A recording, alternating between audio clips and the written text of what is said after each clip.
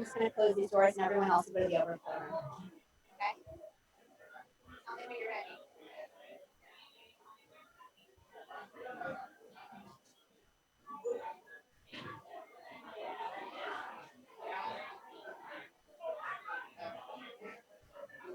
Morning, folks.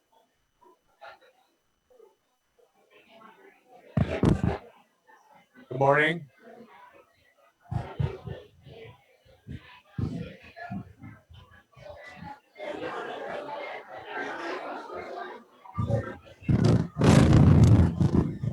Good morning.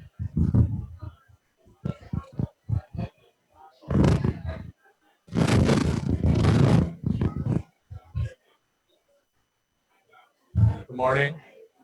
Good morning. Can you hear me? Not yet. Good morning. Good morning. Now I can.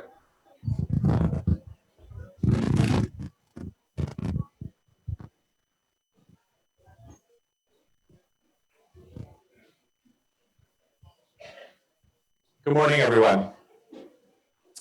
My name is Yehuda Kurtzer. I'm the president of the Shalom Hartman Institute of North America, and I'm thrilled to welcome you today to our one-day special conference, Jews and Muslims in America, Political Challenges and Moral Opportunities.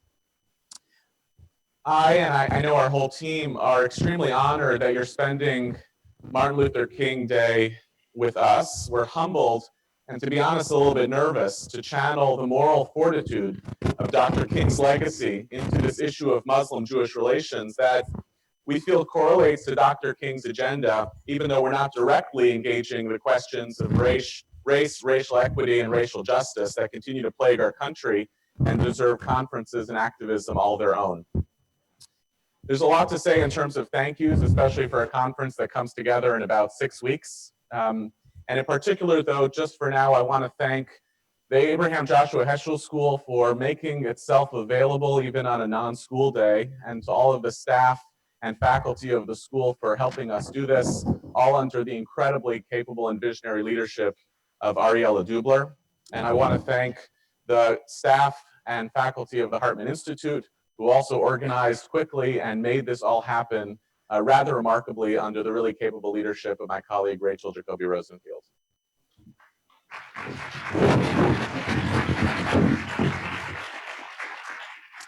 The agenda for the day, as you'll see in our conference program, is that we are trying to do a lot of things in a very short amount of time. And the goal to do this was to have a variety of modes and methods and a gesture towards this massive, vexing issue of Jewish-Muslim relations that can't be addressed simply by political conversations, can't be addressed simply by study sessions, can't simply addressed by encounters over meals, but that perhaps with a composite of a day that uses all of these different modes and methods, we can try to gesture towards the possibility of a Jewish-Muslim relationship in this country that is better than the one that we currently have. And so I challenge you over the course of the day to try to experiment with different pedagogies, different orientations, sessions that enable you to be a little bit more interactive, to meet other people, to reach across and encounter ideas and people who are different than your own, and to try to jump in and out of the different types of offerings that are offered over the course of the day. The agenda for this opening session is, first I want to acknowledge Sarah Said, who's here, senior advisor to Mayor de Blasio and the head of community partnerships for the mayor, who will come up and offer a short greeting from Mayor de Blasio. I'll offer a little bit of framing and charge for Jewish leaders myself. I'll introduce Jonathan Greenblatt, one of our exceptional Jewish communal leaders on this issue in the American Jewish community, the head of the ADL. And then we'll have a talk back with Abby Pogrebin, perhaps the Jewish community's best interviewer, who will engage in some of the questions that we'll start off with today, which relate to Jewish community and Jewish communal leadership. I do want to note that this opening explicitly is about Jewish leadership. That's because we are a Jewish organization convening this conference in a Jewish space. That while much of it is about Jews and Muslims struggling together, we also want to make space for Jews and Muslims to struggle publicly, alone, and with each other. So the opening conversation of the day will be about Jewish leadership. The closing conversation of the day with my colleague will be about Muslim leadership. And throughout the day, we'll create encounters between Jewish and Muslim leaders and thought leaders on the issues themselves. But first, let me welcome Sarah Saeed, who will offer some words of welcome on behalf of Mary Blasey.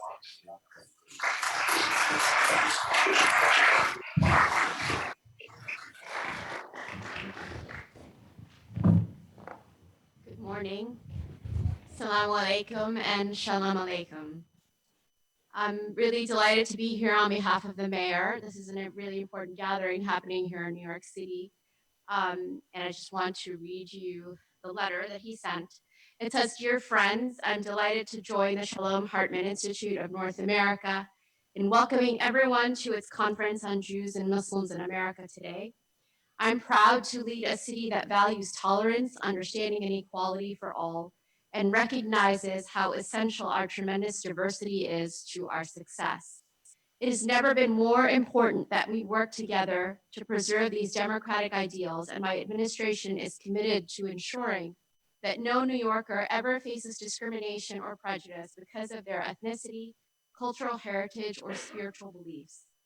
Guided by its theme, political challenges and moral opportunities, this compelling symposium will provide a forum for Jewish and Muslim American scholars and leaders to share knowledge and to address issues that impact these diverse and vital communities. I commend the Institute and all those participating in today's event for their efforts to promote interfaith dialogue and unity and foster positive change throughout the 5 boroughs and beyond. Today's gathering is also a wonderful opportunity to reaffirm our shared dedication to protect the remarkable multiculturalism and spiritual traditions that define our great city. On behalf of the City of New York, I extend my best wishes for a productive conference and continued success. Sincerely, Bill de Blasio, Mayor. Thank you.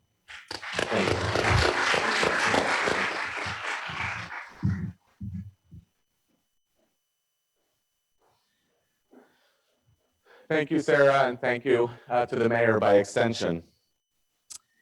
As a means of opening, I've been thinking a lot lately about the moral responsibilities that are incumbent upon us as people, as Jews, as humans, to act on behalf of others, with others, and on behalf of others who are radically different from us, especially when we have such forceful identity commitments like those of faith and religion and ethnicity and race that make it easy for us to prioritize commitment to our own rather than commitment to others. And especially when those who we are trying to be in relationship are really others with a capital O. And in climates of fear and suspicion, like the one that many of us feel that we're in today, the chasm starts to widen, dangerously so, between the sense of security that we seek for our us and the sense of alienation born out of the belief that empathy is a limited resource from the sense of responsibility that we have for them. To get to what it takes to transcend this as a religious leader, to try to figure out how do I hold in tension the concern that I want to have for my own people, for my own faith tradition, for my own ethnic group, with the deep responsibility that I may have to be in relationship with others precisely at a time when I feel that the relationships that I have and the empathy and sympathy that I have at my disposal is such a limited resource. I think there are at least 3 possible arguments escalating in seriousness. The first one that oftentimes gets adduced when people start asking, how do I stand up for others, with others, and for others at a time of anxiety, is the Niemöller argument, which is it's like a meme. That's the famous line about trade unions. First, they came for the trade unionists, and I wasn't a trade unionist, so I didn't speak up, and so forth. It's the first argument that gets rolled out whenever people start to wonder whether some people are vulnerable and how do all become responsible. Morally speaking, it's actually kind of a weak argument, though. It's rooted in self-preservation and the inevitability of one's own victimhood. And therefore, I'm only really stepping forward on behalf of others who I don't see myself as and who I'm not necessarily in relationship with, because I fear that ultimately they're going to come for me too. And so I should act now because I'm holding off or I'm closing off the possibility of being an inevitable victim. A second, I think, superior argument is working through faith. That is to say, that religion not become an inhibitor of our moral imagination towards others, and instead we try to prioritize a language of faith that compels us to act towards and on behalf of others. For instance, the Jewish idea that's most often marshaled by people who are trying to make the case of moral responsibility for other human beings who are not our own is the reminder that when human beings are created in the Bible, they are created in the image of God, B'Tselem Elohim, to remind us that all of our family and faith commitments come second to the core belief that God creates the world with radical human equality. And what this tries to do is to make the case for a religious faith that's better than ethnocentrism, to make the case that religion should be a force for good when it's so often a force for evil, and to argue that people of faith have responsibility towards others precisely because their faith should incline them to see other people as their human equals. But here too, this argument has a moral limitation, because our responsibility to others becomes rooted in a triangulated obligation to a third party, in this case, God, or faith, or the religion itself. In other words, I'm still not yet quite at a place in which I see my relationship to another human being or another faith community as emanating from something that I owe to them. I'm still either, as in the Niemöller argument, acting towards others because I fear that something will happen towards me, or in the second argument, acting towards others because I believe I have a debt to God. The third, and perhaps the highest level, the most challenging one, the one that I want to challenge us to think about whether it's truly possible, would be to imagine the moral responsibility we have towards other human beings just because they are human beings, and in spite of and transcending all of the powerful discourses of identity that are significant to why I think of my own identity as powerful, and nevertheless, I see an obligation towards another human being who has an identity that's different than mine. Dara Horn, the novelist, has this tremendous little book called The Rescuer. She talks about Varian Fry, who was a kind of an incredible person who went to Europe and saved many of Europe's intellectuals. And the book winds up being an extended meditation around why people do things like this, why they extend themselves to act so powerfully on behalf of others when it's so counter to their own self-interest. And she quotes an interview where with a man who had jumped in front of a moving train to save a total stranger who had fallen down onto the tracks. And when the interviewer asked this person, why did you do that? His answer was, what could I do? A train was coming. The same argument that would be the inhibitor to almost every other person. The train coming is precisely the reason you don't jump onto the tracks. But that somehow this human being had found the capacity to have a moral intuition to act on behalf of another human being counter to everything in his own self-interest, simply because danger was coming and it seemed like the right thing to do.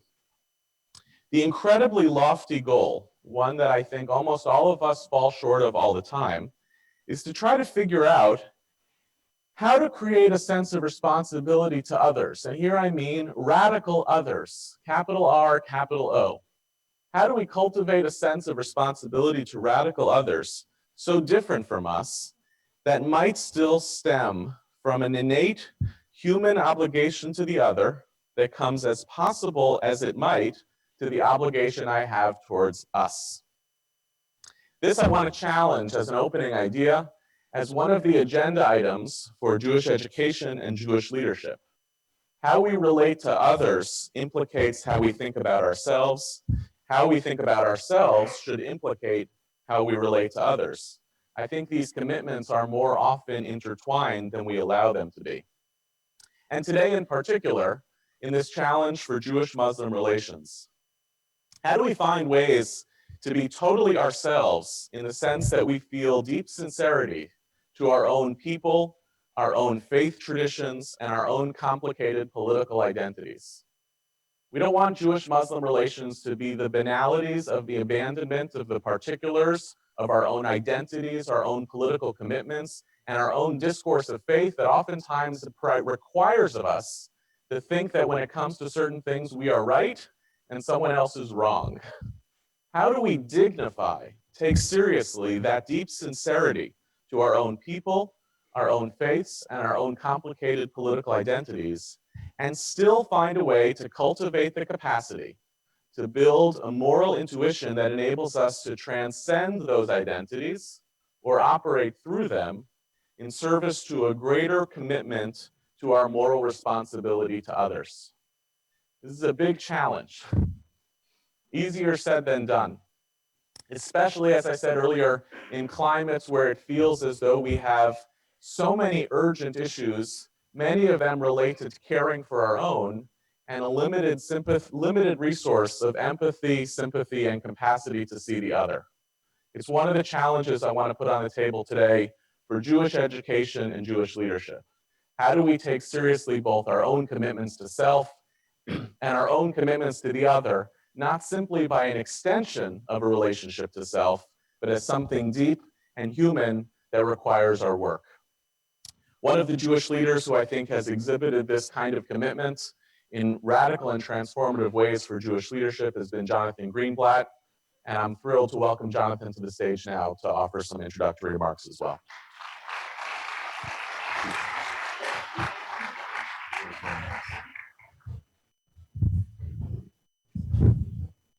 Good morning. Shalom Aleichem. Salam Alaikum.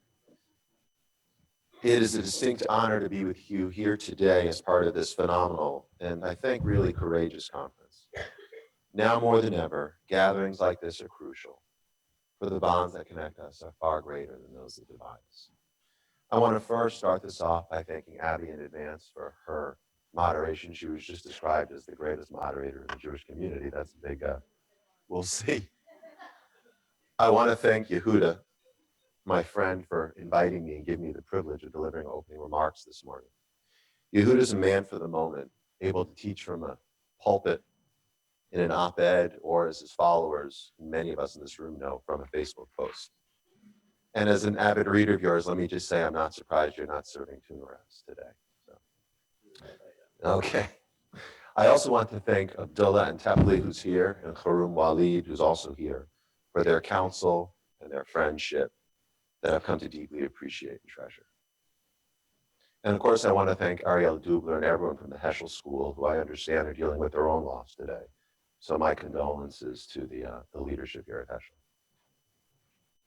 According to the Jewish tradition, Ibrahim in the Muslim tradition, was said to have a tent open on all sides, such that he might greet strangers coming to him from all directions.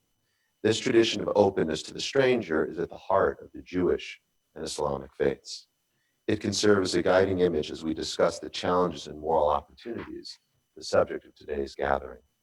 And I think the question is, and what I'll try to tackle here in my opening remarks, how can we together build a society that remains an open one, whose doors are open to the newcomer? To me, Abraham's tent is a metaphor for the type of America that we want to build, the type of home that we want to share, one open to all, no matter where they come from, no matter to whom they pray or who they love. Muslims and Jews share many of the core values that derive from our respective religious traditions that form the basis of a just society. And in this respect, I feel there's a great deal we can and must learn about each other's religious lives. But it is not, in my view, religion itself or even efforts at interreligious understanding that should serve as the only basis for a renewed era of Jewish-Muslim cooperation. We must work together to build an open and tolerant America. We must do it not just because it is good for us as Jews or Muslims, almost in the self-preservation mode that Yehuda spoke about a few minutes ago, although it is good. We must do so not just because it embodies the highest ideals of our founders, although it does. We must build an America open and tolerant of all faiths and all people, because when one's liberty is curtailed or questioned, it does indeed hurt all of us. We can't stand back and say swastikas on a synagogue are wrong, but it's not my problem.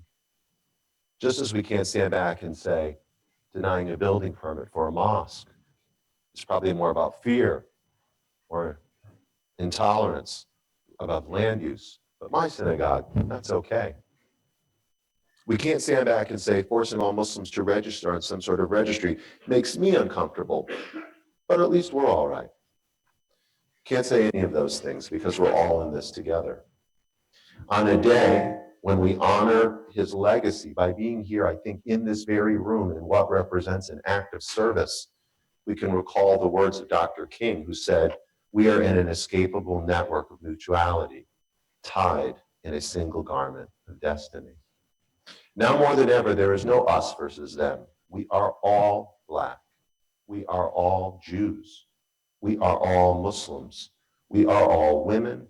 We are all immigrants. We are all refugees. We are all LGBT. And when the rights of one of us are threatened, all of us are threatened. This belief is what animated those who founded the ADL more than a century ago. And it's our mission to this very day to fight the defamation of the Jewish people and to secure justice and fair treatment to all. It's why my predecessors worked to expose and roll back the customs and practices that block Jews from entering universities or patronizing certain businesses or living in particular neighborhoods. It's why my predecessors filed briefs at the Supreme Court on behalf of civil rights cases affecting African Americans. It's why they marched with Dr. King and Ralph Abernathy and John Lewis some 50 years ago. And it's why we stand together with John Lewis here today.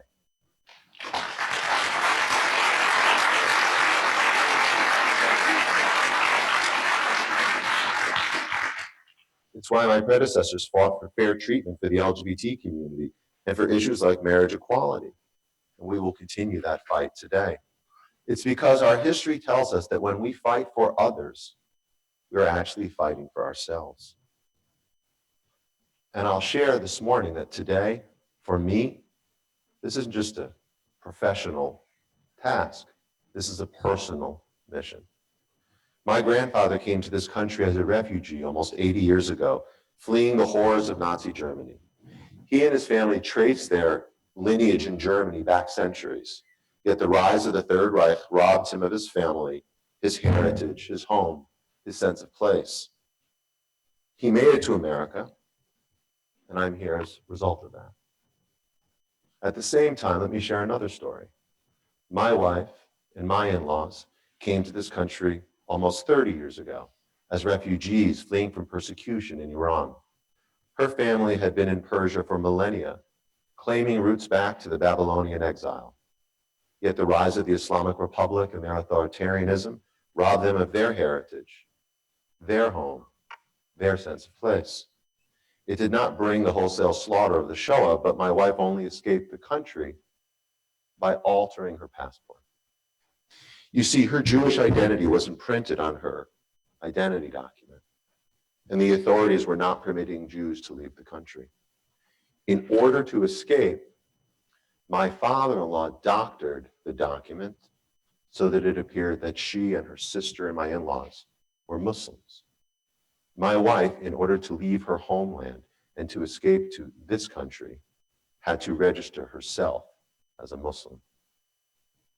I think these stories speak to some facets of the uncertainty of this current moment. As Jews, we know historically what it has meant to be categorized and differentiated. For us, this is not an academic exercise. Rather, it is a felt experience and one that has spanned continents and cultures. When people and authorities start talking about putting names on a list, well, I think of my grandfather, and I think of my wife, and I think of my children. I cannot and will not stand idly by as American citizens are defamed or demeaned on the basis of their religious beliefs or national origin. My grandfather and my wife made it to America by their own determination and ingenuity. But it's worth pausing to note that they didn't do so alone. My grandfather had friends and neighbors, ordinary Germans, who assumed a real degree of personal risk to help him escape. And my wife and her family had friends and neighbors, ordinary Iranians, who helped them as well.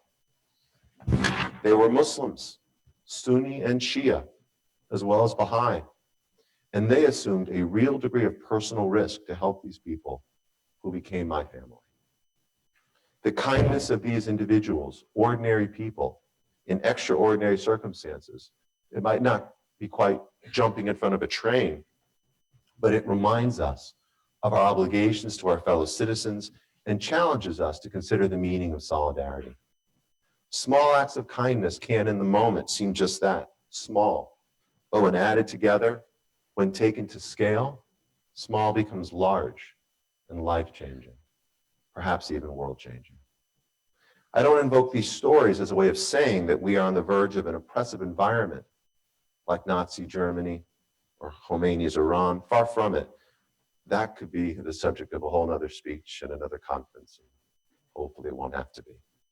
But I invoke these stories because I believe that anecdotes help to remind us of the bonds of solidarity and the power of friendship, ideals that become more important now in a time when we don't know what the future will bring. Indeed, it seems that we're living through a moment when that essential American ideal is under attack, a time when fundamental assumptions about our values are being called into question. We appear to be facing real threats to fundamental freedoms that have made America so hospitable to all of us in this room and to religious minorities over the generations. So the vision that I have for Muslim-Jewish relations in the current area is really about that, about this singular thing we can call the American experience. The vision I have involves articulating a shared commitment to religious freedom and to secular pluralism because of what we have learned, Jews and Muslims, living as religious minorities within American society. It involves making an explicit commitment to stand together, to preserve and defend the type of America in which we want to live. Many of us have heard of the so-called golden age of Jewish-Muslim relations in Spain, Al-Andalus, a time when a great Jewish sage and polymath, Rabbi Moses ben Maimon, or Rambam, wrote his great tracts of philosophy, by the way, in Arabic. Many books have been written and speeches given about the uniqueness of that time, when our narratives converged and fused into a rich tapestry. However, I believe that this American age has every possibility and promise of being the true moment for Jewish-Muslim understanding and cooperation based on our unique American values of religious pluralism and freedom. Muslims and Jews in this country, I believe, have a vested common interest in preserving the kind of America that has enabled both of our communities not only to survive, but to thrive. Both of our communities are minorities who have and continue to know the meaning of being scapegoated, misrepresented, hated, and even the target of violence. Jews in America are concerned by what we see in the mainstreaming of hatred, the migration from the fringe of white nationalist elements into the center of American politics. We're concerned about the prevalence of anti-Semitism online and in the public square. And the Muslim community, I believe, is justifiably alarmed by the exploitation of Islamophobia in the election and beyond. I know that many of you woke up on November the 9th unsure of what to tell your children. I have heard stories of Muslim women deciding not to wear their headscarves in public out of fear of harassment or assault. You know, at the Avital, we track hate crimes around the country, not only against Jews, but also other marginalized groups, including Muslim Americans. And since Election Day, this work has become more important than ever. We've seen incidents from acts of verbal harassment to physical violence against mosques and houses of worship, Jewish community centers and synagogues, even again, physical assaults against individuals wearing religious garb. And even as the level of fear rises among both communities, we find ourselves recommitted to fighting against this scourge. In an environment in which threats are expanding, in which anxiety is prevalent, in such a moment, I believe it's our duty to collectively oppose these politics of fear, to renounce and dismantle the cynical political weaponization of Islamophobia and anti-Semitism. So my call here to us today is a call to come together as allies, because this moment right now demands that we cast aside our doubts and call upon our better angels to find ways to work together in pursuit of the American ideal that I talked about earlier. Now, I recognize that allies don't join hands overnight, nor necessarily come together through one single act of solidarity. The trust required is something that needs to be kindled, and it can start to coalesce through dialogue. the kind of dialogue championed by the Shalom Hartman Institute and exemplified, I think, by the Muslim Leadership Initiative. Let me acknowledge the courage that I think all of you have shown to come together in this forum, to partake in dialogue that challenges you and all of us to understand the other, as Yehuda said, as we understand ourselves. And yet it's this type of dialogue that I think can allow us to build bridges. Indeed, I should say that while there have been many, many moments and examples over the years of efforts to build dialogue and person-to-person engagement, it would be disingenuous to stand up here without acknowledging that there have been genuine and deeply felt points of disagreement and tension. There is much work that remains ahead of us to address some of these issues.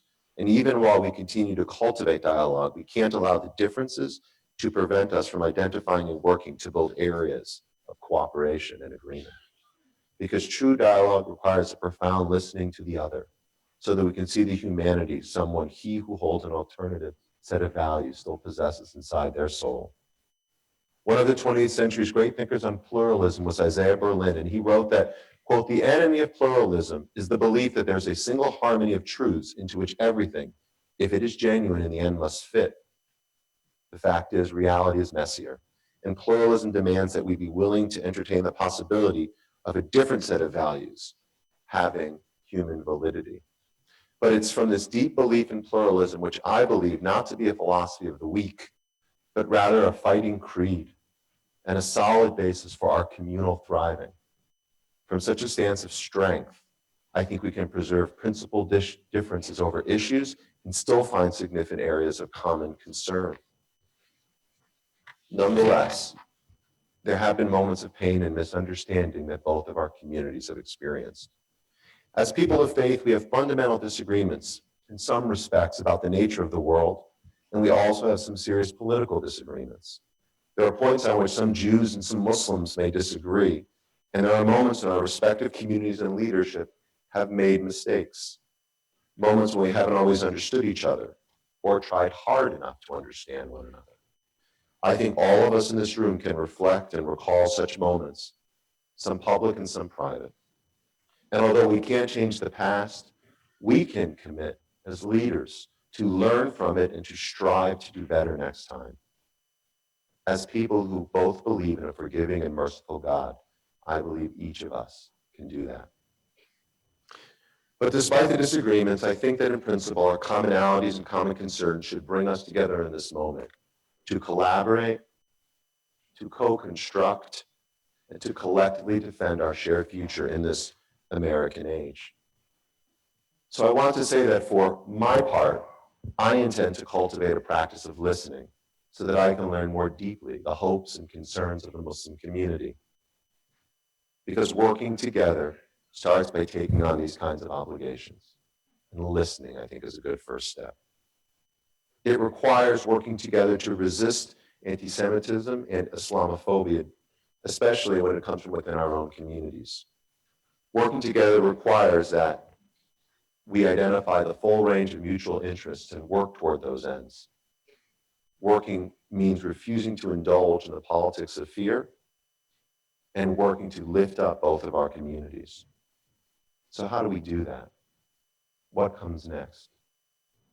I'll close my remarks by suggesting that we seize this moment, not to just pull back, but to plant our flag and to push forward with a joint effort to face this moment through a new model. Call it a coalition of now, an alliance of action that radiates out from the kind of communal dialogue and understanding that is catalyzed here today. A coalition of now that would encompass Jews and Muslims, and by the way, Sikhs and Hindus and Christians, one that provides for the rights of religious minorities, of women and sexual and gender minorities, of African Americans, Asian Americans, and Latinos. A coalition of now that strives for a more perfect union, one that respects and upholds our real differences as people of faith, even as we come together to protect and perpetuate the ideal of this American age. Thank you very much.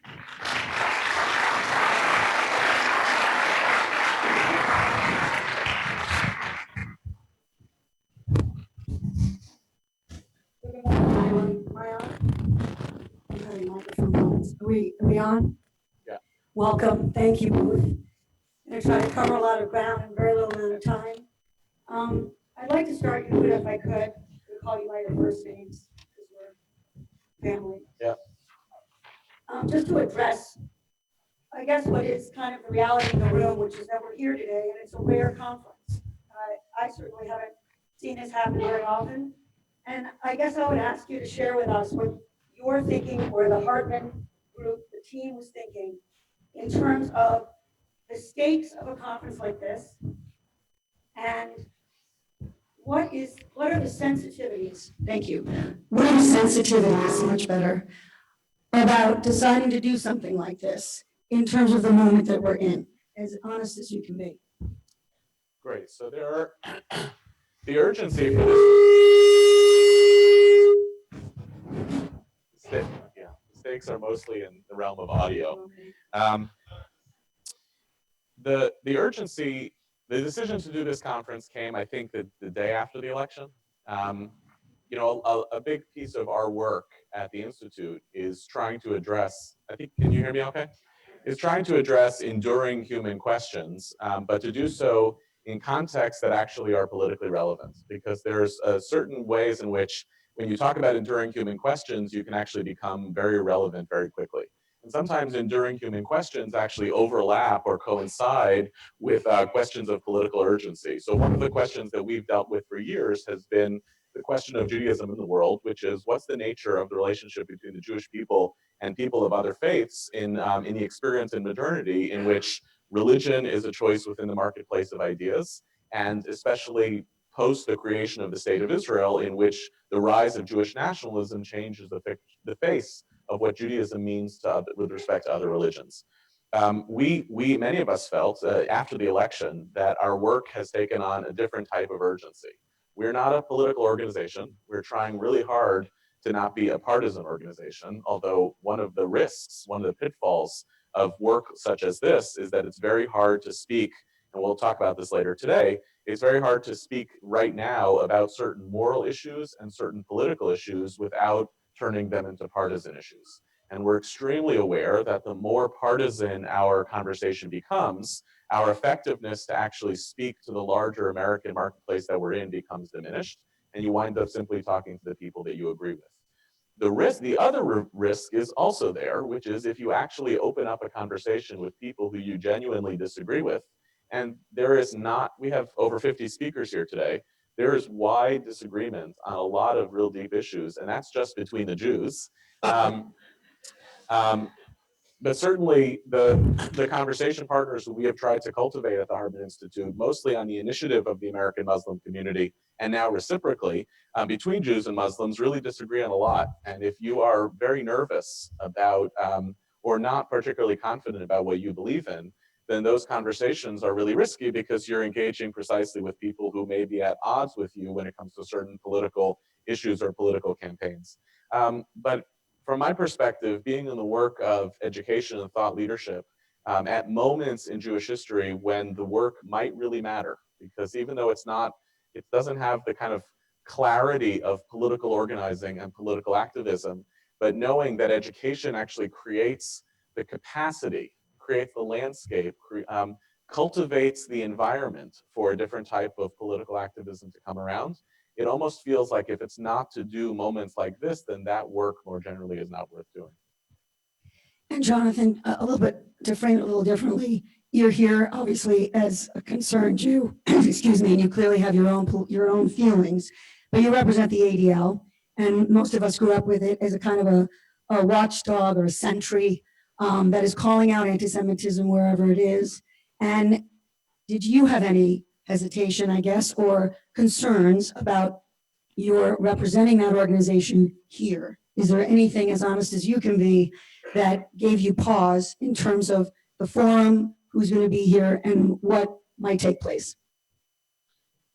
Well, Abby, I like questions that are easy to answer. And so that's an easy one. No. No, I mean it. No. I mean, I have such respect for Yehuda and Daniel Hartman and Yossi Klein Halevi and the leadership of Shalom Hartman. And I've had the opportunity to engage with a number of members of the MLI cohort as individuals. And I think, as I tried to explain earlier, what's happening here is so profoundly important for both communities. And again, in service of this sort of American ideal. The fact of the matter is that ADL, again, for 100 years has really been a century, as you described it, for the Jewish community, but also worked, as I try to explain, on behalf of other communities. And at the risk of, not getting into the philosophical construct that Yehuda pointed out, we do that because when we fight for others, we believe we're also fighting for ourselves. And I actually think that this is the front line of that fight. The only thing that I would say to you that I had some regret, not regret's the wrong word, but some concern about vis-a-vis coming here is how could I balance this with doing an MLK service activity with my kids? But we're doing that this afternoon, so I was able to do both. And just to stick with you for a minute, you mentioned Abraham's tent and the idea of a welcome.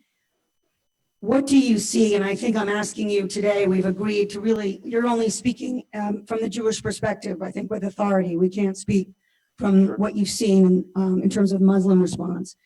But in terms of what are the barriers to that welcome among the Jewish community? What do you see gets in the way of people listening, going to an event where they're going to speak to Muslims, or even engaging more actively in something that might actually defend their rights in a public way? Well, I guess there are a couple levels to a response to that. I think the first level is we are certainly living in a moment right now of tremendous polarization.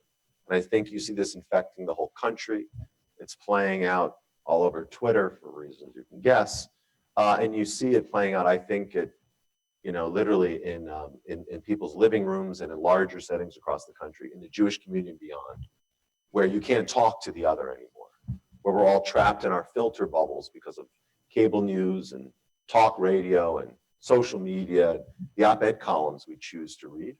And so people have a difficult time crossing, into the realm of the other these days with I think increasing regularity. That's a problem.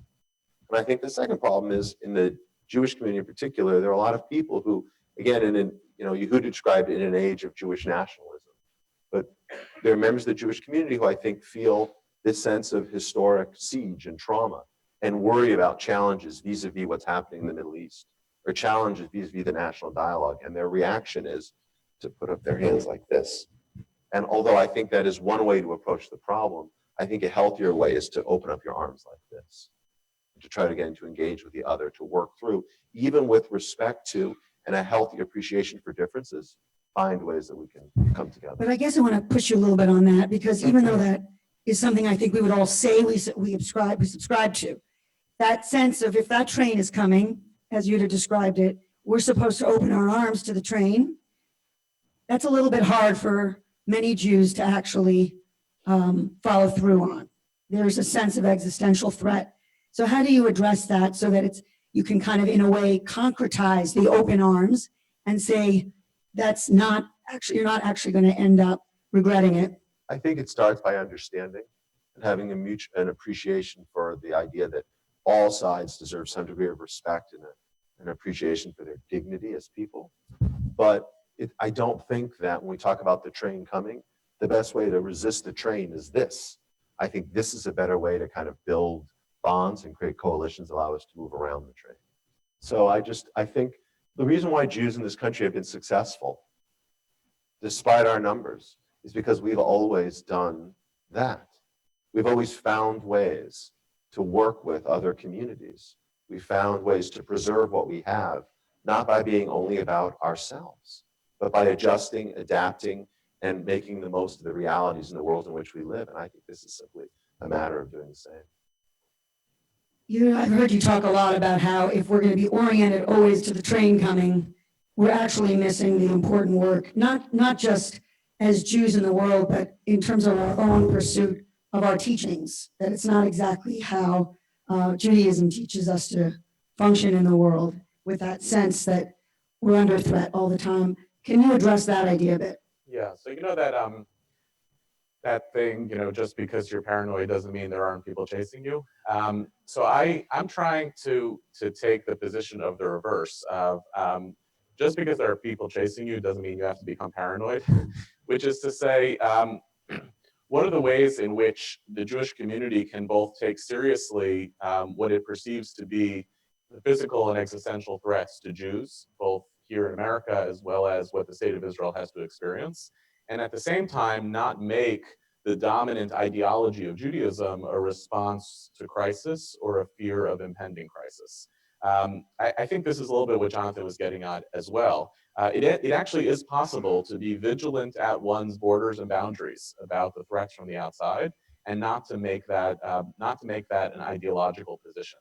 I think one of the ways that we see this work is that we as at the Hartman Institute are trying to be at the front of reimagining Jewish-Muslim relations in this country, and we are doing so as a avowedly Zionist institution.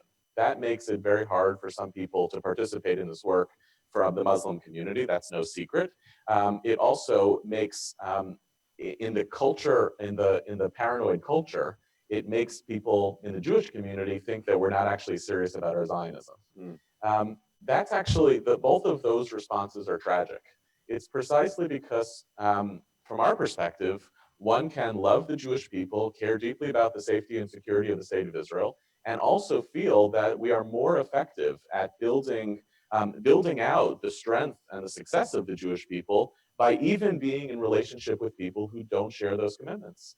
It changes the nature of how others see us. Rather than being exclusively a protective and defensive people, we become more effective allies. And I recognize that's a hard thing to do because it's not, the core of the problem that I think you're getting at is if you care about your own, and if many Jews feel that Muslims around the world are the source of threat to Jews, then why be in relationship to Muslims?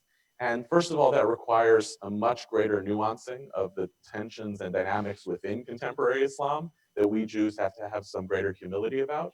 But it also requires us understanding that to be vigilant in defense of your own group requires us to really understand what the threats to our own group are. And if we become, if we take those threats to our own group and use that to paper over the distinctions out there, not only are we missing huge moral opportunities to be in real relationship to others, but we're also probably not being that good at protecting our own group self-interest. And since we only have 10 minutes left, I certainly do not want to go down the rabbit hole of Israel, which I'm sure will be covered today amply. But we have to touch on it because to talk about Jewish-Palestinian relations there obviously impacts any conversation here. It seems to me, and from what I've read from both of you, you're acknowledging that in a way it's very hard to even have the conversation, or it's sort of a conversation stopper as soon as those issues are encroaching, often necessarily or understandably, on the American conversation between Muslims and Jews. How do we navigate that? Not necessarily to shelve it, but to be able to speak through it and get to where we are here in New York or wherever we are in this country. So our methodological position has been, as an educational institution, and our defining program has been American Muslim leaders coming to Israel and studying at the Hartman Institute about what Israel means to the Jewish people and the narrative of Jewish peoplehood. They do not come on the premise that they agree with what they're going to be taught beforehand. We are a philosophically anti-litmus test institution, which means we don't have litmus tests about who comes studies with us, and we hope that our participants don't use litmus tests about us to define whether the content of what we have to say matters. But we believe that one way to get at the exact problems that we face, the gaps between us, is by allowing people to actually talk about what's important to them. At the same time, once we've been able to open up that conversation about political identity, what we're working really hard to do here in America is to move people away, and it happens all the time between American Jews and American Muslims, where we become proxy warriors in a conflict of 7,000 miles away. I hear this from a lot of my Muslim friends, that they found ways, they had all these great friends in high school until somebody mentioned Israel, and then they couldn't talk to each other. And that is a tragedy both of lack of understanding, because neither of us is articulating what we believe and why, but it's also a tragedy of mapping a conflict somewhere else on political identities here. And I believe it's actually possible to have a serious identity in relationship with Israel without having to be a proxy warrior in a conflict where your imagined opponents are everywhere. And Jonathan, if you could just address the Israel conversation and how it affects the American conversation, whether it's possible to speak around it or through it. I mean, I think it's a matter of acknowledging it and dealing with it. And to the point that Yehuda has made before, there's nothing wrong with coming together with people with whom you have real political differences. I believe that to be the case. If you believe in the dignity of every human being, if you believe in the right of all people to self-determination, there are ways that we can create common ground, even on those issues where we don't necessarily agree. But look, we're Jewish. We invented the idea of dissent, right? Of commentary on top of commentary. And the idea that we would shut ourselves down from dissent and debate seems to me quite wrong-headed and really inconsistent with our principles. You made a very, some would say controversial, certainly attention-getting, I would say brave stand when Trump talked about a registry for Muslims, saying that you would register yourself. Can you say paraphrase what the statement was and why you chose to come forward publicly with such an idea? Well, I would say to that, and Abby is referring to comments I made at our Never Is Now conference a few months ago, at which Abdullah and Yehuda and several people in this room were present, where I talked about this idea that it had been discussed during the campaign and during the transition of creating a registry of Muslims. And as I mentioned in my remarks, I think because of my own personal history, because of my own personal values and my own personal experience, it is deeply offensive. And I think because what we know of our country, it is incredibly un-American. And so I think my patriotism compelled me to speak up and say what I did. And my personal experience motivates me to retain some fidelity to the idea here this morning. So look, I would have as my wife registered as a Muslim when leaving Iran, so I will register to escape. So I would register as a Muslim today to renew my commitment to this country itself.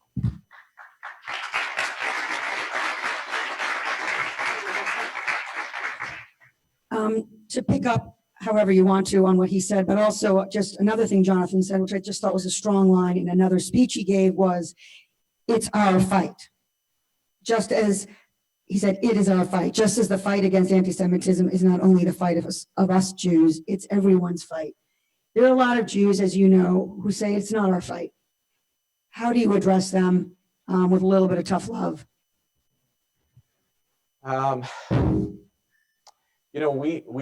The Jewish people have this deep epigenetic trauma and fear that any comfort and success that we manage to build in any society is on the verge of collapse. Now, sometimes, and I find this all the time, when I speak about the power, privilege, affluence, and influence that American Jews have, which I speak about in order to catalyze a conversation about Jewish moral responsibility in this country, the first question I always get is, didn't Jews think that this was the case in 1932 in Germany? And I love the Jewish people, and therefore I know where that question comes from. I need to talk about batting down the hatches. Don't tell me about what I have to do now that I have a real presence in the society. But if we're going to really have that epigenetic trauma, we have to understand that it is not an exclusive. It's not just the dark underbelly of chosenness. This is part of how societies work. They look for marginal groups, and in moments of anxiety, they take out their frustration on marginalized groups. And so our responsibility as Jews is to take seriously our own fears, to not mock them, even though I sometimes do that, to not mock them, to take them seriously, to be vigilant about our own anxieties. They come well-sourced, and to translate those anxieties into empathy. And it was incredibly bold when Jonathan said what he said at an anti-Semitism conference, no less, to make that statement there. And it was also so incredibly straightforward. And I think that what's exciting about Jonathan, your leadership and the reorienting of the ADL to its historic mission is a reclamation that these two things, being vigilant about anti-Semitism and being vigilant on behalf of other minorities, are not an extension of each other. They're actually literally the same thing. So the last question is to just try to make this a little bit of a concrete mandate for those of us who want to sign up, metaphorically or literally. There's a lot of talk about dialogue. There's a lot of talk about listening, but many people walk away and say how, where, with whom. What's one thing that we could walk away from today that each of you would suggest we do, look at, check out, sign up for, that allows us to begin this work that you're saying is happening or should be? Well, I guess I could say two things. So first and foremost, we care deeply about this issue, but as people like Harum can tell you, the way to get involved in ADL's fight on these issues is to get involved with ADL. I am proud of the fact that we have Muslim members of our regional boards in 27 offices across the United States. We don't have nearly enough. So we need more participation, both from American Muslims who want to be involved in this kind of work fighting for everyone's freedoms, but from American Jews as well, want to renew that commitment. But the second thing I would say is, again, people have taken a step forward by being here today, opening yourself and making yourself vulnerable, being a good listener, and the conversation that will commence this morning, this afternoon, I think is a really important first step as well. I'd just say start a study group. There are ways in which to act on these issues that involve political activism, but one of the ways that we condition our imaginations is by studying and engaging and allowing other people to tell their community stories.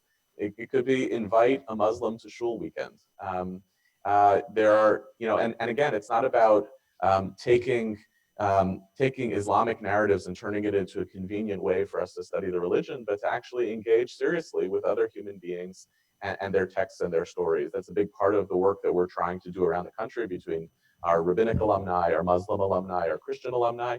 But I think it can happen on a much more basic and human level when we study one another, when we study our texts, and when we allow other people to tell their stories with deep authenticity. It will by necessity transform our moral imaginations. Thank you both. Thank you all. Thank you. Have a great day. Thank you, Abigail. You want to give people directions to where to go? They know? Okay.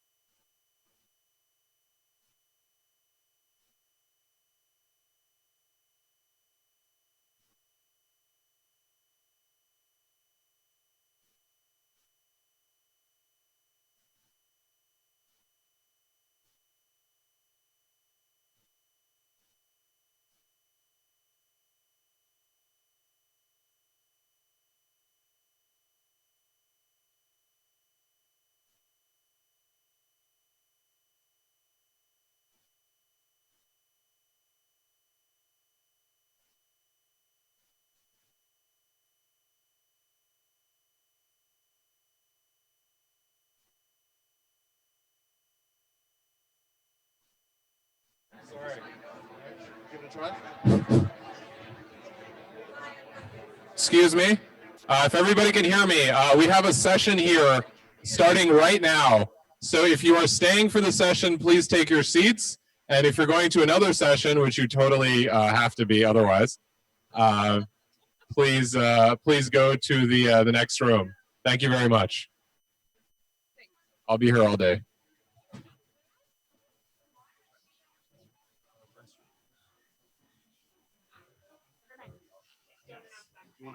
If you just turn it off and put it on the stand.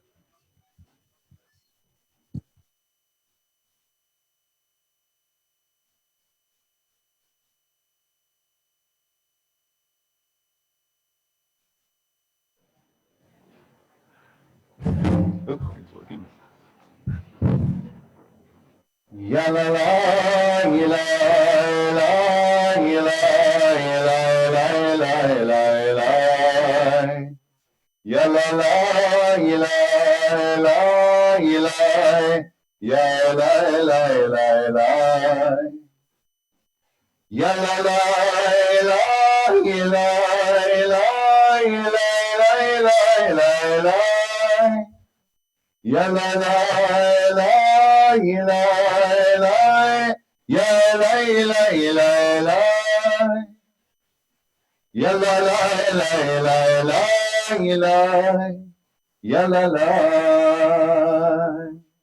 Ya la la la la, ya la, ya la la. Come on, y'all. Ya la la, ya la la, ya la. Ya la la la la, ya la la la la, ya la la la, ya la la la, ya la la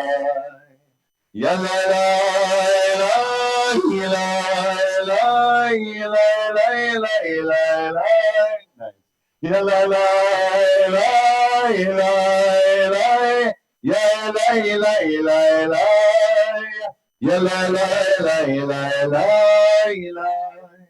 ya la la, ya la la la la, ya la la. Good morning, everyone. Thank you for being here, and we're very happy to be here as well. We are a group that is comprised of Hartman associations of MLI, CLI, and RLI. And we're going to have some introductions as beautiful. Elijah the prophet herself has come. Muna is coming. It's beautiful. Yay, there's Muna.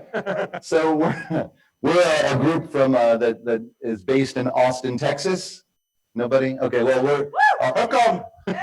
Austin, Texas. So I think it's very interesting, as wonderful as this is, that it's interesting that to get a interfaith Hevruta had to come to Austin, which is very interesting in itself, which I think is a conversation. We're going to have some brief introductions. My name is Neil Blumofe. I'm a rabbi in Austin and a member of the RLI of Hartman, of a rabbinic leadership initiative, and it's been a pleasure and a privilege to work with and to be with this group that we'll see in just a moment. We introduced ourselves collectively as Rabbi, Muslims, and Dan. So it's Ramadan. Amanda. It's a thing. It's a real, yeah, it is a real thing. Am I on? Neil came up with that though. We blame him. And we actually have some printouts here of, we're taking our show on the road.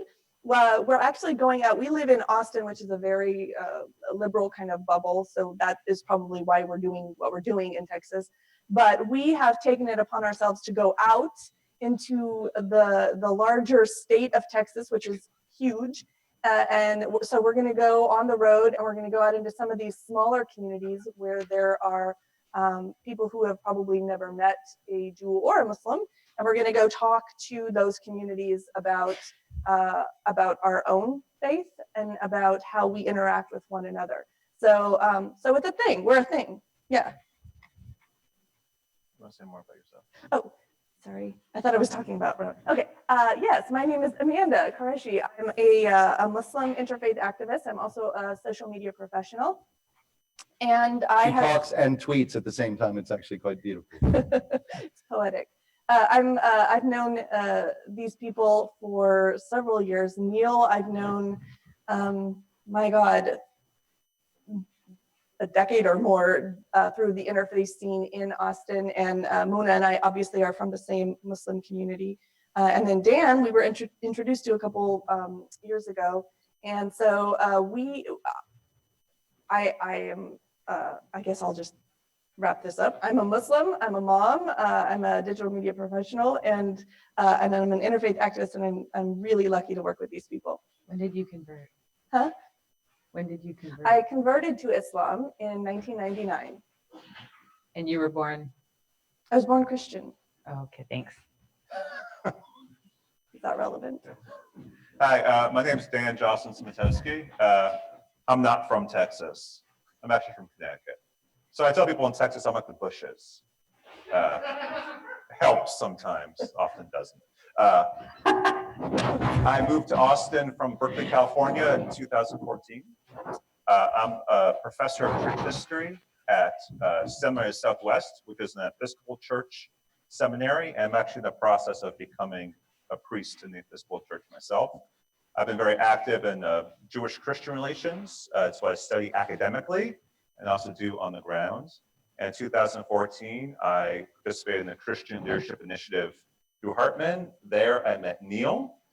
I met Muna randomly there as well as part of MLI. I ambushed you at Elder Bank, and you were a little jet lagged. And then once we all wrapped up our Hartman experiences, we started meeting together monthly. And that's how I really got to know these folks.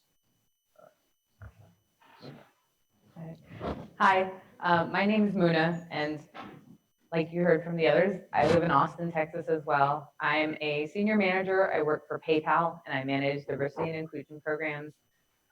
I am a mom. I have an 8-year-old and a 1-year-old, and I don't know what else. I like to consider myself an athlete. I don't know if my husband would agree with that. You guys need to wake up. All right, I'm gonna turn it back to Rabbi. All right, so thanks. So there's a few things that we'd like to do together and with you as well. So everybody has the sheet, yes? So we're gonna dive in just a few moments. But we'd like for us to consider, for you to think about why you came to this session, why you came to this Hevruta today, this morning. What are you looking to achieve? What are you looking to witness or see or confirm or deny? And I think if you were here just before, Yehuda's charge of how do we get involved, I think was tailor-made for each of us.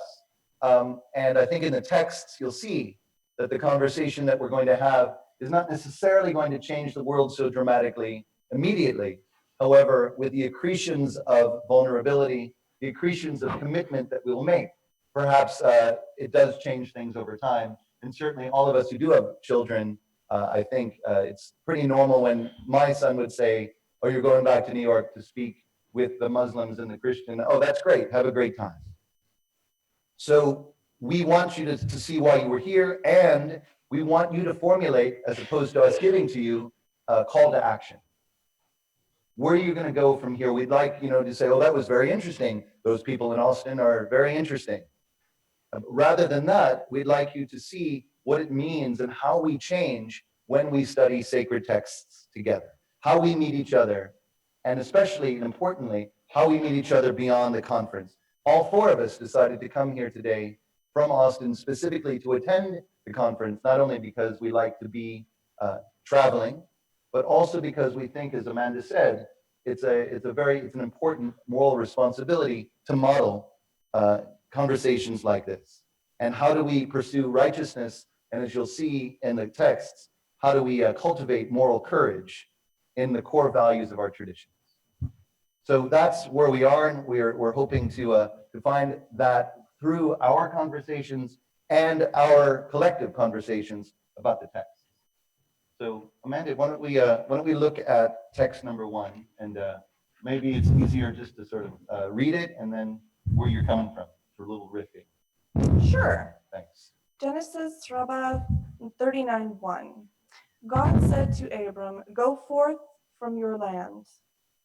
Rabbi Isaac said, "This may be compared to a person who was traveling from place to place when they saw a palace in flames.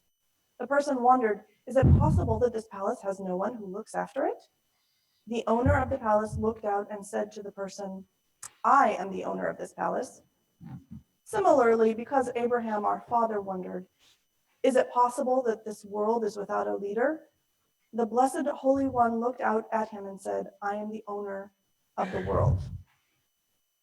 So just initial thoughts are that clearly if you're walking out around and you see somebody's house burning down or a palace burning down, there's probably, the owner is probably preoccupied.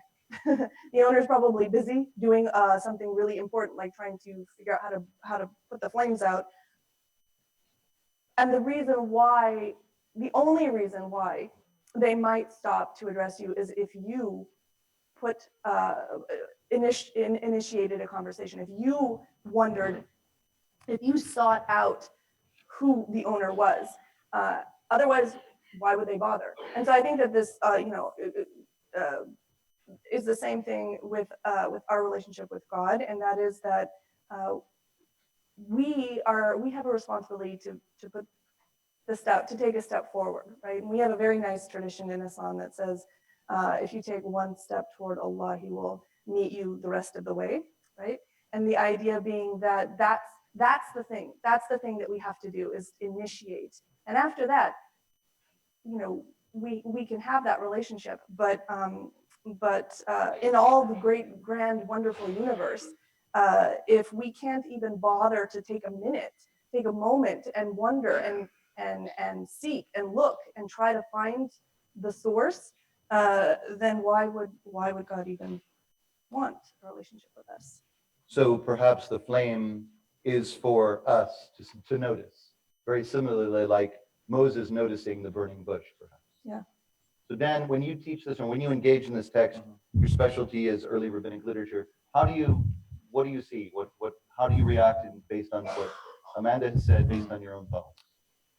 Well, I'm thinking here, the palace in flames, what's the parallel with Abraham looking at? Like the world in flames, right? Like God, what God's created is his palace, right, here on earth. And so Abram saw the world in flames that way. What does that mean? That it was a context of division, conflict, destruction. And Abram's asking, well, what sort of responsibility do I have to this context? So I'm thinking here about being the disinterested observer versus the interested observer. So listen to Yehuda and Jonathan before, and I'm one of like two Christians here, I think, today. We see you though. You see me. Thank you for seeing me. Really sitting here thinking as a white male Christian, there we go. American, already right before 11. There we go. I always go there. It's so easy for my group to operate from a disinterested perspective, to say, isn't that interesting what's happening? Or that's a problem, but it's not my problem. And so how to move into ownership. So how do you identify with Abram or Avram at this point? He's the one who's called out. Once you hear the call of God, you are compelled to move. And this is why I work with my students, is getting them to see through the lens of history, the lens of study, how are you called out? How are you called from being moved to disinterested, privileged, to engaged and accountable. Okay. So seeing it from Moses and of course from Dan, which I think is a nice line of legacy there, then engagement is contingent only on being called out by God. Is that the only way that that can happen? No, it's big. When you are in a community of faith, you're in a community of faith that's been called out collectively, right? And so it's recognizing the other communities that are also having their collective experience being called out. So for me, it's never solely an individual experience, but a corporate experience. Okay. And perhaps you have that luxury. Muna, how about you? Do you feel that you have your back is had by the Muslim community when you feel that you're taking a risk to be here? Dan has mentioned he's got his collective faith behind him. How about you? they may have my back, they may not have my back, but going back to the text, right? If the palace is on fire and the owner is watching, what is our relationship to that, right? And the way that I was raised in my family, there was no differentiation between myself and anyone else we met. It's not like my parents only told me to interact with Muslims and only have a relationship with Muslims, that those were the folks that mattered. Anyone we came across was someone that I was told to pay attention to, right? And that it doesn't matter if the house is burning or the world is burning, it's our world. You have to take ownership, right? Like we have a saying that in our ummah, right? Like even if the pinky is hurting, the whole body is hurting. And that's sort of the thought process I was raised with, right? And so whether it's someone else's palace or not, it is mine to take care of. It's my responsibility. And if that's, the world, it's my responsibility to partake and take care of it or whoever is around me. I wasn't, just in a very open way. Does that make sense? And I think that echoes a lot of what we heard this morning too, but I have a question for all of us and for all of us to consider. So that's true that we have, if the pinky or if there's a train or whatever it is, but how do we develop and cultivate the capacity to actually reach out and do those things? Many of us are busy. Many of us have the needs within our concentric circles of influence, within our families, within our communities.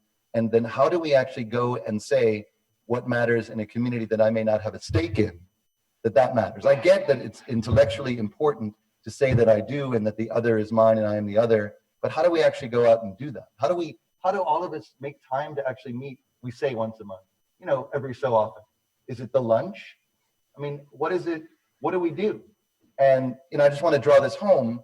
It's interesting, and we're such a privilege to be here. However, the four of us would have been yesterday at a gathering in a section in Austin where a mosque that is being built was suspiciously burned down. And there was a gathering yesterday, and of course they called us and we're like, sorry, we're going to be in New York talking about Jews and Muslims and Dan. But it's a thing. My students were there. And so, but how do we not only know that it's important, but how do we develop the capacity to actually go out and honor those things that are more removed from us? I think that's actually the most important part, Neil, is to ask the question, right? How do you get involved? How do you get connected? How do you build those relationships? And we can't boil the ocean, but you have to take bites out of things. So take. It was like the best mixed metaphor ever. All right. So if you're tweeting, we can't boil the ocean. We have to take small bites out of things. What's going on? I'm sorry. Usually we study without microphones. I'm just going to stop moving. Things are so dense here in New York. So So Muna, what do you mean? So what do you mean? I mean, so you just by naming it means that we're involved somehow? I think you have to start somewhere. You have to, you can't be like, oh, I wish I could do that. And then just keep thinking about it and spinning your wheels, right? Like I have a lot of Muslim friends who are like, oh, I'll pray about that. And I'm like, that's great. What are you actually going to do? Yikes. Yep.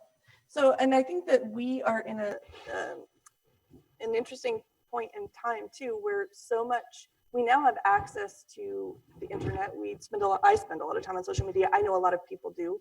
And I think that one of my biggest criticisms when I see the activism happening online is that it really, a lot of it is talk, right? And you can talk yourself into insanity, right? You can overthink everything. I think we all are at the saturation level of what we can actually process and deal with from out there. And so a lot of our communication with one another has become knee-jerk and very rhetorical. And so I think we have to take it upon ourselves. It has to be a conscious step to look for concrete, substantial, real life engagements that everyone can participate in. And the problem is nobody wants to do that because it's not sexy or fun, right? None of us are MLK, right? None of us are Martin Luther King. We're not these great, we're not Moses. We all have this like complex that we want a savior complex, right? And when it comes down to it, going and volunteering a couple times a month at a local shelter or doing interfaith engagement at where maybe 30 people show up at most, it doesn't seem very life-changing and exciting. And so we just rather sit there and tweet, inspirational quotes on the internet. But Speak for yourself. Well, I'm just saying, I see a lot of that, and I think I can say that I'm guilty of that too. And I still do a lot of stuff, and I think I'm a slacktivist sometimes. So the idea is we have to all take it upon ourselves. I mean, it really is, I think, a personal initiative that you have to take. Abraham was wandering around. He saw this thing in flames. It was a palace. He lived in tents. It's not like he needed to really worry about it. They have insurance, I'm sure, right? Like he didn't have to worry about it. He took it upon himself to do something, to make a step, to make a statement. So I think that that's something, and maybe a takeaway, hopefully a call to action, is to find one thing that you can do in real life, in your community, on the ground, that is advancing your ideals. Yeah, I want to pick up on that. Like, I really want to speak to the importance of relationship over projects. That I believe that anything that's transformative comes out of one-on-one relationships. So if you want to say, like, how can I change things? Make friends with a Muslim. Make friends with a Jew. And I'm just going to make a confession here. These two, I think, are my first Muslim friends. Yes. Like, I grew up, like, having people I knew in high school, right? But then, I got a PhD in Christian theology. And I was blessed to have a professor of Jewish studies in my department and had a network of Jewish friends, and that has been life-changing for me. It really affected the first 40 years of my life, but now I'm realizing that here's a new trajectory of my life through Shalom Hartman.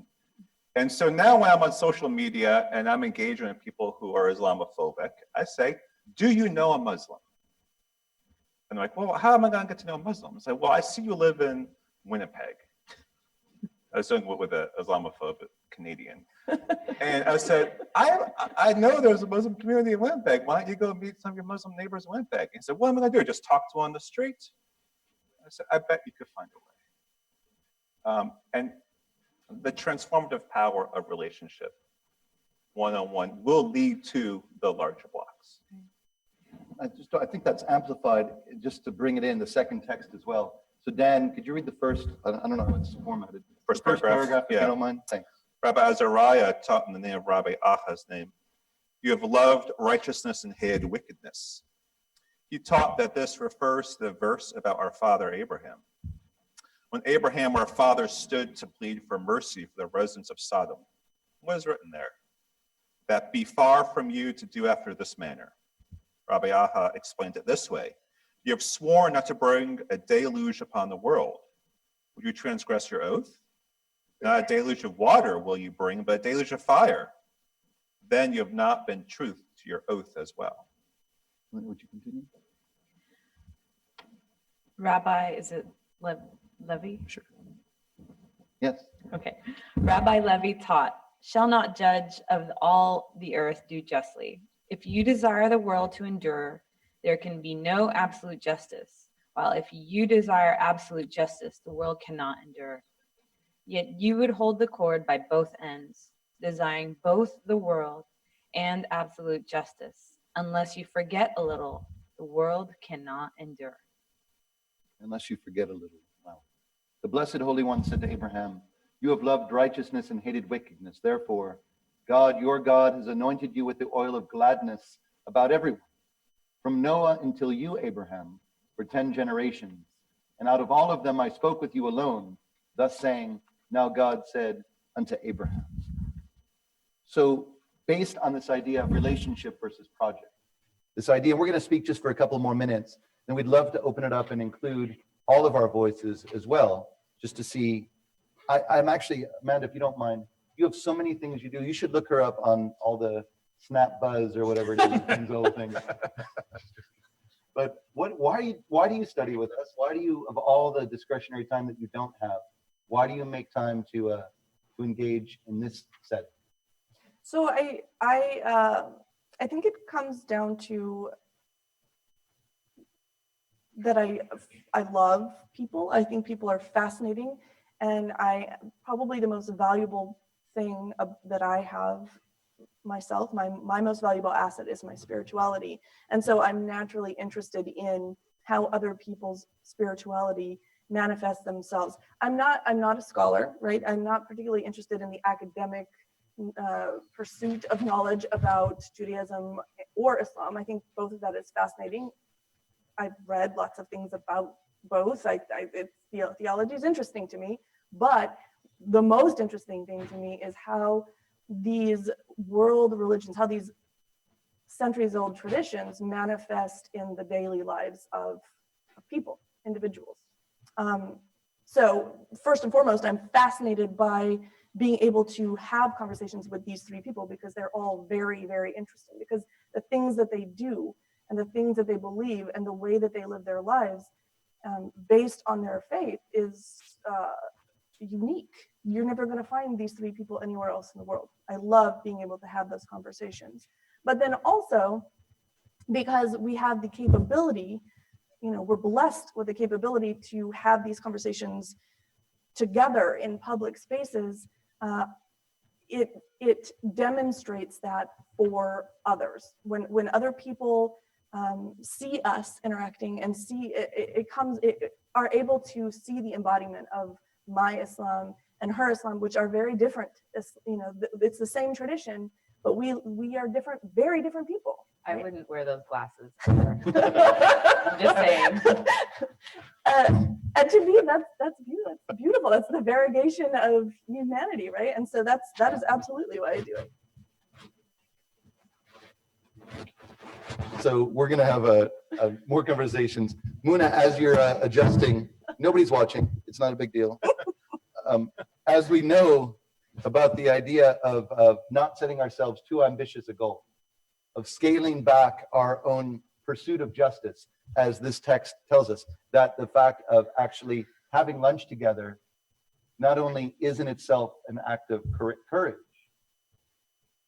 act of engaging even in a conversation, also too builds the landscape for more things. And God forbid if something comes up like saying that we need to go.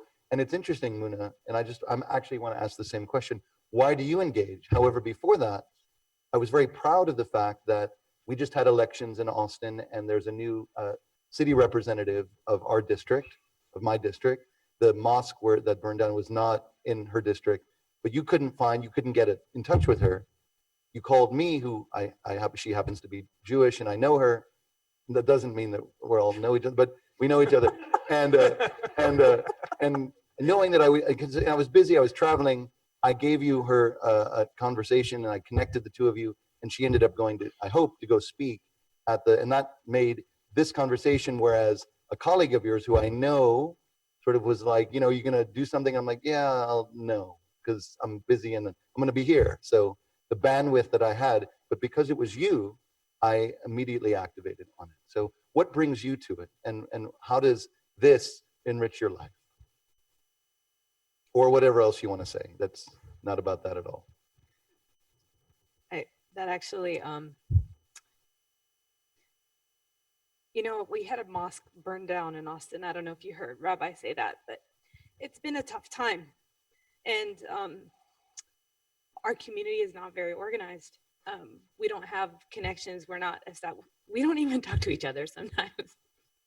And to have a city official come and speak and show solidarity means a lot, right? And the fact that you didn't have the time and were asked, and then because of our relationship did that, like it, thank you. And I think that exemplifies what we're trying to do here, right? Because we've got to take care of each other. And bringing it back to the text, right? The second paragraph, unless you forget a little, the world cannot endure. You know, I think I'm guilty of holding the cord by both ends. I think we all are, right? We all want justice, and we want the world to endure. And sometimes my justice means you don't get what you want, right? And we could possibly hold the cord by both ends if we know each other. That's actually the only way it's possible, when we care for each other, when we have the empathy to be able to hold the cord at both ends. So I think that a central message of this text is that our responsibility is not rooted in certainty, that we don't know what's going to happen, and yet we engage and choose to engage anyway. So we'd like to bring other voices as well. So even though it's the time, and look at us, we're on YouTube at this point, it's super fun. We'd like to have you take a couple of minutes and turn to somebody next to you, because it's a long day, and make a friend and engage in these two texts, asking the question, do you see the palace burning? Is there a palace burning? And what kind of gradational, what kind of incremental work can you do with your friend right next to each other? Surprise, good morning. And then let's have a bigger conversation. So about 2 minutes, engage the texts, ask yourselves questions. We'll see what happens. You get bonus points if you hug.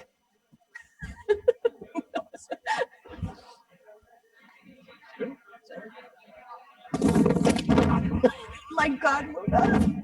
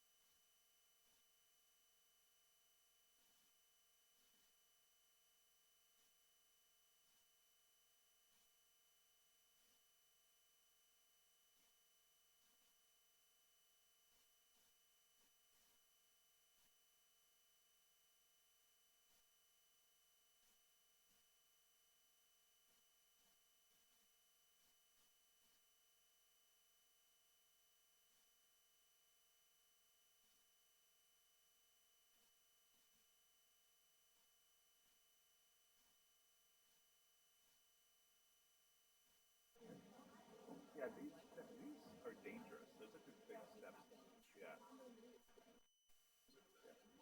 Yeah. Yeah, but someone fell down right here. I almost fell down.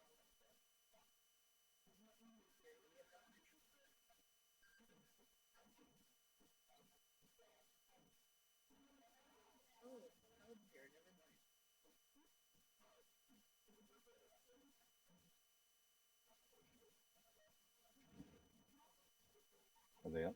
Are they not up?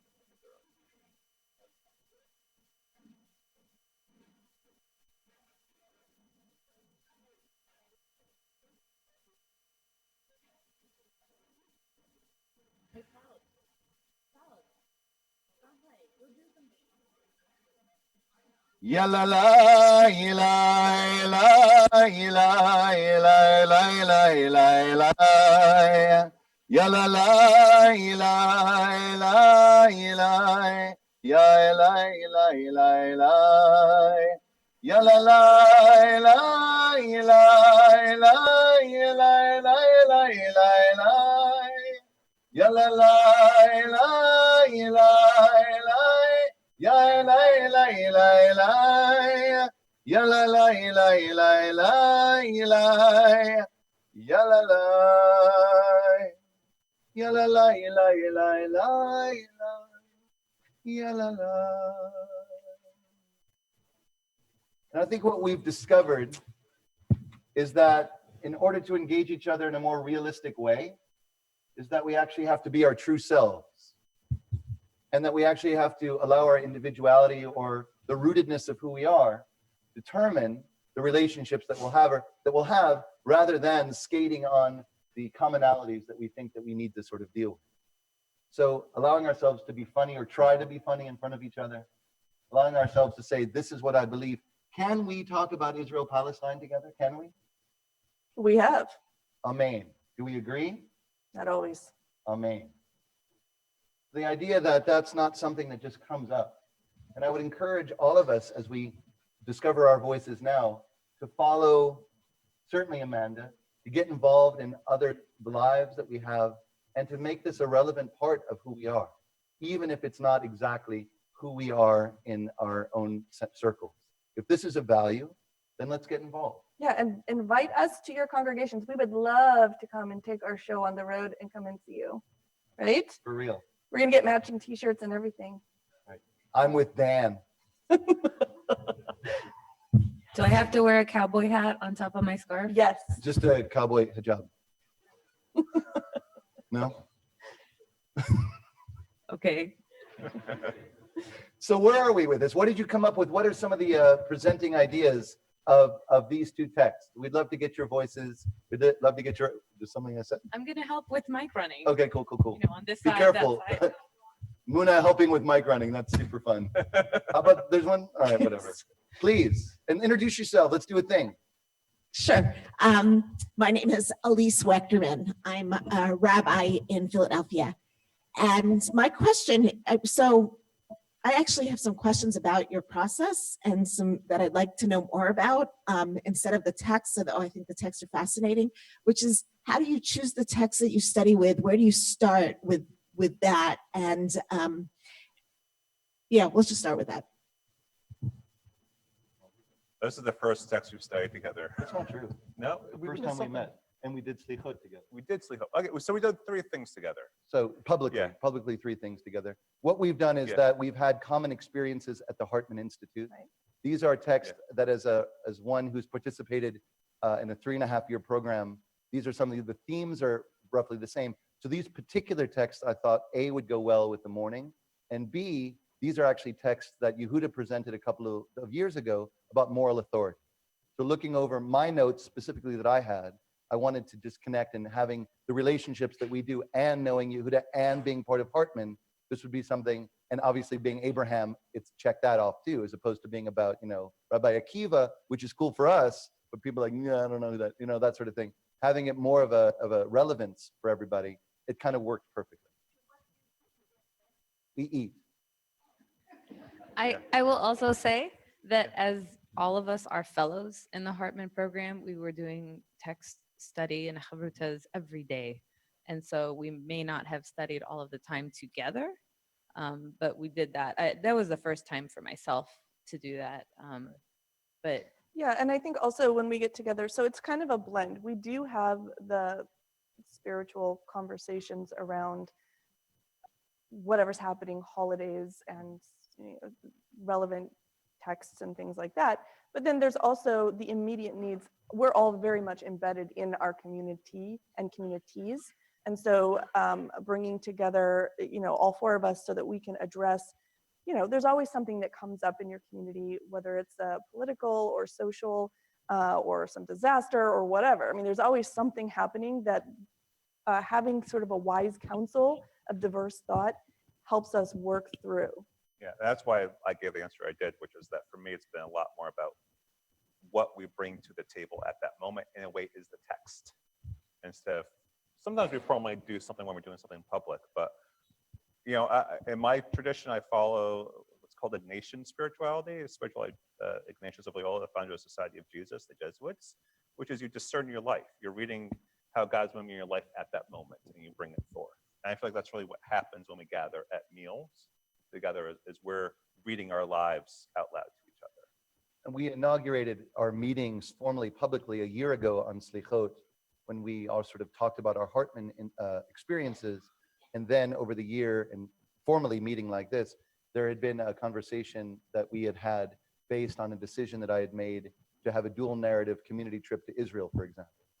That made some news that you might have seen. We had a lot of conversation about all of that as well. So there's a lot, and then of course, various things. I've just became the immediate past president of our Interfaith Council in Central Texas, of which certainly Amanda and Muna, who's a board member, are very involved. So there's always lots of layers on which we speak, and we enjoy each other's company.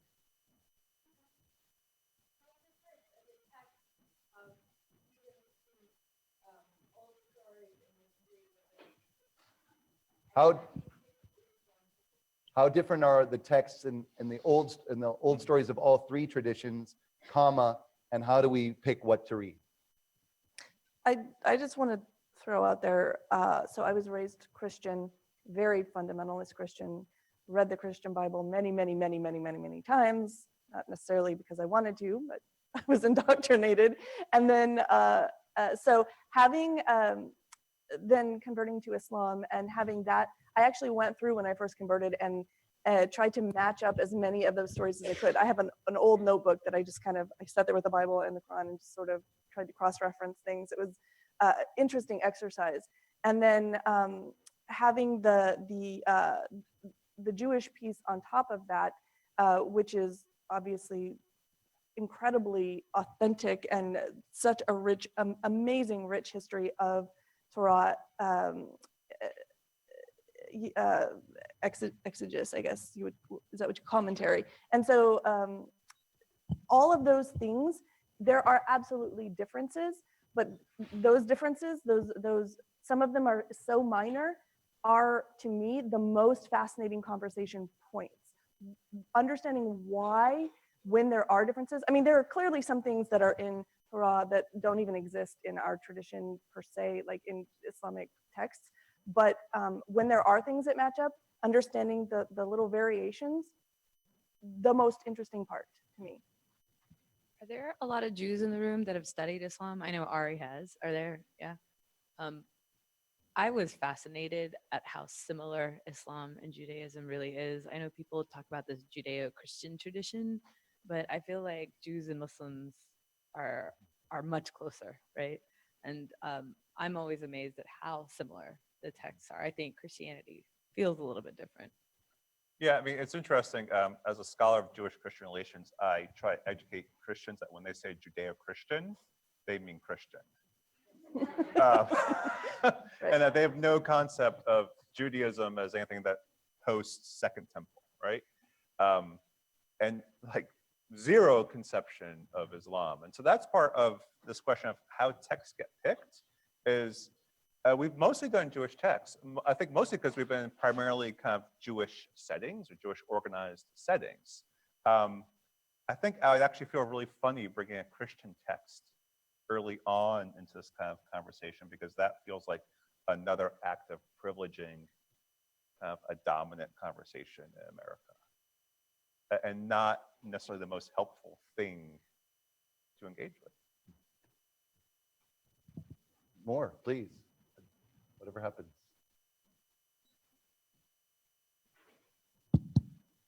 Hi, my name is Saud Anwer. I'm a Hartman Fellow with the Muslim Leadership Initiative. So I was reading the first text and I understood it a little bit different. Great. So, you know, the palace to me is the heart. And in our travels to try and seek the beloved, we travel from one place to the other. And in the challenges that we see in our environment, sometimes the palace is burning. And then the palace belongs to the beloved. And in order to identify and recognize that, that actually requires that recognition and understanding.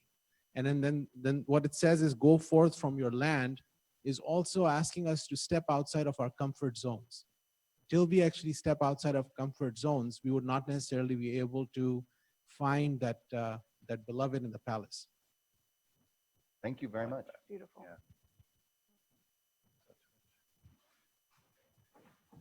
We'll just pull up a chair for you. Hi, I'm Ronnie. I'm a recovering academic. Hi, Ronnie. I'm a lifelong Jewish learner and a concerned Jew. And I loved Saud's remark just now. I would like to also unpack that first midrash, but a little bit differently with the question. The owner of the palace looked out and said, I'm the owner of the palace. Well, the palace is burning, and either the owner doesn't recognize that or is not willing to do anything about it. And if we're talking allegorically about, let's just say, for example, Israel-Palestine, and the perpetual complaint that there's nobody to talk to on the other side, it seems to me that the owner of the palace, there's a dialectic here in the taking of responsibility, isn't there? That the owner of the palace, no matter how we read that, also has to recognize that the palace is burning and needs the help of Avram or whoever might be passing.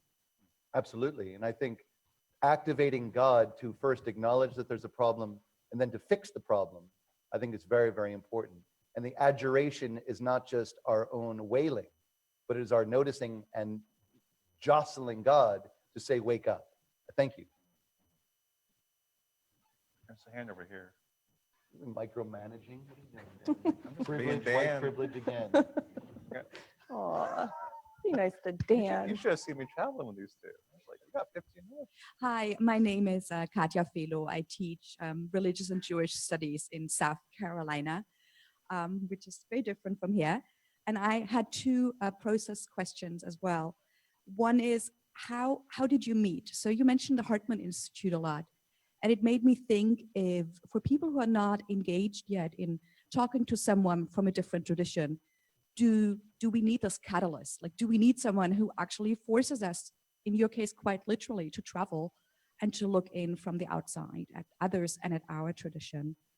And the second one, maybe related, is within your group, how do you level the difference between having sort of professional readers, you know, a rabbi, a professor, and people who are avid readers and thinkers, but are not professional readers and speakers? How do you do that in a practical way? Thank you.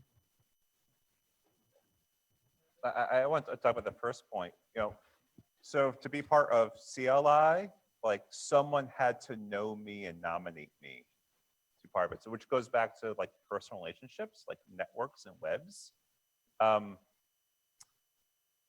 So I have that experience, which is really positive. And so my seminary participates in something called Interfaith Seminary Retreats. That brings our seminaries from Texas and Ziegler Rabbinic School in LA and Al Rahma Seminary in Baltimore, Sheikh Yassin, part of that. And we got together in this retreat center in Texas. And so the schools get the students together and we kind of pick the students to go. And so it's a trickle down in a way, right? Like, I think as we are catalyzed by relationships, then we need to become the catalysts in relationships as well to encourage somebody to say, hey, I think you'd be really good at trying this thing or attending this thing. So I just want to speak to that first part. Maybe someone can speak to similar pieces. I actually like what you said about being a catalyst and pointing somebody out to say, you know, you might be good at this. But to answer the question differently, we all have our life experiences, and that makes us qualified, period. And you don't need to, I'm not a scholar. I have a business degree, right? And I have a lot of friends who say things like, I'm just a housewife. I don't know, I don't know texts. I'm not a scholar. I didn't finish college. I feel uncomfortable. And I would say, yeah, but you can make some damn good chai and you can invite people to sit at your table and talk. And that is probably the most powerful thing, right? Because you're building relationships, you have your life experiences, you can even grow up, you know, this is how I grew up, this is what I learned, that's all I know about it, and share. And I think that's really where the power is. So nothing precludes you from participating in these type of conversations. You are qualified, period. I just want to mention two things just quickly. That as I love this group, this is not my only rodeo of interfaith work. And I'm very much involved in African-American Jewish reconciliation in Austin as well. That is a passion of mine. So I don't have degrees in any of that, and I think it's very important. And other iterations of things, I've sought out Presbyterians based on PCUSA politics and things like that. And now I consult and do some work with the Presbyterian seminary in town also. So those opportunities. As the head of the Interfaith group, we have made a very concerted effort to have monthly gatherings around town just about stuff, about civility or memory or tradition or legacy or faith or strength or whatever that monthly conversation is. Everybody is welcome to show up, and people do. Hundreds of people show up just to sit and share chai recipes or to talk about what's what. In addition, we tried to deepen that conversation by modeling that every month a different place opens its doors to anybody who wants to come. We began with the Catholic Church. The one particular church in January opened its doors and said, we're going to have a service that is open to anyone of exploration. This month, next month in February, is the Lutherans, which is interesting. March I picked because it's Purim, so everybody's welcome. But we have, through the entire year, ways that have been disseminated into the larger community of saying, we take this seriously and we want you to join us and have the conversations and begin to sit together. I just want to also address, I have an enormous amount of respect for people who are professional, who are trained scholars in Judaism, in Christianity, in Islam, in any theological tradition, right? I think that that is absolutely necessary and important. And I recognize fully that I'm not that person. And I'm very grateful to both Dan and Neil for indulging me and allowing me to play scholar some days. I understand that that's not the person that I am. So I want to make that very clear, because Islam has a very, also has a very rigorous scholarship tradition, right? We don't represent that because at this point in time, the people who are in those positions are not fully prepared to join this kind of conversation with these partners. And as opportunists, as an opportunist, I'm going to go ahead and take what they're leaving on the table and have that engagement that is incredibly fulfilling and thrilling and fascinating. And when I had the opportunity to study at Hartman under these amazing scholars and have the opportunity to actually participate in Hevruta, guided by someone with a vast amount of knowledge, it was thrilling and fun, and I realized how beneficial that can be for lay persons. But all that to say, inshallah, we will see representation from the Muslim thought leadership, scholars who are willing to do that at some point, because I feel like we need to represent a little better. We're going to do the best that we can with what we have, but inshallah. Right. So I think as we have more questions and more thoughts, we want to certainly respect the flow of the day. Please seek us out. We're here all day. Please seek each other out. Ask your questions, get involved, and allow yourselves a chance to not only look at these particular texts, but privilege your own and think about the relationships of not just receiving something for your head, but maybe we can open our hearts. So the last thing I think we'd like to do, just because I think music can speak much more powerfully than the positioning of words, would you all take a deep breath, please? Can you just take a moment, put the tweet down for a second, just a deep breath. Allow yourself a chance, the preciousness of just being here, the luxury that we have, and we realize as we see people who our lives can change instantly in any moment.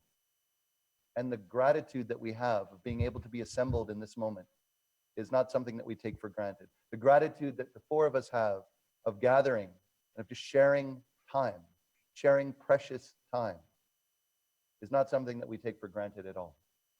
And even when, especially when we disagree, I think that there's an opportunity to realize we have the time, space, and capacity to do so, which transforms us more than any agreement we might have. So together, everybody, as we finish.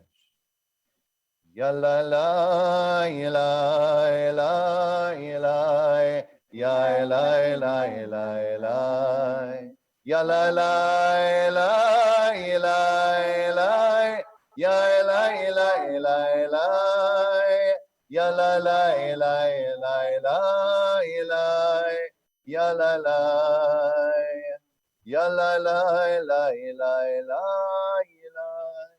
ya la la. Thank you.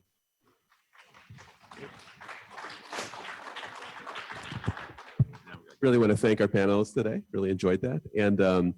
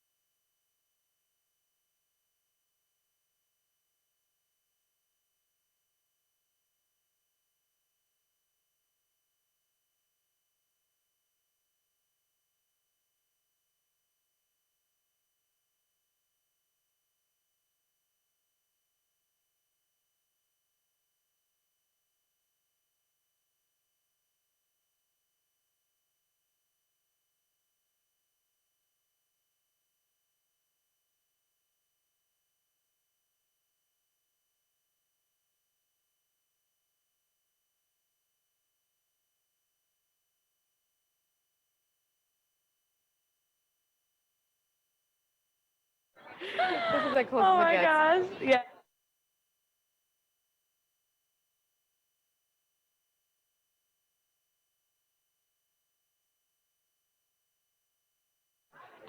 Hello? Oh, that would be working. Hi, everyone. Welcome. Can you hear me? Yes? Okay. I'm Arielle Levites. Welcome to our panel on Jewish and Muslim feminism. I added an S. You can ask me if you want at some point why. So today we are going to be looking at the questions and concerns that animate this conference through a gendered lens right now. And we want to uncover opportunities for fruitful and powerful collaboration between Jewish and Muslim feminists, not all of which are necessarily, so you don't have to be a woman, of course, to be a feminist. We all happen to be women here. So opportunities and as well as challenges and concerns, we want to name those, think about where our interests, visions align, intertangle, cross each other, all of those things. And I understand we have maybe some high school students in the audience, and I just want to give them a special welcome. I know that younger people, millennials and Gen Z are less likely to embrace the term feminist. And so I'm always really excited to have younger people meet and think about feminism, what it is, and what feminists are and look like. Okay, so I'm going to just introduce our panelists. I'm Arielle Levites. I'm a research fellow at the Hartman Institute. And with us today is Samar Kaukab. She is executive director of a research accelerator at the University of Chicago, supporting multidisciplinary and complex research initiatives across the university and affiliated national labs. She also manages University of Chicago's Big Ideas Generator. She received her JD from the Ohio State University, Moritz College of Law, and before that she studied at Oxford, focusing on the intersections of law, economics, and philosophy. To her right is Avital, Chizhik, Goldschmidt, I can't get all the names, I'm really trying here, is a widely published journalist. Her essays have appeared in the New York Times, Salon, Tablet, and The Forward, and she is a frequent contributor to Haaretz. Avital is an adjunct professor of journalism at Yeshiva University's Stern College for Women, and in her spare time, she does pastoral work alongside her husband, Rabbi Benjamin Goldschmidt. And Irfana Anwer is recently worked at the Institute for Inclusive Security, where she increased the capacity of women leaders in Pakistan to enhance peace and security and take an active part in countering violent extremism in their country. In the US, she has worked to represent women in matters of humanitarian-based immigration law. Irfana was the director of the Family Law Division at Karama, Muslim Women Lawyers for Human Rights, and she has worked for over 10 years on issues of interfaith dialogue, violence, and gender and Muslim communities. So just a quick word about our format. So I'm sort of both moderating and a panelist, so I'll be jumping back and forth between both of those roles. But I did want people to know that we really co-constructed these questions before the panel today. And so we have selected a few questions to get the conversation started amongst ourselves. And at the end, maybe for the last 15 minutes or so, we're going to have time for questions from the audience. So Samar's going to start us off with the first question. Why should Muslim and Jewish leadership, both male and female, care about gender equity now? How does the sense of a crisis and emergency make questions of gender equity for our religious leadership more or less pressing? Where should questions of gender equity stand in the list of priorities for our communities? So I think that was one of the things I was going to start off with is the fact that feminism is a really difficult subject for people to talk about, particularly in faith communities.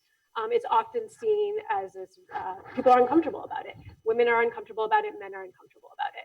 And so one of the things that I've found in my experiences is that if you reframe the questions and what we bring forward and what we prioritize when we even speak about feminism, it's easier to address that question. And so some of the questions that come to my mind when we speak about this and when we talk about our faith communities and the role of feminism and gender equity in them is the following question. So what are our values as members of faith communities? What is at risk when we speak about feminism and gender? So first, I mean, I think the values are really simple. And it's something that we actually don't think a lot about when we talk about things like reproductive justice, childcare, things that affect women, particularly in the ways in which women are marginalized. But the values we share are pretty common: safety, security, health, access to economic opportunity. I think these are both American values, but they're also values that are reinforced by our particular faith traditions. And I think rather than seeing feminism as a zero-sum game about gender oppression or masculinity or femininity, I think one of the things we do ourselves a disservice when we talk about the marginalization of women, we don't talk about the way it also impacts men and the way that when masculinity is diminished when we speak about that. And so one of the things that when we talk about a word like patriarchy, which is really uncomfortable, we're not really talking about the constraints that puts on masculinity, on leadership, and how men see themselves and how narrowly that gets defined. So I think one of the ways that we can reframe how we speak about and the prioritization of feminism is for men to actually see themselves as an integral part of that conversation. And then in terms of what is at risk. So what is at risk is the 52% of our congregations start seeing themselves as not finding relevancy within the synagogue, within the mosque. How is leadership within Muslim and Jewish communities? How are we responding to those things? And then finally, I think we'll have much more time to talk about the ideas of intersectionality and the various ways in which different aspects of women's identities interplay and both compound and also complicate the way we experience things.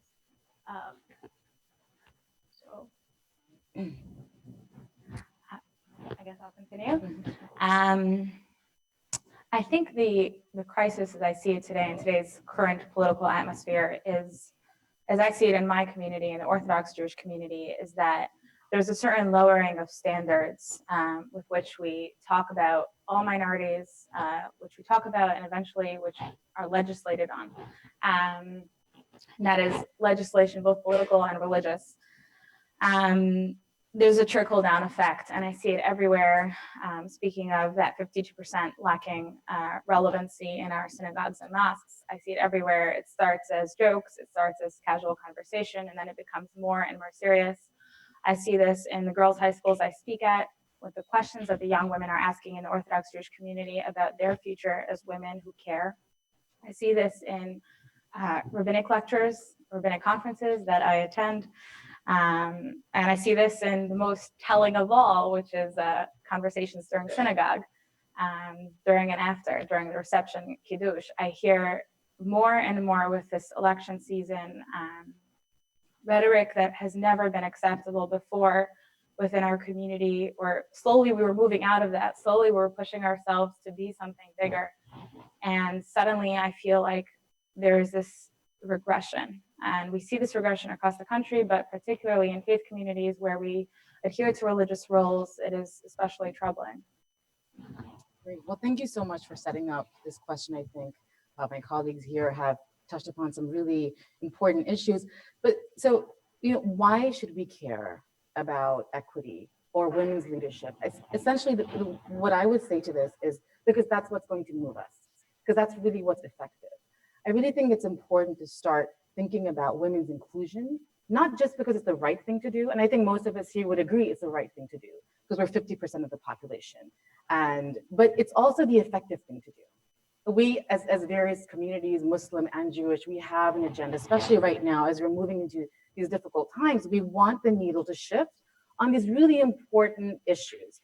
And those issues will not shift unless we work together. And that's what's really important. When we look at some really important topics like even domestic violence laws, the reason domestic violence laws actually exist wasn't because policymakers realized it was a right thing. Now I think most people would agree that we should have laws against domestic violence.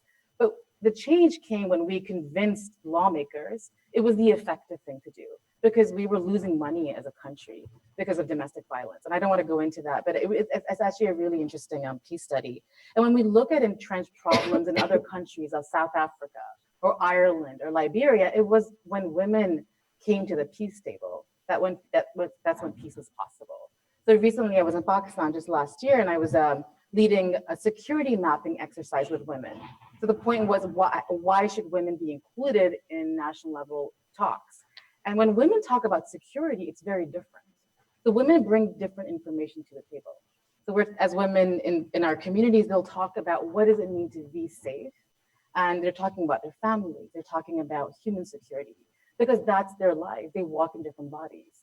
So without that information, we're not going to shift the needle on some of the larger topics that we all care about.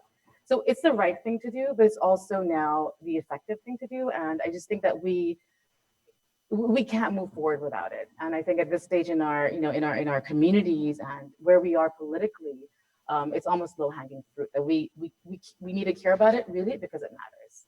And I think there's an opportunity to Irfana's point also is when we talk about these issues, like taking something like security. When you often, particularly in Jewish and Muslim communities, we talk about borders, we talk about national security, but we don't talk about the lived realities of what it means to keep families safe, what it means to keep individuals safe in the societies and communities that we live in. And so I think there's much more than economic opportunity, particularly as members of faith traditions, is that we have this opportunity, given the current political crisis that's kind of impending within the United States in itself, of how do we see ourselves as Muslims and Jewish? How do we live out our values and think about the way that security actually impacts the lives of not just women, but all of society, of families, of men, of women, and the ways that we're missing the boat on that when we don't include feminism and gender equity into these other conversations.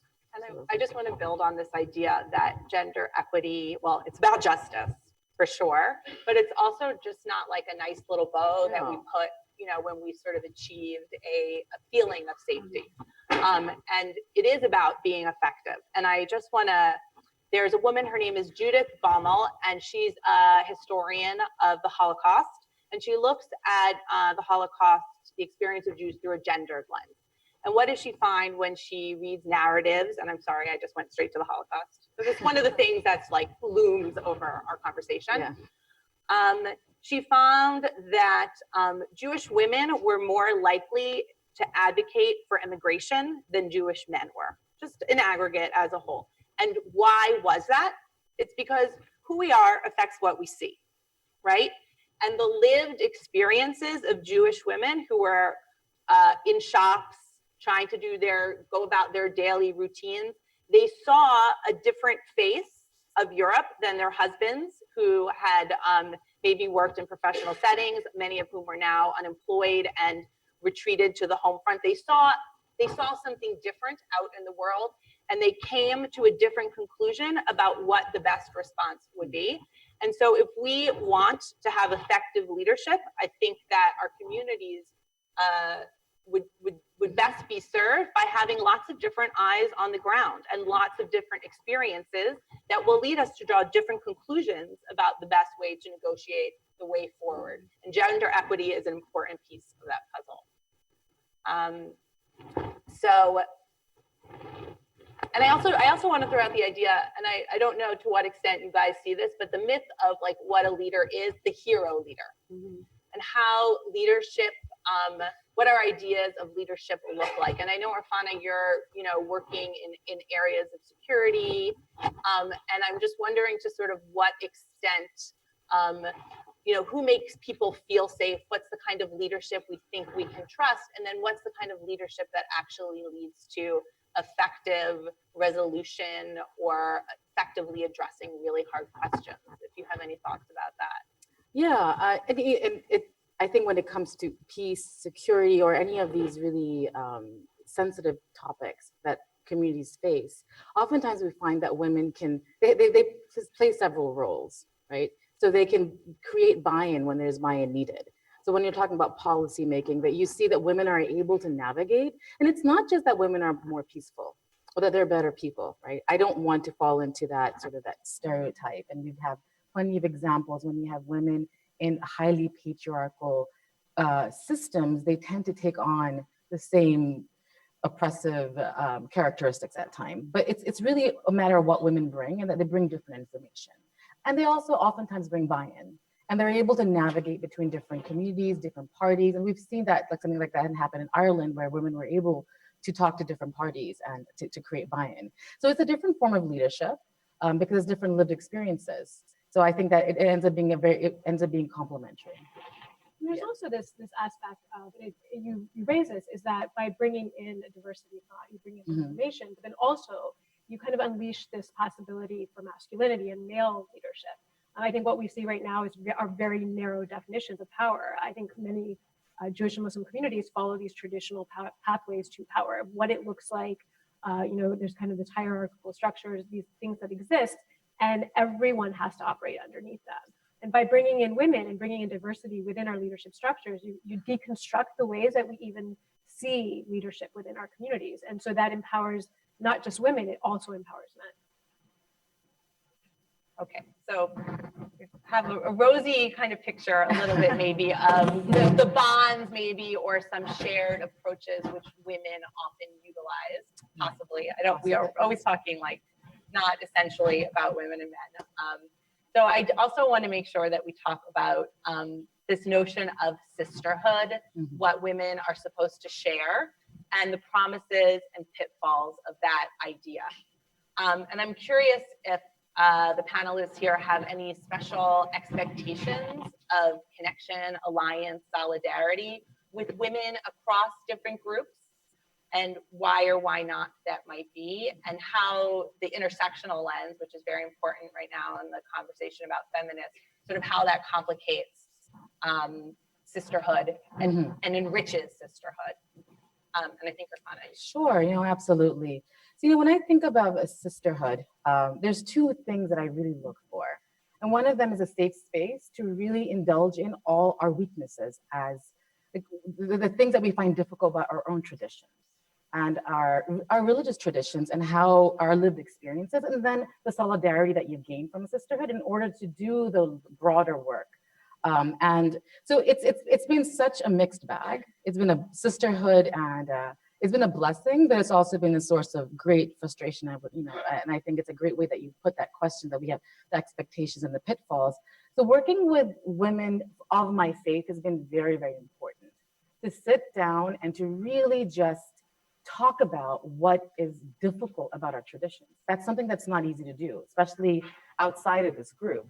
And, and I've worked with women of other faiths, and also broadly, my career has really been in the very secular, liberal, nonprofit world. And what I expect out of, with broadly in a sisterhood, is to be accepted both fully as a feminist, but also fully as a practicing, believing Muslim woman, and all that it entails, including my reliance on predominantly male scholarship, right?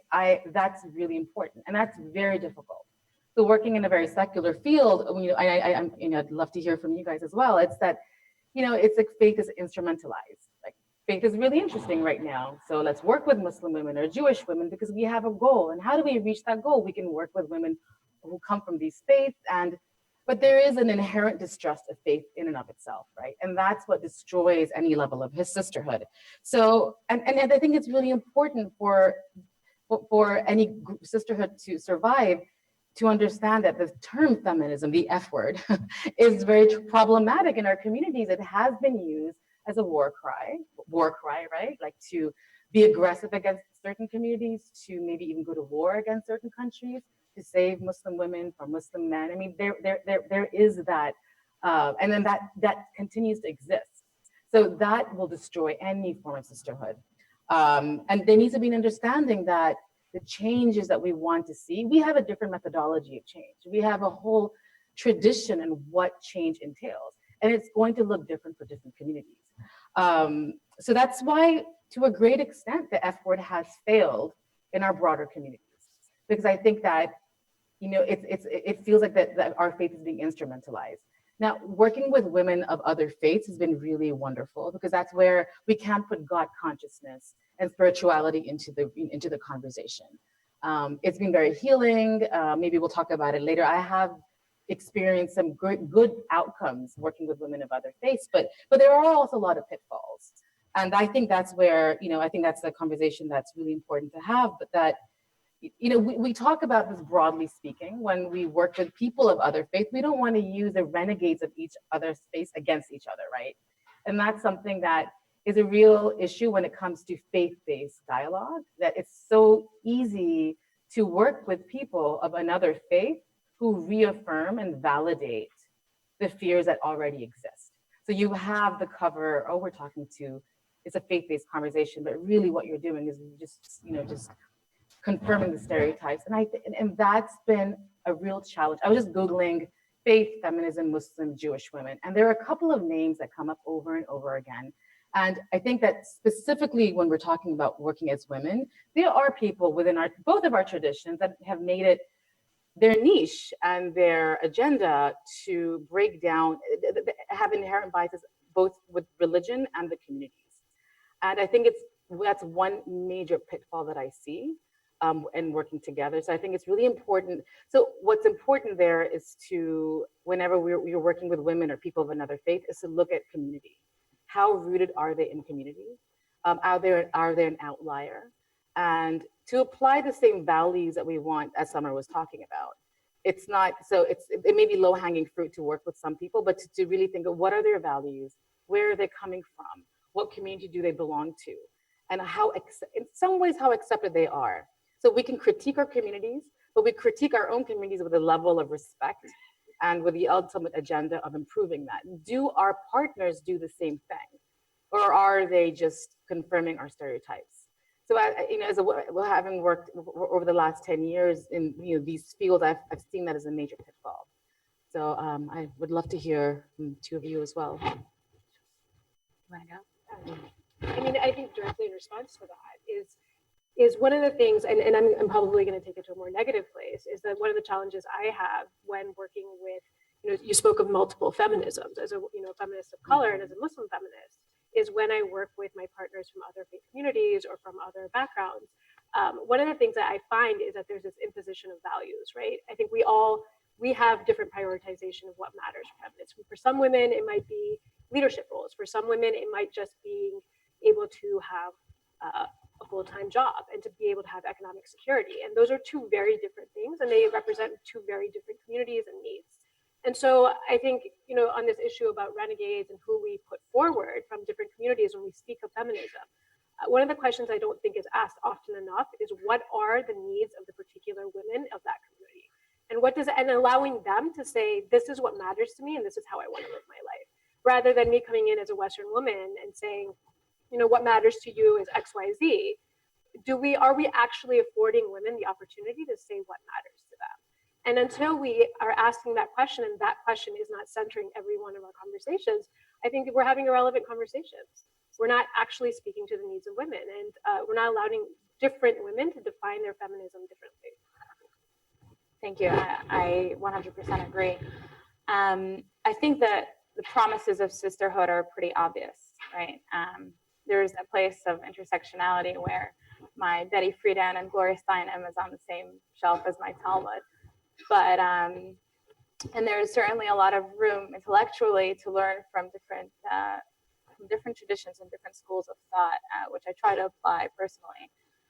But the pitfalls, as you so beautifully put, as I see in the Jewish community between groups, is that there is a lot of tension between different groups of quote unquote feminists where, different communities needs different, radically different things. So what a reformed female rabbi is fighting for is centuries away from the average ultra-Orthodox woman living in Brooklyn, New York.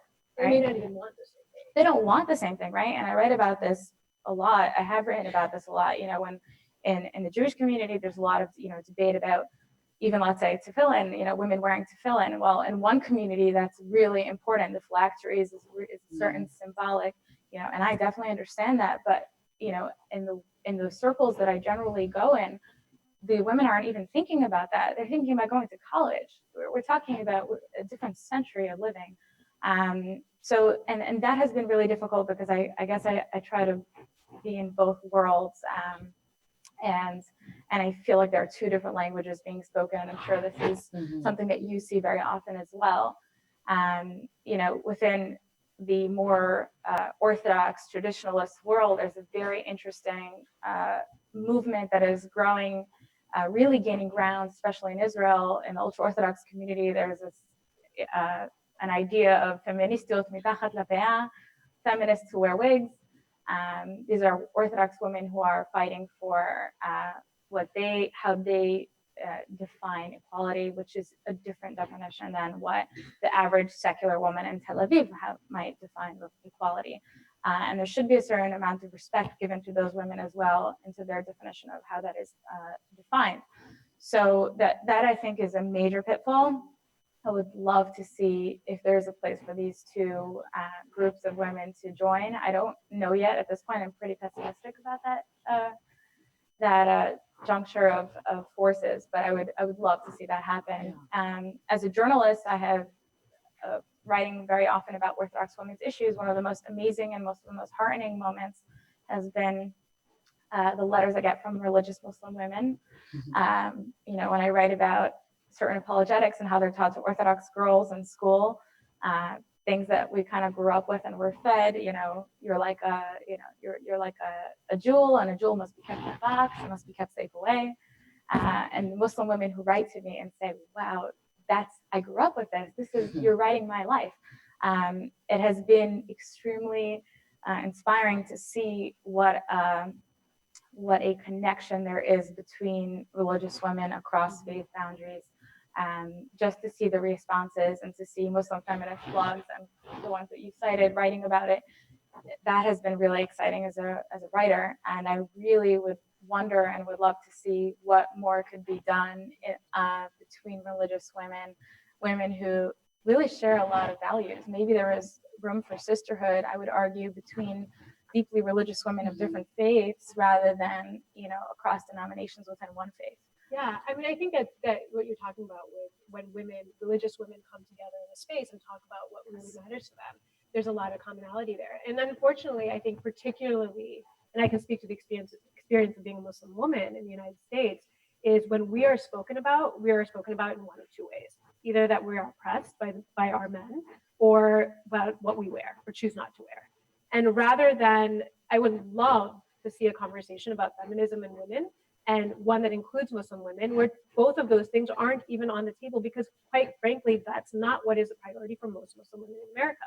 Most Muslim women in America are trying to trying to get economic security. Racism is an issue for many Muslim women in America. Health insurance, things like these, things that are very universal, are what matters and what makes the lives of women better, more equal, and more fair. Rather than speaking about the things that actually don't significantly impact our lives, I think it's really important how we prioritize what matters to our communities. And what's fascinating to me is, so my own research, I look at like liberal Jewish women, so identify as spiritual, maybe not religious. The scholars that I really rely on to help me do a lot of like heavy theoretical lifting are people who they're women of Muslim heritage who are looking at Muslim women.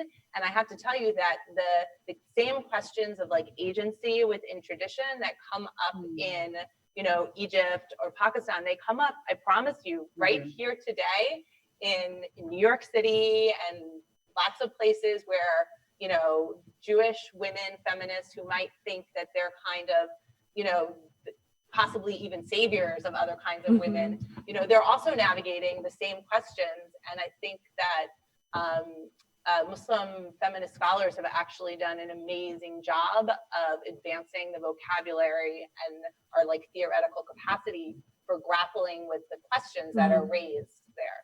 So that's I think that's a rosy kind of sisterhood promise. And I think in terms of pitfalls, you know, one thing about the American Jewish community is I don't think we've done our language for diversity is even just amongst our own community, like we're kind of blind to like who's in the American Jewish community sometimes, and our own sort of racial and ethnic diversity. And we don't necessarily have an advanced vocabulary to talk to people who don't share that kind of the same heritage. And my sense is that a lot of American Jewish women would like to be in these conversations, and there's a lot of sort of shame maybe about that we're not as enlightened maybe as we want to be or think we should be, and how those kinds of, you know, how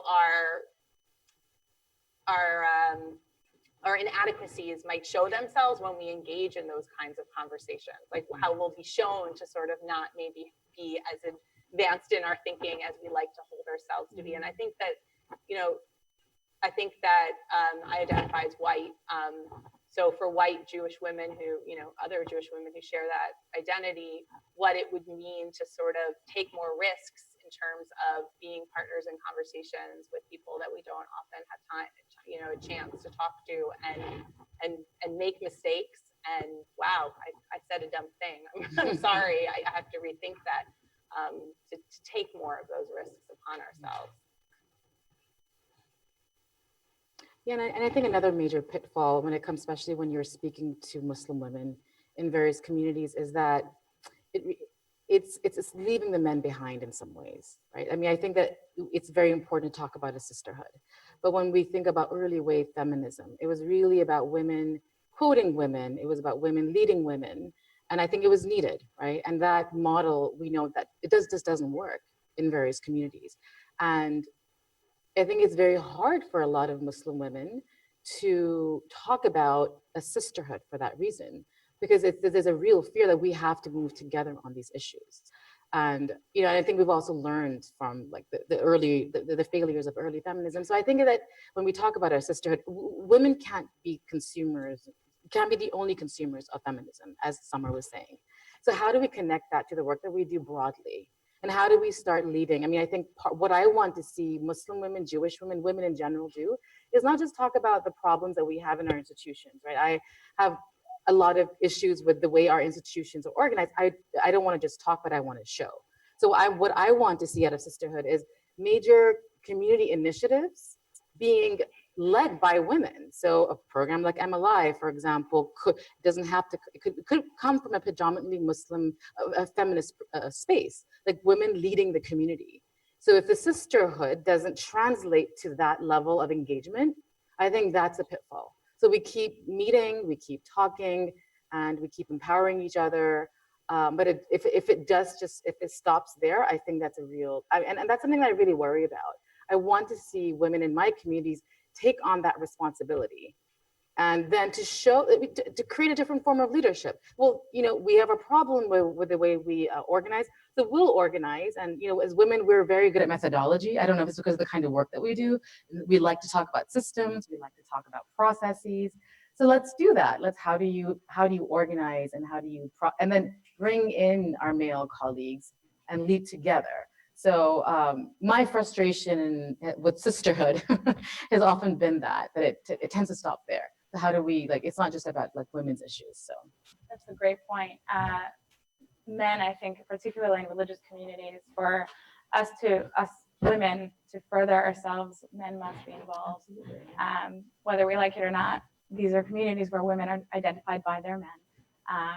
And that needs to be changed, but we need to include the quote unquote establishment, see how much we can push from within. I strongly believe that there is room to push from within that establishment, from within that the kind of core of faith communities. And if that means that, we have to kind of gain acceptance within there, that's okay. Once we get them on board, I feel like that will be the moment when things will change. Right, and I think for a lot of women who work in certain areas, power is a really uncomfortable topic. We're almost allergic to power. I mean, we think of men, we think of power, we think that's negative, and then we try to organize differently. And I think that's a mistake. Not all power is bad. Change happens with power. As women, we have to understand how to be comfortable with power and how to work with men in our communities. So I think that, oftentimes when we're talking about a sisterhood, it's an echo chamber, and we're reinforcing some of the discomfort that we already have around power. So first part of my career was working within the more traditional human rights, gender rights field. And it wasn't until I started working with policymakers and just shifting the why women or why equality around, not just because it's the right thing to do, but the effective thing to do. And how do we engage with power? So I think that it's also about the way we visualize power. So you raise this point about how women often are seen as operational experts, or we work on methodology and processes, or behind the scenes. We make things happen in our communities, whether it's a social event, whether it's planning some event at the mosque or synagogue or whatever. Women are often driving those things. But what we don't see is a visualization of women actually standing at the pulpit, actually standing on stage, and actually speaking to our congregations. And so those things are both symbolic, but they're also very meaningful, because what we're saying to women, what we're saying to our sons and our daughters, and to everyone who is listening, is that it's okay for women to do all the work, and it's okay for men to take all the credit. And I think that when we do that, it's not just this equality thing. It's actually, again, limiting the way we see power. And it's this very constrained, narrow definition of what it means to have and access power. And so we're actually limiting the potential for our communities. What could be a powerful way of talking about this, I actually found really life-changing, I guess, is one of actually Hartman Institute's curriculum. I attended a gender equity seminar a few months back with the Hartman Institute. And what I found so brilliant about the seminar curriculum is that it looked at Jewish texts not through a gendered lens, but actually through simply talking about equity. How do Jewish texts understand equality? And I found that really powerful, especially coming from an Orthodox place. Maybe that's the way I can talk about this. Maybe let's take the man and woman stuff out of here. I'm not talking about men and women. I'm not talking about the F word. I'm talking about equality between castes within the community, between different, maybe wealth class, the wealthy and the poor. This isn't about gender. And I think that's a brilliant and creative way of talking about it in places that might not necessarily be so friendly to the idea. You guys can all take that Hartman class if you're online. Okay, so I want to just turn now to our last formal question that we wanted to make sure that we raised, and then we're going to turn it to the audience. And that is how you understand leadership opportunities right now for feminists of faith in the public sphere, in the religious communal sphere, and how those opportunities at this time are new, the same, different. And Avital, if you would start us off. Okay, this is a tough one. I'm afraid that the opportunities are pretty limited for where I am right now. As a wife of an Orthodox rabbi, I see a huge, a real gap in not just leadership, but also just in my interaction with congregants. I see that half of the community is seeking a feminine role model. It's not even about feminism at this point. They're just looking for a woman role model, a woman to be educating them. They want a female connection to spirituality, and that does not exist. And that was traditionally, for centuries, was the job of a rabbi's wife, but a rabbi's wife may not fit the bill. Even if she does fit the bill based on her knowledge and on her personality, she's certainly uncompensated for it. So, it's a real problem that is facing at least my community as I see it. And to be very frank, I'm shocked that the leadership does not see this as a problem, given how much we hear about the future of the mothers of Israel. We hear so much about this. You are the mothers of Israel. Well, who is inspiring them? Who is educating them, right? When you're uneducated, when women are not being taught, the majority of the texts that make up our tradition, we're left powerless, and that's deliberate, right? So right now, I don't see any major opportunities. I am hearing of rumblings within the mainstream Orthodox rabbinate talking about female educator positions within congregations, which are paid roles where women who are extremely learned can take that learning, can take that knowledge. Perhaps it can become, someone mentioned to me, a doctorate of divinity. Maybe we can make it, we can title it as that. But within the mainstream Orthodox community, I'm not talking about, Orthodox women rabbis. That's another whole movement. But within, let's say, the majority, there are rumblings of this, but it is yet to be seen. I would love to see something happen.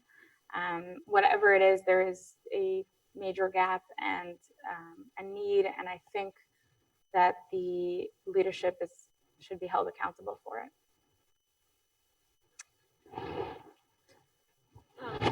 I think frankly, we are living in a really scary time to be a woman in the United States. We've just elected a president who has spoken openly about sexual assault, himself participating in sexual assault, and it just didn't matter. It was bottom shelf. And I don't know how we get around that as women. I think, I don't know how I see myself as a woman safe in this country when that we've been told by it just doesn't matter. It didn't even affect the presidency. So that being said, I think the other thing that comes to me about when we talk about leadership is not so much about being able to occupy positions of leadership, although that matters and it matters hugely. But it's more, again, back to this idea of what are the lived realities of women in our country and in our communities. If women are not able to make choices about their reproductive health, I can't even talk about leadership right now. If women don't have access to be able to have to live safe lives and to be, not living in societies where violence against women affects more than 25% of women. If we're living in societies where you can't even have health insurance, you can't live, be a part of the labor force without being part of, having 3 part-time jobs and staying awake, you don't have access to childcare. What are we talking about? And so again, I think leadership matters, but it is only if that leadership is answering the questions of the majority of women. I couldn't agree more. And, I think that bringing up the presidency and, I think in a way, it's like a 9/11 moment for several Muslim communities, not all. I mean, we talk about the misogyny and the racism that we're seeing flourishing. We talk to our Black brothers and sisters and other vulnerable community members. That's always been the case. We just see more space for these ugly ideas to bloom. But, I have a lot of anxiety, and the role that I see women of faith is to play that connector role, right? There was a knee-jerk reaction after 9/11. Then predominantly male leadership rallied to the really important issues, civil rights and registration and foreign policy and racial profiling. And all of that's really important. It will continue to be important. But the issues that weren't being raised, that were connected to these deep issues, like, for example, domestic violence. We know when there's pressure in a community, that pressure on families builds, and domestic violence tends to increase. What we also know in these difficult times, women calling for help decreases because there are victims of racial profiling too. So there are women and children in homes who are being more abused, they're more at risk, but they're calling less, right? That was not on the agenda. I was part of these these monthly roundtables at DOJ, where all of these heads of these community members would come and talk about these issues, and making that point. And I'm not saying that we shouldn't talk about these big issues. Of course, they're important. But how do we connect all the other vulnerable community members, and making that point that this is a priority, domestic violence issues is a priority because of the other parties as well. It was really hard. And the pushback was, well, that's always the case. There will always be violence against women. But right now we have a war against Islam, and I think that happens in all communities. And of course it does. And I'm really worried about that happening again. I hope we've learned our lesson. And I think here's what the reason that women will highlight these issues, again, it's not because they're better people, it's because they live different realities. They have different bodies, right? You walk down the street, you have a different experience of what it means to be a woman. When you're in a home, you could be a leader in your outside, but you can be very marginalized in your home. You understand what that means. So the role that I want to see women of faith play is making those connections. And again, it'll just go to making our communities broadly safer. I think the violence issue is a really interesting one too, because when we talk about a lot of these kind of lone wolf situations, what we're seeing increasingly is when we analyze the lives of these the people who are perpetrating these crimes, often come from homes of abuse. They've either been sexually abused, they've been physically abused, emotionally abused in many, many instances. And so when we don't bring this idea about gender and violence against women and women to the conversation, to these tables, we're actually missing a huge piece about how do we address terrorism? How do we address security? How do we address keeping our communities safe? And again, it just goes back to this thing of, do we really care about security, or are we talking about something else? Right. I'll just jump in. I'm fascinated by both of what you are sharing. and how different it is from my community experience in the wake of this election. You know, I think, I don't know, the average person here probably doesn't see this as much, but certainly in my community, the broader Orthodox community, especially among men, there is a shocking amount of support for the president-elect, which has been really difficult to deal with as someone who's voted Republican previously, but totally went the other way now. It's been very, very painful to see certain rhetoric being okay, both about other races and about women. What I've been, I think, most shocked by was, you know, people saying, well, you know, there's this strange place where white nationalism becomes okay for Jews. And I'm wondering if we have amnesia of some sort. And, you know, and the more I hear, I think the most painful thing for me has been not hearing, not the men, but actually Orthodox women, you know, who are not necessarily, say it, educated or worldly, talking very, you know, very excitedly about the fact that there's going to be a Passover Seder in the White House this year, which for them is a victory. So that has been really, really difficult to see. I think, you know, we're trying to, within, there are a bunch of us who are really upset about it, and we're trying to change the conversation, but it's such a starkly different response in the community that I see. And I'm very concerned about gender roles in our community being, again, regressing. Again, you know, when we're going from a role, you know, forget about the fact that we saw Hillary Clinton lose. I was at the Javits Center that night. It was like seeing the destruction of the temple in Jerusalem. And going from, and forget about that, just the fact that we're seeing Michelle Obama leave and Melania taking her place, I think there is, again, a trickle-down effect, and it will affect even the most religious and insular communities in the ways that they talk about gender and leadership and what is acceptable and what is not. It's fascinating to hear you talk about that, because I think the parallel that I see within the Muslim community is it's almost like the opposite, is that what we see many of our male leadership talking about is Islamophobia, which is a clearly a really, it's something that's making many of us feel really vulnerable in this moment. But what I don't see us talking about is the gendered way that people experience Islamophobia. Most victims of recent Islamophobic attempts are women. And we're not talking about the ways that women are particularly vulnerable. And it's because we have men who are on CNN, men who are talking to policy leaders, men who are, you know, leading our congregations and our responses to Islamophobia.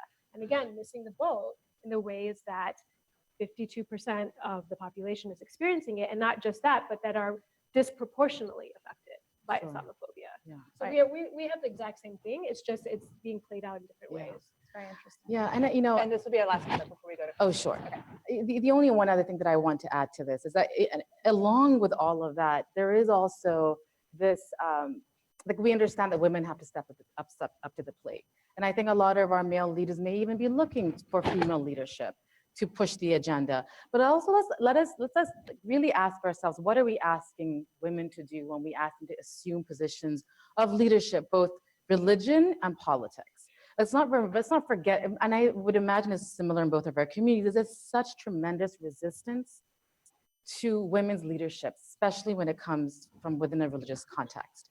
And that, like, we're seeing really difficult times, and oftentimes what I feel is that we put women in a very small box, right? Like, you have certain roles, responsibilities, and then all of a sudden you're taking women out of this box and saying, now you have to lead, and on these really difficult issues. So, and of course we do have leadership within our communities, but I think that, you know, we also have to have a conversation about the support systems, and that that women in communities across this country who are living in predominantly traditional conservative communities are going to experience tremendous resistance. So we have that expectation, but we also have to understand, like, what they're having, what they're up against. And I've seen women in other contexts really struggle with that.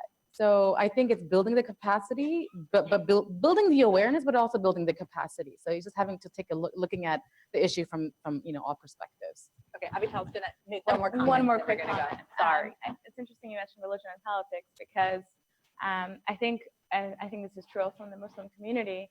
You see a lot of, those women who are rising in politics, or let's say in other industries and other fields, or, there was a Hasidic woman who was just appointed as a judge in Brooklyn, where there is a certain amount of leeway in which we can rise as religious women, in whatever industry we decide to pursue.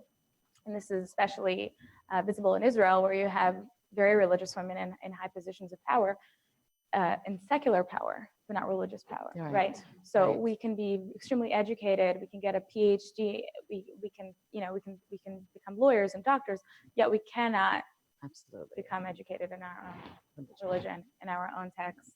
Yet our daughters are still told, you're not really supposed to open a Talmud, you can look at a photocopy of it.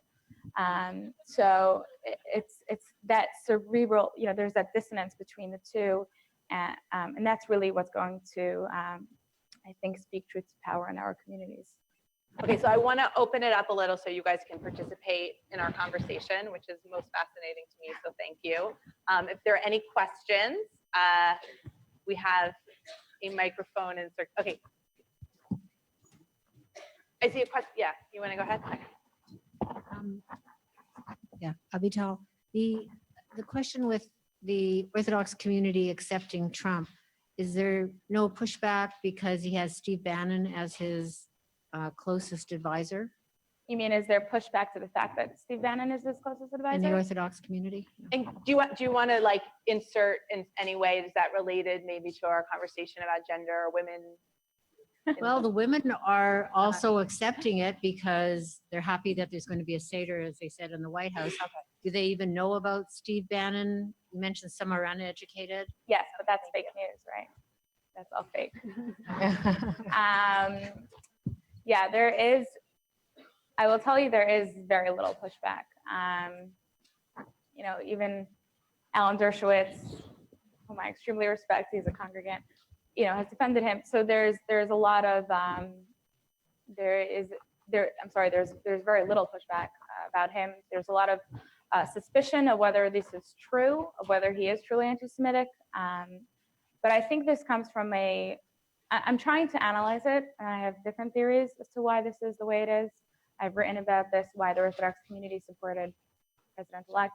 Part of me wonders if this is an old shtetl diaspora Jew in us who must bow to the Tsar, accept whoever is leading us. And the truth is, we have historically prayed. It's very interesting. In the prayer book, there's a prayer for the government in which we reside. And if you look at old Russian prayer books from the 19th century, you will note that there's a prayer for the Tsar, the same Tsar who is ordering pogroms. And there is a commentary in the prayer book that says that we are obligated to pray for the government in which we reside, even if it is Nebuchadnezzar, even if it is the emperor who destroyed the Temple of Jerusalem. So the commentary, what it is slyly doing, this is from the 19th century, what it is slyly doing, it is implying, well, the Tsar is pretty much just as bad as Nebuchadnezzar, but we still have to pray for him. So there is very much that mentality that we accept the leadership under which we reside. I think that is one. I think the second piece is that, again, I think at Arielle, we may disagree on this. We identify as white, and I think most Jews do. And there is again, I think it's an amnesia of sorts that we don't remember that, well, we really aren't exactly. Richard Spencer, is riling the troops across the country, and there's certain denial in my community about that. People don't want to hear it. They just don't want to hear it. They don't want to hear about the Dalish Stormer. They don't want to hear about the unsavory characters in this administration. I think we have time for one more question. Was it? Oh. Hi. Hi, my name is Shoshana. Am I holding it right? Yeah. Okay. First of all, I just 2 points. 1 point, I just wanted to say that I grew up Orthodox, and I in Israel and in America. I think that specifically the Orthodoxy that you're talking to is one I think small piece of orthodoxy. Orthodoxy has many, many, many manifestations, and from what you're describing, that may exist in sort of your community. No, no disrespect. I just think it's important that we don't think that that is Jewish orthodoxy. I mean, when I was a child, my father taught me Talmud, and that was revolutionary. That's a great point. But by now, it's pretty obvious and I'm 49 years old, so you can do the math, but that there's plenty of opportunities for women to learn and plenty of opportunities for women's leadership within Orthodoxy. And in fact, in the Orthodox communities that I live in, I've never met I didn't meet one person who voted for Trump on that topic too. So I just want to say that there's a bigger, it's a little broader. And just one other thing I want to say to this topic of sisterhood and to the topic of that I study comparative theology and law. And I'm so sorry, can you frame it as a question? Because we're sorry. running out of time. Yeah, okay. I apologize, but we need you to do that. Okay, sure. So I guess my question is, do you find that there are two realms? There's the realm of, say, mutual textual study and getting to know each other's traditions, and also the realm in which there's a sisterhood of helping each other in meta issues or in human quandaries of women, and that they both complement each other, or are they separate realms? I find that really actually difficult to separate out, because I don't think we live in distinct worlds. I think our worlds are always colliding, the spiritual, the actual, the physical, everything. And so I think whether you're thinking of it in micro ways of, how do we work together on this very particular policy initiative, or more broadly in a more macro sense of how do we improve the lot of women in the United States of America, I think that, our spirituality clearly influences that, and digging into our texts and understanding how we can pull out particular values and principles in our faith and perhaps see them in different ways. I think that's important. But I don't know that we can separate that out so neatly. That would be amazing. I'd be very curious about how Muslim women read their texts through feminist lens. And I certainly think there's a lot of room to work together, actually to learn from one another, and then take those learnings into our own communities about how they navigate within faith parameters. How do you get things done while still sticking to the traditions, while still accepting that there are certain limitations. I would love to hear from Muslim women about how they manage that. Regarding your comment on the Orthodox community, that is certainly true, but I think that goes to show how fragmented our communities are. Those in Riverdale on the Upper West Side aren't exactly talking to those in Flatbush and Barbara, even though they're just a few miles away, right? And the reality, is that there is that total divide, and certainly demographically speaking, the ultra-Orthodox community is gaining a lot of steam. So as an activist and as a journalist, I find it extremely important to remain within that community and to keep a finger on my pulse on what is going on and the rhetoric that is going on within. Yeah, I've experienced great examples of specifically Muslim and Jewish women coming together to really talk about family law issues, for example, right? And it's been this is one experience that I'm really thinking about. Able to see Muslim women and Jewish women come together without a litmus test, be grounded in their faith, on the values that our faith bring, and connecting over maybe not text, but over tradition and putting God into the conversation, and then finding concrete solutions. So for example, both Muslim and Jewish women can often face an impediment to remarriage after divorce because of divorce laws. So not going into a lot of details, but it's a very particular, what's interesting to me is a very particular American example. American Jewish women, American Muslim women coming together to talk about how our laws play out in American courts, right? And Jewish women have been very, have actually figured out a great solution to having that impediment removed. And that's something that we actually can do now in American courts and marriage contracts, and have that as a clause. And it's not then, religion and state, but not without its limitations. I think after a lot of the experience that I had was, it was through tradition and religion that relationship was built. We were able to really address a concrete problem. without a litmus test across political divides. And that's the big issue, right? I think that for our communities overall, that becomes really the 5,000-pound elephant in the room. And that's what I experienced. Like, as long as we didn't go near occupation, conflict, Middle East, we were fine. But I think it was healthier than the broad dialogue that I've seen. At least there was no litmus test to begin the dialogue, that we understood where we each stand on that topic, but we can come together as women of religion and as women where we want to experience freedom in our private lives, in our family lives. And then as long as we don't talk about that topic, we're fine. But and it's fascinating to me, like on that topic, is to when we do come together, like, I've worked on violence against women issues similarly. And I think one of the things that's interesting is when you come together in those spaces is to say, who made that the 5,000-pound elephant? Why is the Israel-Palestine conflict the central issue, even when we're relating to each other? And I think when women have this amazing opportunity to actually perhaps make something else the center of how we relate to each other. Right. And a new model, a really new model, something that may not be possible broadly, but that is happening. And, and that's a model for the community. And that, again, is transcending from just a sisterhood to peoplehood. Okay, that is a tremendous note for us to end on. I thank our panelists, Irfana, Avital, and Samar. Thank you so much. Thank you.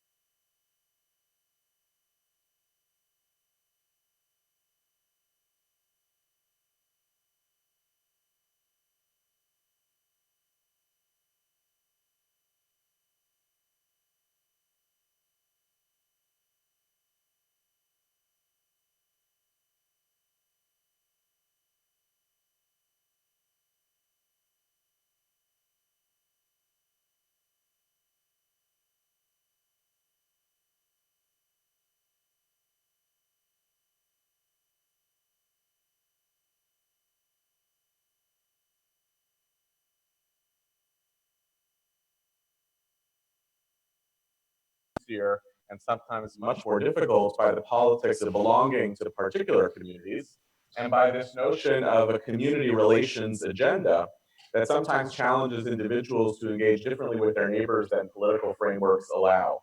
That is to say, Jews and Muslims interact in America both as individuals, private citizens, and citizens of a larger polity, but also interact together officially through our organizations who are ostensibly working on behalf of our local communities, but in ways that sometimes inhibit what it means to be an individual actor. So we want to try to name some of those challenges on both the personal and institutional level, and try to talk about how do we create cultures of trust, character witnessing, and transparency between our communities. So thanks again to all three of you for being here, and I appreciate the challenge of taking on something with this kind of political edge, which is live and public, and also other people are watching and listening. And that actually goes to the heart of what we're trying to do with this conference here, which is if we're really going to talk to each other as Jews and Muslims, we have to actually look at some of the infrastructures and structures that get in the way of really talking to each other, even if we ultimately decide that for the purpose of leading our own communities, that prioritizing some of that community relations work is actually still critical. So I want to start with first asking you somewhat personally to talk a little bit, each of you, about which aspects of the community agenda do you feel that it's really critical for individual leaders to toe the line on? What do you think are the critical components of the community relations agenda? I would ask you, Rabia and Debbie, to first talk about the Muslim community relations agenda, and then David to talk about the Jewish community relations agenda. And where do you expect that individual leaders are supposed to toe the line on those issues? And where are the areas, which we'll get to next, in which there should be much more individual autonomy to be able to step out of those frameworks? So Rabia, I want to start with you. Great, thank you. And once again, good afternoon, everybody, and thanks Shalom, Hartman, and the Heschel School for hosting this fantastic conference and giving us something really productive and meaningful to do on Martin Luther King Day, which is also very important to me. So I wanted to talk a little bit about, so we'll start to talk about the issues that individuals, oh, I'm sorry, maybe I'm speaking too loud. Individuals as leaders in our communities are expected to toe the line on, and I think by extension, organizations and institutions also are. And I think when it comes to the Muslim community, we're looking at like 3 or 4 really kind of central issues that are almost non-negotiable in a way. After 9/11, certainly the issue of civil rights for American Muslims is something that is front and foremost at the consciousness of both leadership and institutions and organizations. In the aftermath of 9/11, many of the policies around policing, surveillance, and even immigration and other sorts of issues popped up that put Muslims in a very defensive posture in this country. And our response has been very kind of centered on the civil rights agenda. And of course, in the last year with the presidential election and some of the promises that have been made, things like the Muslim registry, these issues are not going to leave the forefront of our concerns. Now, having said that, I mean, the issue of civil rights is directly tied to another issue. I mean, all these issues are kind of tied, but also contradictory, and that is one of terrorism. So, the expectation on that issue is kind of an external expectation that you are going to condemn terrorism, and we expect that condemnation. We expect active, continuous condemnation of terrorism, which puts Muslim leaders in a bit of a bind, because if you are thinking about civil rights and civil liberties, to then say, well, with every incident, any incident that we condemn terrorism, you are both implying that we have something to do with it, and kind of hurting your own civil rights agenda. But at the same time, if you don't do it, that also creates the problem. So on terrorism, we have to have a certain line and locality and visual and presence that we're also, but again, contradictory to that is that at the same time, the line that we have to balance on is our response.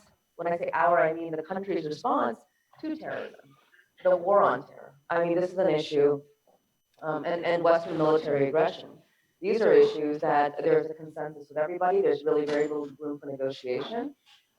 There's even a very tight space to work on these issues. For example, I work in CPE, which is Counter Violent Extremism. I have in a policy field for a number of years now. There's a lot of pushback even on that.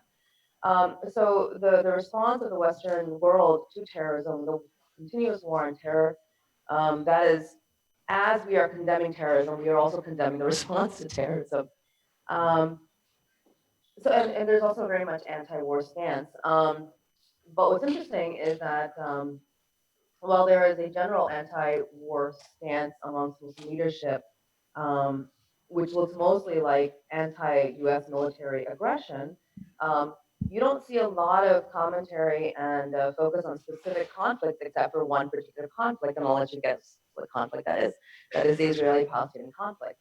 And that's not just limited to American Muslim leaders and institutions. In the last year, I spent much time in Boston doing research on what the concerns of university students are in that region. And one of the questions we posed to them was, what is the biggest challenge facing Muslims globally today? And the overwhelming response, I mean, this is in a country that is constantly attacked by terrorists, that has poverty issues, that has all kinds of developmental issues. They overwhelmingly identified as the Israeli-Palestinian conflict as being the most of the biggest challenge to. So that conflict is also at the forefront, and there's very, very little room to move, wiggle room on that as a policy issue. Very long answer. I'm sorry.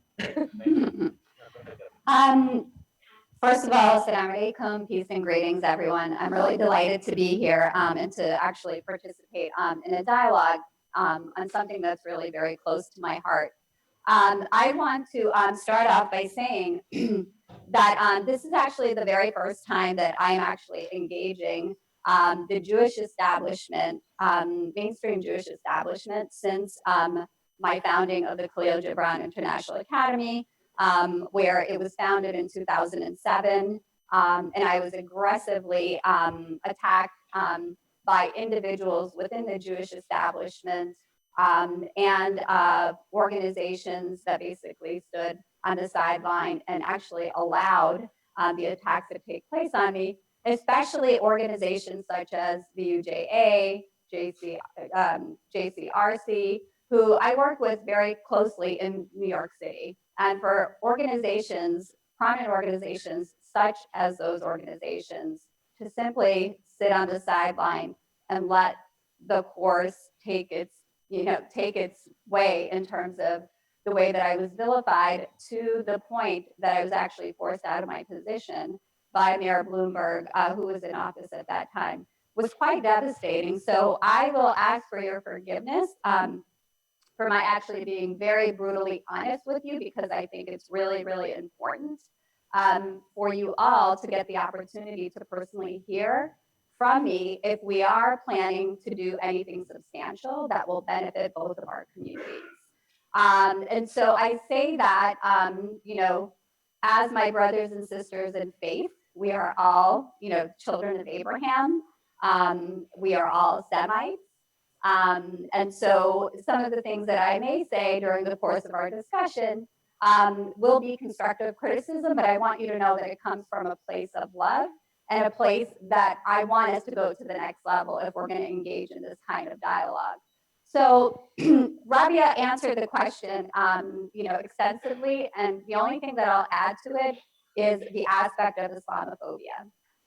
Islamophobia has impacted the American Muslim community extremely. And it just did not start within the last couple of years or during this presidential race, but it has been systemic. And it actually started back in 2005, leading to actually reaching its climax when I founded the Khalil Gibran International Academy, where you have individuals such as Daniel Pipes and Steve Emerson, Robert Spencer and Pamela Geller, who basically found the opportunity to attack the school and attack me, and were actually sadly legitimized by city government that actually caved and pandered to their propaganda. But we have to go back and look at who these individuals are and how they were able to do what they did. And sadly, they were able to do what they did because they were very financially stable, because they received a great deal of money from foundations and philanthropists that were actually supporting their work. And there have been multiple reports that have been done.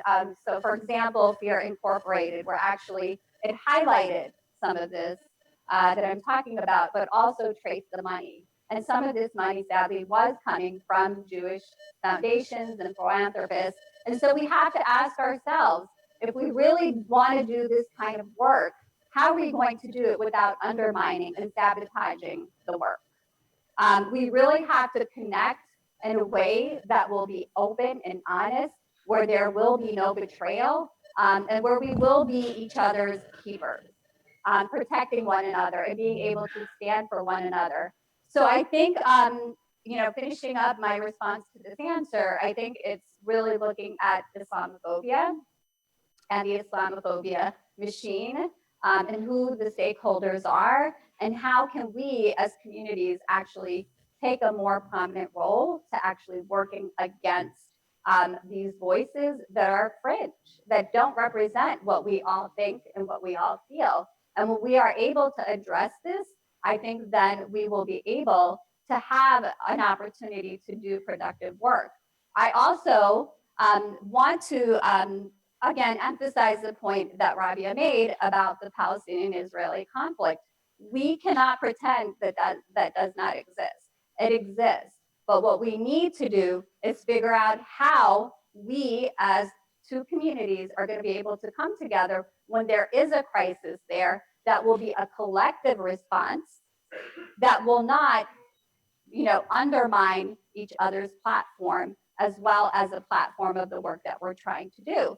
And I'll give you an example of what I mean. So let's say, for example, several years back, this was actually maybe 7-8 years ago, when Yasser Arafat passed away, JCRC put out a scathing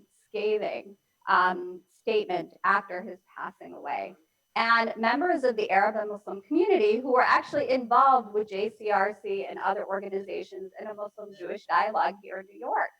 When we saw that as Muslims and as Arabs, we were horrified, not because we had any sympathy or care or, to Yasser Arafat, but the fact is that this man is a human being and he's just passed away. And we can't honor the human beingness of an individual and let that person be put to rest without such horrible things being said was quite sad, and it was quite devastating. And so what it created for our group that came together was this huge rift. And so every time that something happened in the Middle East, we found ourselves back at square one of those rifts. And it's because of the responses that members of the Jewish establishment have chosen to take. Now, how can we respond without undermining the opportunity to actually work together? So I'll stop there. Thank you, David. Thank you. So it's an honor to be here. It's an honor to be here with Robbie and Debbie to have this public dialogue, and I really appreciate the opportunity to really go deep here, because it's something that my organization, the Jewish Council for Public Affairs, is going deeper in, and it's really important for us to have this type of setting to help launch such efforts nationwide. I'm going to start with two very quick stories. The first was, can you all hear me? Okay, is this better? Yeah. Okay. The first story is in 2005. It's when Pope John Paul II had just passed away, and I was invited, and when I'm working for a different organization, to go on local TV to talk about the Pope's legacy and the legacy of Catholic Jewish relations. I get to the newsroom, walk into the green room, and there is an official of a Muslim organization that my organization at the time would not work with. And he was there too to join me to talk about the Pope's legacy on Muslim Catholic relations. And we had a nice exchange at that time. And right after we were done, I looked at him and he looked at me, and I said, how about coffee? He said, sure, let's do it. So we went out for coffee and we talked about all kinds of things. And at the very end of that conversation, I called the question. I had heard that your organization opposes terrorism, but do you consider terrorism against Israeli civilians as terrorism? And he paused for a while, And he said, no, but I'll explain in another coffee. Second story. 1994, my wife and I were just married. We're going to Israel for the first time. And this was in the immediate aftermath of Baruch Goldstein's horrific massacre of 29 Palestinians who were worshiping in a mosque. And it was a very tense moment. My wife had discovered a long-lost friend who lived in a settlement and invited us for dinner. And we drove up there to sit and have a meal.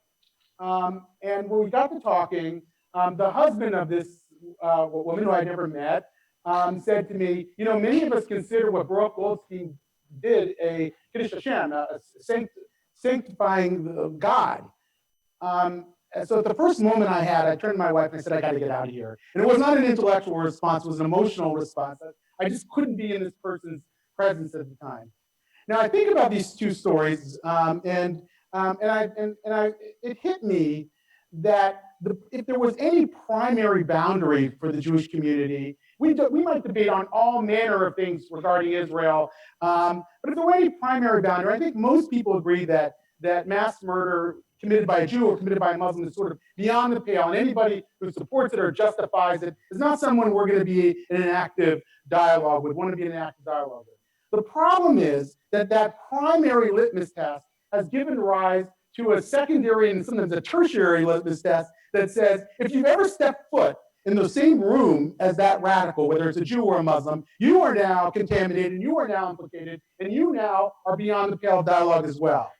And I think, thankfully, that has begun to erode. And you've written, Yehuda, compellingly about this. Yossi Klein-Levy gave a very important speech at the American Jewish Committee about this. We see the ISNA AJC council now, and I think we see the possibility that some of these litmus tests that we've been applying that have prevented dialogue, that have made it impossible to engage, are now on the decline. And I think that's a good thing. I think now's a moment to re-engage in a very serious way, knowing we still might have some red lines, but also knowing that there are opportunities that we've given ourselves to engage in a serious way.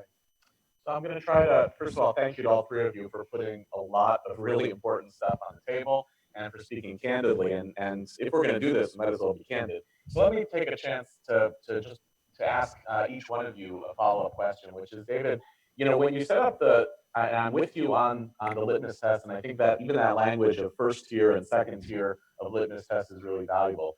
But in a person in your position who represents an umbrella organization for JCRCs, I imagine, especially in a growingly politically polarized climate, is being pushed to take bolder stances than simply that the boundaries of the litmus tests are supporting mass murder. I think we can get behind that.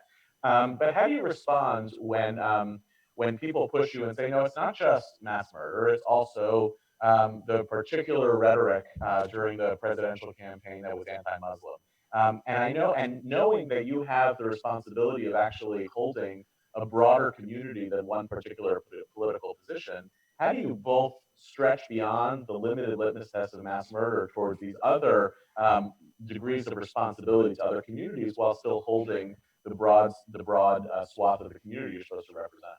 Sure. So going back to the original idea that it's time now to start lowering some of these litmus tests, make it easier for ourselves to engage. I think traditionally we've been too quick to condemn everything that we don't like and too slow to engage. We assume that condemnation equals counteraction, that we hear something that is problematic to us, so therefore we've got to condemn it. And we don't give enough credence to the possibility that engaging the other, even the people that have said things that we might find problematic, might actually do more to change their point of view than condemning what they said in public. So I think starting from a place of engagement will help us along the way. The other thing is that we have to give each other cover, political cover, and take chances along the way. So the fact that AJC was willing to engage ISNA in a public dialogue helps the JCPA, and I think the JCRCs now, engage in a serious way with groups that might have been considered beyond the pale just a year ago or 2 years ago. When you write, or Yossi Klein-Levy writes on this matter, it allows us to speak more publicly. So I'm looking to take risks, but at the same time, sort of be part of a cascade of risk-taking that other leaders also exert so that we can give each other political cover and change the overall political dynamic. Okay, so Debbie, your example at the end was particularly evocative around Arafat's death, because I think many in the Jewish community would say, well, that's a moment in which we want to say something very pronounced about Yasser Arafat, and it's not good. And so the question I want to ask is, recognizing that what you put on the table is actually very big. We're working together with the Jewish community. We want to be with the Jewish community, and we don't want to allow political moments to shatter those relationships. But you also want to work with the Jewish community that speaks honestly and openly about its own political positions. What would you have wanted the Jewish community to have done that in a moment like that, that would both acknowledge, as you said, the humanity, but also allow Jews to speak seriously and with sincerity about why Arafat is such a troubling individual for us? So let me start by saying that not only does the Jewish community feel that he's a troubling figure, so do a lot of Arabs and a lot of Muslims. What I would have loved to see is just let the dirt on his grave dry a little bit, and then do whatever you want. I mean, we have to honor the humanness of human beings, right? Giving them just that opportunity to be buried and to move forward. And then be able to speak to those issues, in whatever which way that you felt is applicable to your community. So, I brought that issue up because the way that members of my community reacted to it when it happened, and because we were engaged in a dialogue, a Muslim, Arab, Jewish dialogue, where we were getting somewhere. And then something like this happened that basically shattered it for people. And again, there are people who support, Arafat, people who don't support Arafat, but it was just the point of helping members of the Jewish community at that point understand is, can we just let the person be buried and then do whatever you want to do. And so I think that's really critical just to see it. And, other examples of this is, what happened with Keith Ellison. Someone who is very prominent, well-known and respected, a figure in the National Democratic, Party, who's seeking this opportunity. And then for the ADL president to actually come out publicly and put out that statement, that could have easily been taken care of by a conversation. Pick up the phone, call up Keith, have a conversation with him, better understand it. But we also have to look at how that happened and why that happened. And that happened because Jonathan responded to a report that was actually issued by Steve Emerson. And so we have to look at who are the people that are providing us this information, right? Are they credible, people that we should listen to? And I think so that opportunity to actually have a conversation with Keith might have not had to have that explosion in the media. Another point is also my situation, where I was actually minimized, to a word. The work that I've done as an educator, as a bridge builder, as someone very well known in the city and across the country, to be minimized by, to a word by a tabloid, the New York Post, and members of the Jewish establishment, rather than picking up the phone and calling me and having a conversation with me about this interview, basically decided to move forward and lobby against me, calling the mayor to push me out of my position. And so it's sad and unfortunate that something like that happened. And I want to share with you a really very interesting story. So to 2013, one of the people that was very, very adamant about my opening the school and my leadership was actually Assemblyman Doug Hyken. How many people know Doug? Okay. So he never met me, never had a conversation with me. And then I ran into him at the inauguration of the Brooklyn DA. And I was talking to Jewish leaders from that community. I went over to say hello to them. They're friends and we've worked together in the past, and I wanted to say hello to them. So he comes over to me and he says to me, hi, I'm Deb. Do we know each other from somewhere? I feel like I've met you before.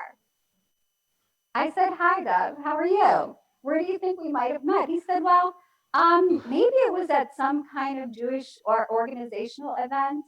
I said, maybe, but let me introduce myself to you. I said, I'm Debbie Almentasser. And he just stood there. I said, and then I finished the sentence. It said, the founding principal of the Khalil Gibran International Academy. Remember that in 2007? And his jaw, I kid you not, dropped. And he just looked at me for a second. He said, I've never met you before. And he felt really uncomfortable at that moment. And I said, well, we've had some interesting history, Doug. What do you think about that? So he, at that point, said something really interesting to me. He said, you know, looking back at what happened to you, I wish I played a different role. Wow. Because the way that what ended up happening to you should have not happened. And what I should have done is possibly, I should have called you and not rushed to judgment to think that you were planning to, you know, open a madrasa in New York City. I said, well, it's not too late. You know, you still have the opportunity, you know, to rectify the matter. And he said, well, I don't know how to do it, but here's my cell phone number. If you ever need anything, please don't hesitate to call me. I haven't had a chance yet to call Deb, except to extend my condolences when the little Jewish boy was killed in the Kensington area. But the point of my telling this story is that when we have those personal interactions with individuals and have an opportunity to connect and be able to talk and to see the other person on the other side is actually a human being that mirrors who we are, is something that we really have to think about in the work that we're going to do together. Okay. Rabia, in your opening comments, you indicated three major arenas: civil rights, terrorism, Islamophobia. And then you alluded to the fact that Israel-Palestine winds up playing this disproportionate role relative to these issues. And obviously the Pakistan analogy is a very powerful one. That that's not just the technical Jewish term mishigas, but it's actually an international phenomenon to believe that the Israeli-Palestinian conflict obscures all of this. Can you talk a little bit about how I've seen you write publicly increasingly about this. What's the expectation that is there of you with respect to your own community in speaking out about the Israeli-Palestinian conflict, and how do you personally, as you've been trying to study this issue yourself, navigate the tensions between what your community expects you to have to say when it comes to these issues and your own wrestling with the conflict? Well, you know, I mean, I don't want to say expectation, I want to say hope for my community, your community, many communities. I mean, I think, look, we're in a time where I feel like we are experiencing an extreme rise of ideological polarization globally. And what we're missing, and even with you know, your question to Debbie about what would you have liked to see, and I thought about myself, what would I have liked to see in a moment like that? And other than respecting, you know, just maybe that small space of time when somebody's being laid to rest, is that we learn to have values-based conversation and consistency. I know that, the stories that you told in the beginning were, that's exactly the space I find myself like struggling with my own community, is that we have to show consistency in whatever values we are professing. So whether it is we are against violence, you know, state violence, right? That state violence means that we have to be just as consistent with, you know, engaging with nations like Turkey and others that might be engaged in human rights violations or rights violations, as we are critical of Israel. And we have to be more, you know, consistent on these issues. And I think what I find frustrating both in my community and even when I engage with Jewish communities, and I'm on the Senior Council, the Muslim Jewish American, the advisory council that was established by ISNA and AJC. And again, you know, the backlash to that was immediate when the announcement was made, because again, we are expected to take certain positions. You don't work with certain organizations because we are so hogtied by one international conflict, ongoing situation.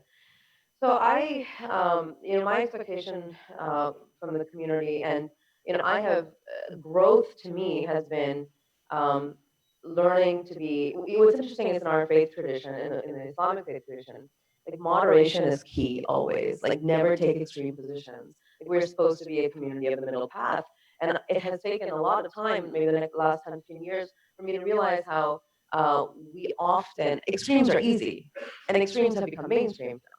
So it's very easy to fall into these buckets, but being nuanced and being moderate and being able to listen to everybody's position and then come to like some kind of, okay, well, at least we can agree on these values.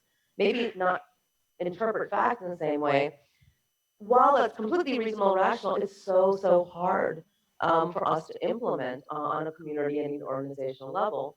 So I do think steps like the engagement with ISNA, and I think ISNA was very brave, and so were the AJC to do that.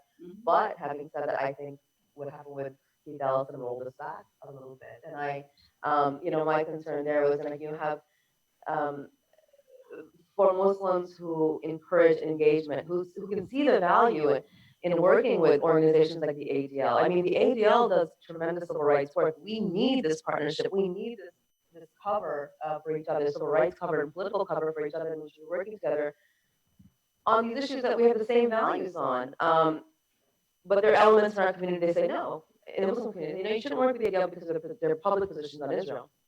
And I have to say that one of my big criticisms of not just ADL, but I would say American Muslim organizations too, who have very clearly domestic agendas. Their whole purpose of existence is like in domestic policy and working to protect either American Muslims or American Jews and our interests, is that I feel like we really undermine our own work and our own position by taking public foreign policy positions. And then the litmus test kicks in and nobody will work with each other because of this one issue. And we are hurting each other's communities, on top of which we're contributing to this, the cycle of identity politics and polarization.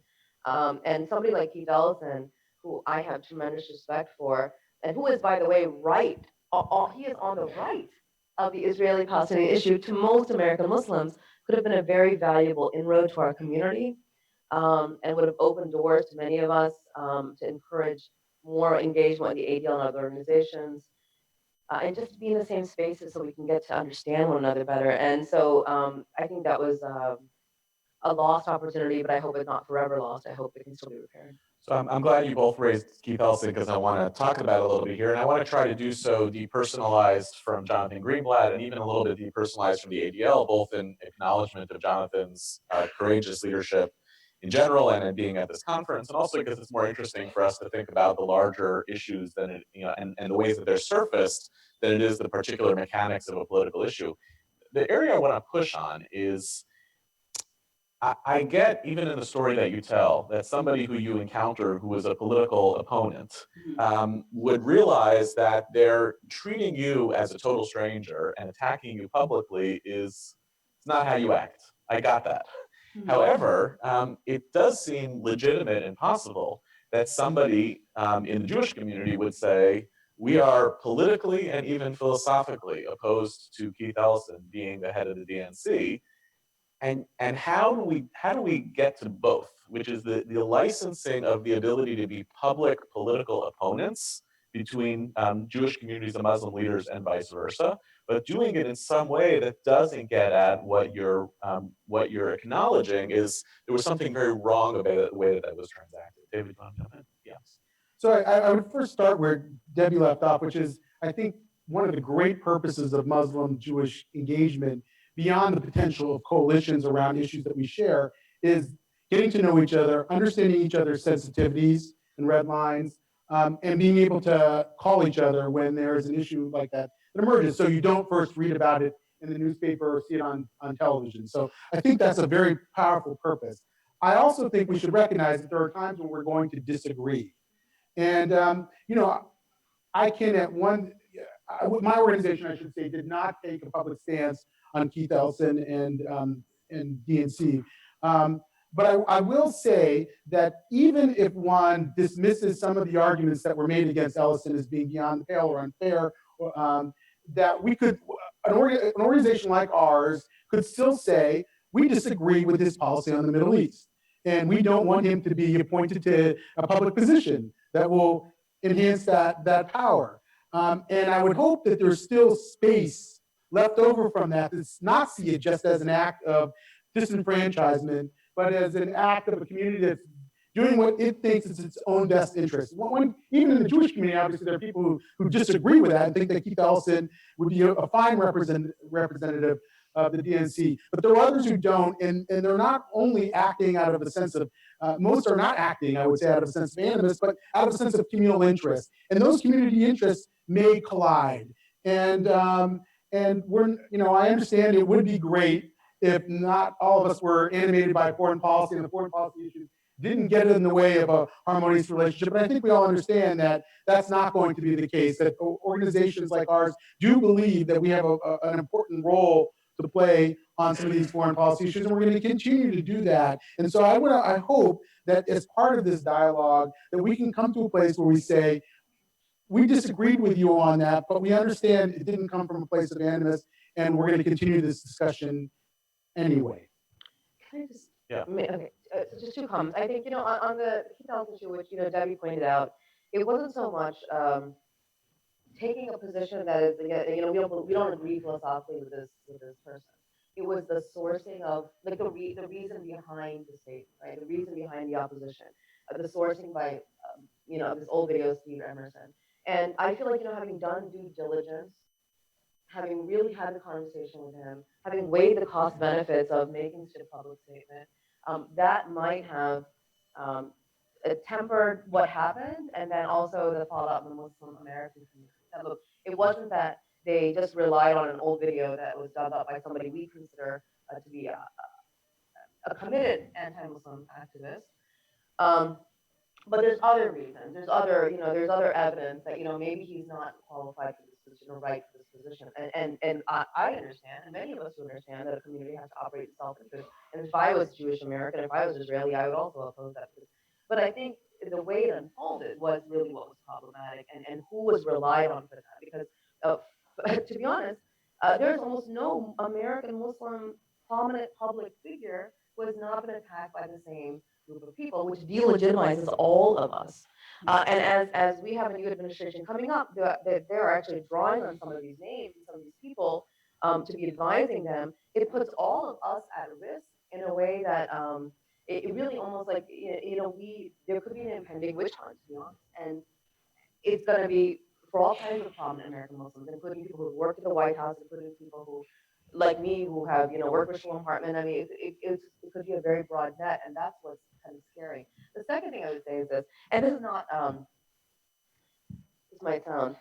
this could come across a little harsh, but my concern with not just the focus of Jewish American groups with Israel, but also American Muslim groups with Palestine, and how it overshadows many things, is that we have to recognize, and this was said in an earlier panel on Israel-Palestine, that I feel like, first of all, it's not reciprocated.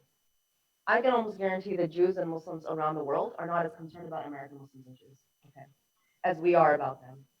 Our investment, our emotional investment, our politicization of it, our utilizing it as tools against weapons against one another, it's not done really in the same way. They don't have the same kinds of concerns about. And I'm not saying that they should or shouldn't, and I'm not saying that we shouldn't because of that. But I'm saying that it means our priority, on securing the future of American and Muslim Jews, especially in the current political climate, just keeps getting pushed down because of that issue. And I do understand that people should show some leadership in the community on, but again, I believe it should be value-based. So if you have a religious leader in the Muslim community or in the Jewish community saying that Palestinian lives, civilians should not be hurt, well, also you should also be just as the Israelis, civilians should not be hurt. And that's what we lack. And so, because if you go to that extent, then you've broken the litmus test, and your own constituency turns against you. So it's almost I feel more comfortable when my American Muslim organizations do not court foreign governments and don't prop up their agendas and platforms. I mean, for my own community, I'm more comfortable with that.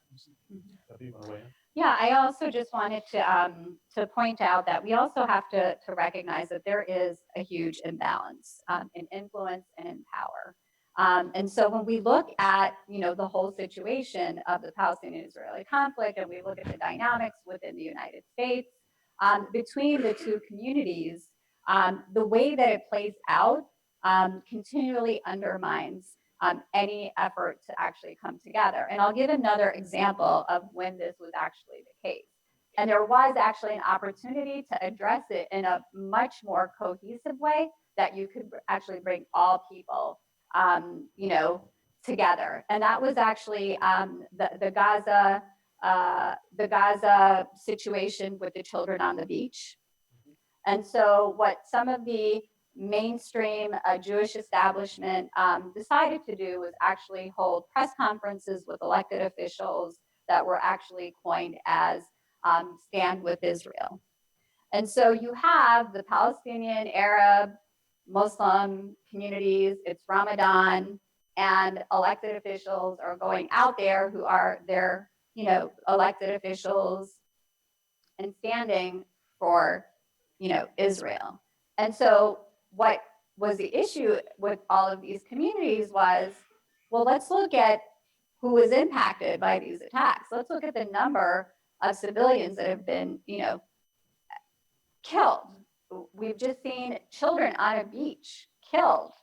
And so for many people, this was really something that was very detrimental emotionally, especially in Ramadan, where it's a time to find opportunity for prayer and reconciliation. And so people were very, very disturbed by it. And so some of these elected officials were then asking to go and give their greetings. And quite frankly, the Muslim community said, after we saw you standing for Israel and not standing for peace and reconciliation, we don't know if we want to engage you. And so the point that I made earlier about what could have been the ideal way to respond to that situation is if the Muslim and Jewish community, the establishments came together and said, let's call for peace and reconciliation. Let's recognize, as Rabia was saying, let's recognize the suffering on both sides, but also acknowledge that there is tremendous suffering on the Palestinian, side. And so when we are able to actually connect in that way and acknowledge that, I think that will help us be able to do work. And I would have loved to see, an opportunity for Muslim and Jewish leaders to come out and say, we want peace and reconciliation versus, a one-sided response of stand for Israel. And so I think this is really something that if we're going to be working together and we're going to, look for opportunities to really benefit our existence in the United States, we have to look at ways that we can respond to the Palestinian-Israeli conflict in a way that is amenable to both communities. I think in some ways that's I'm going to take some questions from the audience, but in some ways that's the challenge of this panel in particular and this day in general, which is that the nature of the community relations agenda as it exists from both of our communities is a certain type of a privileging of a simple articulation of the values and commitments of particular communities. And that's what is necessitated often by a press release or the speed of a response. I think what you're pushing us towards, and all of you are pushing us towards, is how do you do the work of the simple telegraphing of what a community stands for, while at the same time managing that these simple articulations reflect complex realities, and that simple articulations mask complex interpersonal relationships that have to be sustained under the surface. Let me take a few questions from the audience. I'll take a few and then ask our panelists to respond. Yes, can you stand up? There's a mic coming your way. Thank you. The day after, or the night following the elections, someone wise stood up at Bnei Shon and spoke about three models of engagement. One model is, are you with us or are you against us? The other model spoke about, do you meet certain criteria to be with us? And the third model spoke about, do you show up? And it sounds from your perspectives is that in times of crisis, everyone defaults either to, are you with us or are you against us? And at best, do you meet certain criteria? And the question is, what can both communities do to remain in the space of showing up is as important, if not the most important criteria? Thank you. Do we want to answer them? I'm gonna take Okay. 2 or 3 and then Okay. answer. Yes, go ahead. Yes. Robin, first of all, I'm a huge fan of Undisclosed. Oh. But I think it also. We hear you though. Okay. I think it also illustrates that the difference between Undisclosed and Serial is one of intellectual engagement, and in many ways it dives deeper. And my question is, we seem to be living in an increasingly anti-intellectual world, where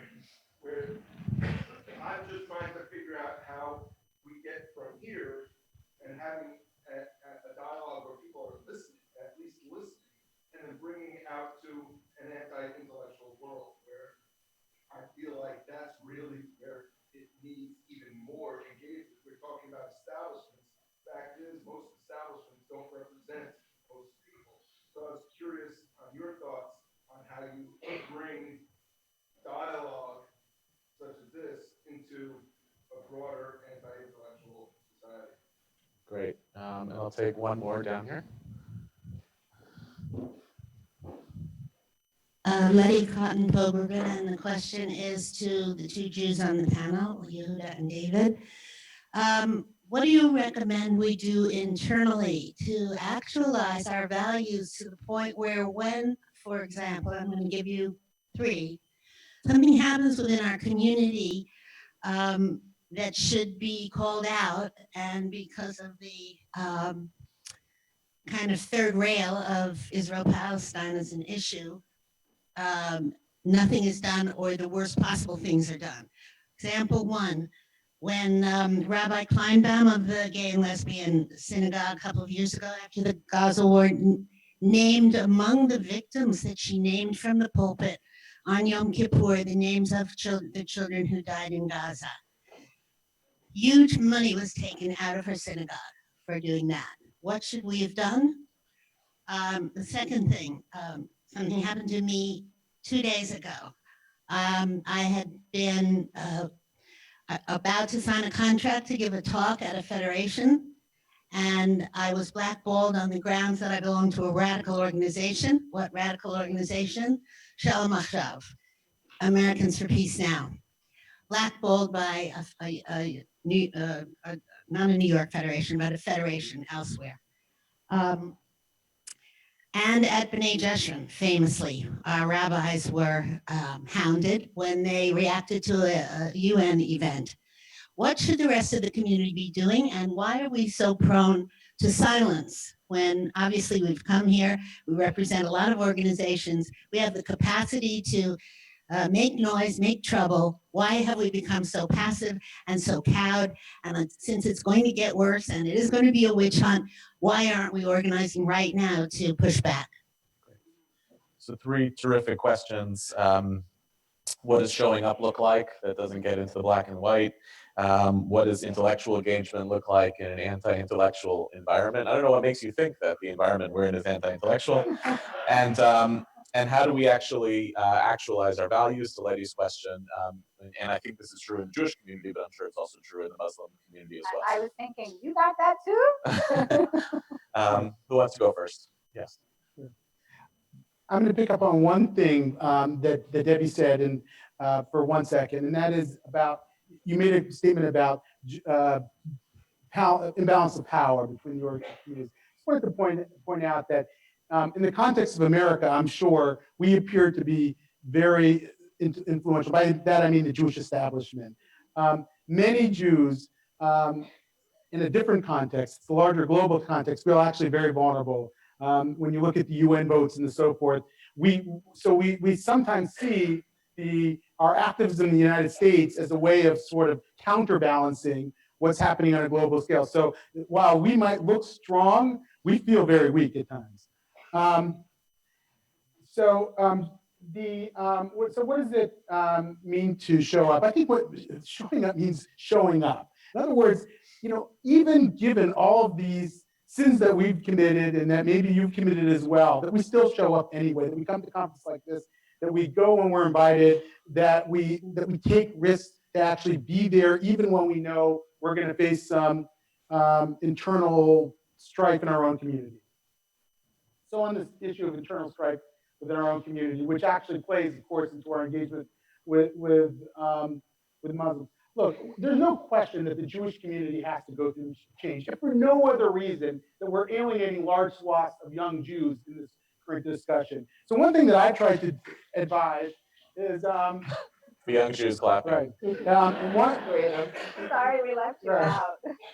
one thing I try to advise is that some of the establishment figures that make these types of discussions most difficult be in dialogue with their own kids and grandkids. Let them hear it, not from me, but from their own kids and grandkids. I have a great story. There's a very prominent Jewish philanthropist who was hostile to some of these groups that you were talking about. And he talked about a visit that he made to his own campus, his alma mater, in which he met with some Jewish students at the Hillel, and he came away saying, I've actually contributed to the situation that we're in now. He learned from that encounter. I think we have to create many, many more of those encounters in order to have the kind of culture change that we're after. On the question of intellectual engagement, if there's anything that we can do in this environment to make for room for a better America, I think it's to engage at high-level intellectual issues. To me, the counterbalance to this atmosphere, the counterpoint to this atmosphere, is not necessarily to do what those on the extremes are doing, but rather to be a source of information, of truth, and of consistency and of intellectual rigor when we encounter each other. So I would say that that's a great standard for how we might engage each other and a great counterpoint to what we're seeing in American society today. Go ahead. I would say that my response to all three of the questions is kind of similar, and that is like you have to model the behavior yourself. Whether it is valuing intellectual conversation and deep dives, and thank you, by the way, for listening undisclosed, whether it is countering these types of backlashes. I mean, I feel the pain of the lady. I very recently had an award rescinded from a very large Muslim organization, umbrella organization in Chicago, when they announced they would be honoring me this year. Because of community pressure, it was rescinded in a very public way because I'm a fellow with Shalom Hartman and I went through a program with them. But on this issue, and showing up really has to be again modeled. Even when we had backlash from Shalom Hartman or MJAC or all of these other kinds of engagements, that a few of us are saying, you know what, for better or worse, we believe that there's a lot of value here, there's meaning here, we want to have conversations with people we haven't spoken to before. We tend to get a lot of support behind the scenes. We'll have a lot of people, a lot of religious leaders and community leaders who privately will contact us, but will not publicly support us.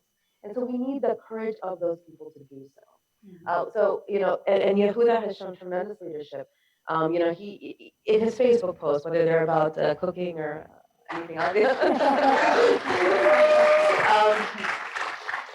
And it wasn't until we really developed relationships with people on Shalom Hartman and in the communities that they reach, that we were able to see the kinds of information that they are looking at and the narratives that they are looking at, and they were able to see us. And I remember one time you said that we're in each other's heads now.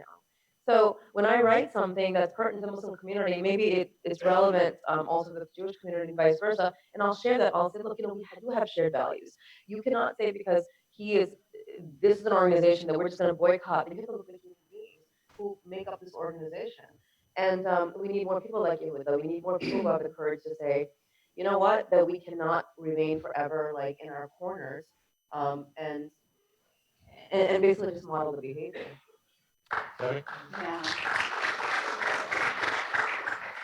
Thank you, Rabia. And I just want to start off by saying that responding to your question about showing up, what we need to do is create the environment to be able to show up, right? There needs to be a sense of safety and trust and an opportunity to be able to really hear one another and put ourselves in the shoes of the other. So I think when we get to that point and we can actually develop that kind of environment for people, people will be able to come together and do it. In addition to that, when there are situations that exist on the public front, we need to be able to get ourselves to the point that we stand up for one another, right? So in my case back in 2007, I would still be in my position had members of the Jewish community who knew me very well stood up for me and basically said, we're not taking this, we don't believe in this, this is ridiculous, we know her record, and we stand by her, right? That could have happened. And I think when we start to be able to do that for one another, we will be able to work collectively and to actually do a whole lot more productive work together. Now, I know the statement that I'm about to say right now may sound very, Peliana, but it would behoove our communities, both the Muslim and Jewish community, if we did not eventually say to one another that we need collectively to work on the Palestinian-Israeli conflict. We can move mountains if we just believe in each other and believe in our intentions and what we want to see. At the end of the day, all we both communities want to see is peace and security for both communities. If we're able to bring the establishments in the Muslim and Jewish community together to work on that and to influence the UN, to influence the US government, all the brokers that are out there who can possibly bring peace to that part of the world, our issues will no longer exist. So I'll just say as a last comment, in moments like this is something that Arielle Dubler said to us when we brought her the idea of doing this conference here at the Heschel School.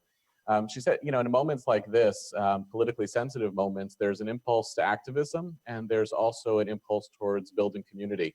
And she's channeling in that comment the rabbinic texts that struggle with the fact that you have this biblical phrase that talks about loving both peace and truth. And they ask, how can you actually hold peace and truth at the same time when peace is about relinquishing some of our truth and truth is about being right? And that is where holiness is found, is at the ability to inhabit both of those spaces. So I want to just, part of me says in response to your question, Letty, there's a whole bunch of things that have to happen on the progressive side of the Jewish community to create greater strength, that you can't just be disinvited without consequences. But the larger takeaway is also that we have to do a lot of the work that I think our panelists exhibited today and that we're trying to do at this conference more broadly, which is to create large-scale communities of the rational and the reasonable, to believe that actually the rational and the reasonable are and always will outnumber the extreme voices that are going to suppress what's possible in those places, to create context for deeply holy and public disagreement, and to model that type of disagreement as the vision for what we actually want for our communities. Thank you to all three of you. Thank you. Thank you.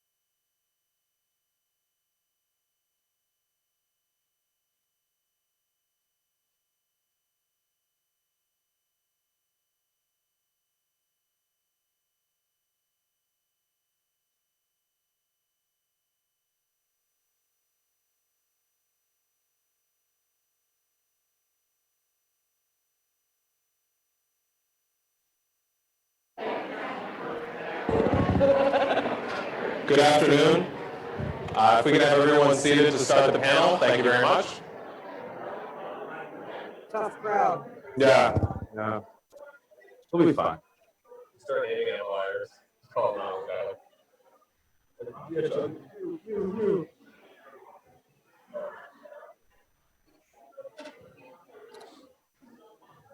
My wife's voice is in my head.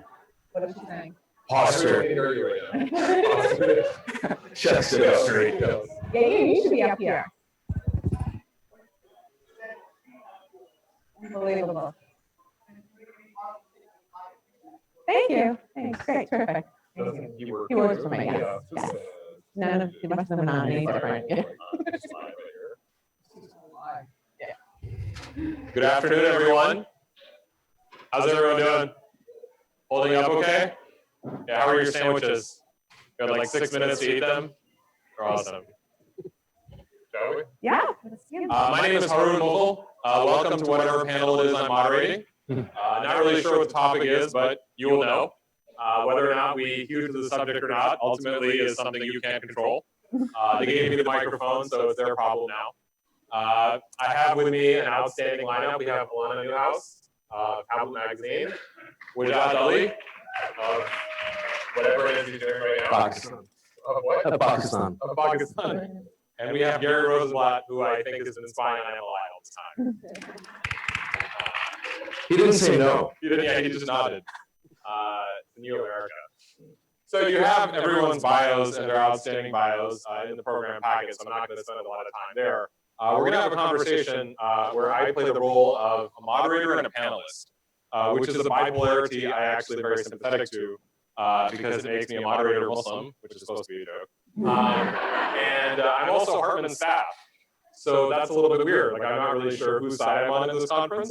And if things turn ugly, I will be like an American Muslim in the age of Trump. Like, I don't know. Like, I don't know. Am I American? Am I Muslim? I have no idea right now. So we're going to talk a little bit about this moment, which I think is a particularly important conversation, precisely because we seem to be faced with two opposing forces. It seems demonstrably obvious to me that right now, North American Muslim and Jewish communities have ever more reason to talk to each other, work with one another, hear one another, and learn to respect, admire, and grow with each other. And yet at the same time, we live in an environment of increasing polarization, an environment where people are almost forced to feel like they have to take sides and inhabit spaces that are black and white. And so we have seen in the run-up to the arrival of the Trump administration, evidences of both approaches. We've seen a lot more evidence, such as, for example, this conference, of Muslim-Jewish cooperation and dialogue, and we've also seen issues that have served as flashpoints, whether it's the Israel-Palestine peace process, the candidacy of Keith Ellison as DNC chair, all these moments that seem to be pulling us in opposite directions. And the challenge we seem to have is that to get through these as communities, we turn to our media, and yet we also live in an environment where people more and more process and digest media that seems to be basically operating in isolation from other sources of media. So from the fake news phenomenon to social media silos. So to help me navigate these, I'm going to ask each panelist a question. Depending on their answer, I will ignore their answers and ask them different questions because I'm really wedded to the questions I wrote on the back of this piece of paper, sitting on the PATH train, like totally not this morning, as I asked myself what I was doing. So I wanted to start with Wajad right now to ask the question that I think unfortunately has not yet been asked at this conference, and it's kind of a shame it hasn't. Wajad, where are the moderates? We are the only moderate Muslims on earth right here on this panel. We are the circumcised unicorns of 1.7 billion people that Shalom Hartman had to find, scourge, like literally scour the earth, and they found Harun Mughal, a self-destructive, masochistic Muslim Jew, Shalom Hartman, betrayer, not betrayer, interloper, who knows? He's confused, he's broken, like which algorithm doesn't work, and I'm the one who's still barely holding on to my sanity. The rest of the moderate Muslims are being audited right now, just like Trump's taxes. So you'll never see them. This is it. That's all you get. Thank you. Too soon? Too soon? Too soon? My bad. I still have till January 20th. Look, that is not the right question. The question that we should ask is, why is that question still being asked in 2017 America when we have 4 million Muslim Americans, neighbors and citizens, cab drivers and doctors, and we've been in this country for over 500 years with about a third of the slave trade that was brought over here forcibly against their will being Muslim. So our sweat, our blood, our stories, our narratives are embedded in the soil of this country. And yet fast forward, I've been living here, I was born and raised here, believe it or not. Because people always ask me, when did you come here? And I'm like, from the beginning, from the womb. But I'll take that as a compliment. I've been living, in America, born and raised in the Bay Area, which is why I'm wearing jeans and not a tie, I apologize. 36 years, and I can literally, when I go to audiences like this, media audiences, whenever they ask me to be the token Muslim, the sole representative of 1.7 billion people and 1,400 years of civilization, where on the drop of a dime I have to be an expert in Islam and Quran and Hakim Olajuwon and Bollywood and Salman Khan and Hamas and Hamas and Fatah and Fatwa, I need to know my stuff on the drop of a dime, right? I can always imagine like the 7 questions. Where are the moderate Muslims? How come Muslims haven't condemned terrorism? Do you condemn terrorism? What do you think about Hamas? What do you think about Hezbollah? What do you think about Al-Qaeda? What do you think about ISIS? We're out of time. Bye-bye. And so like literally for me, like it's almost like I'm an autopilot and I'm like, can they just throw me a curveball, ask me about like biryani recipe, just something. And it's an interesting time. Look, the reason I use, some people laugh, some people cry, I don't cry, so I laugh. For catharsis, dark humor, Jews of all people should be able to empathize with me as we enter Trump's America. And I just want to mention this. Being a Muslim in Trump's America, I think it's kind of fun because it's like choose your own adventure. If you turn left, there might be a registry. If you turn right, you might be in the camps. And I just hope the camps have Wi-Fi and halal meat. Because if they have Wi-Fi, it can make dark humor, guys. It can be dark humor all day. But look, in all seriousness, the way the media plays in this is 2017 America, despite us being here for 500 years, for the last 7 years, when they do poll after poll, 60 to 64% of Americans say they don't know a Muslim. Let that sink in. Now, when you talk to those same Americans, you say, by the way, bro, I'm your friend. I'm a Muslim. Oh, yeah. Yeah, but you're not that kind of Muslim. You guys feeling me so far? What they say they know about Muslims comes from, anyone want to take a guess? The media.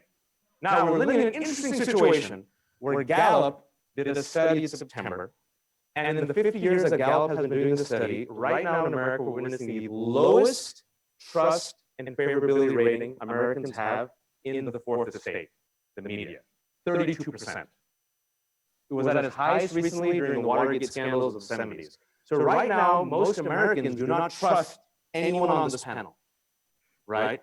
And they want fairness, they want accuracy, they want balance, and they want truth. And yet Donald Trump says that CNN is fake news, but he'll take the word of InfoWars and Breitbart, which actually does fake news. So forget about Muslim and Jewish media personality. A media personality is like kryptonite right now. Now, in this kryptonite field, try being a Muslim American. Awesome. And being a Muslim American, like many people of color, oftentimes we're not asked to be the protagonists of our own narratives. We're dealing with white supremacy that still exists, that creates a totally unequal playing field, where a white mediator is often trusted to be the protagonist of our narratives. If I'm to tell you about what's happening in America, or about Islam, or about Muslims, he's too emotional. He's too biased. We can't trust him. What's his agenda? Oh, there's Bob. Let's get Bob, who once ate hummus and made out with a Lebanese girl. He'll know more. So no offense to hummus or Lebanese girls or Bob. And so it's an interesting situation. And the last thing I'll say is, because Islamophobia was brought up, the American Sociological Review a non-Muslim, non-Arab, did a study reviewing the discourse about Islam and Muslims of the past 15 years since 9/11. Came out around 2010. He said by 2008 to 2009, the leading mainstream discourse about Islam and Muslims was formulated and formed by the leading anti-Muslim bigots in America. Okay, so these talking points, which were once fringe talking points, where are the moderate Muslims? Barack Hussein Obama is a Muslim.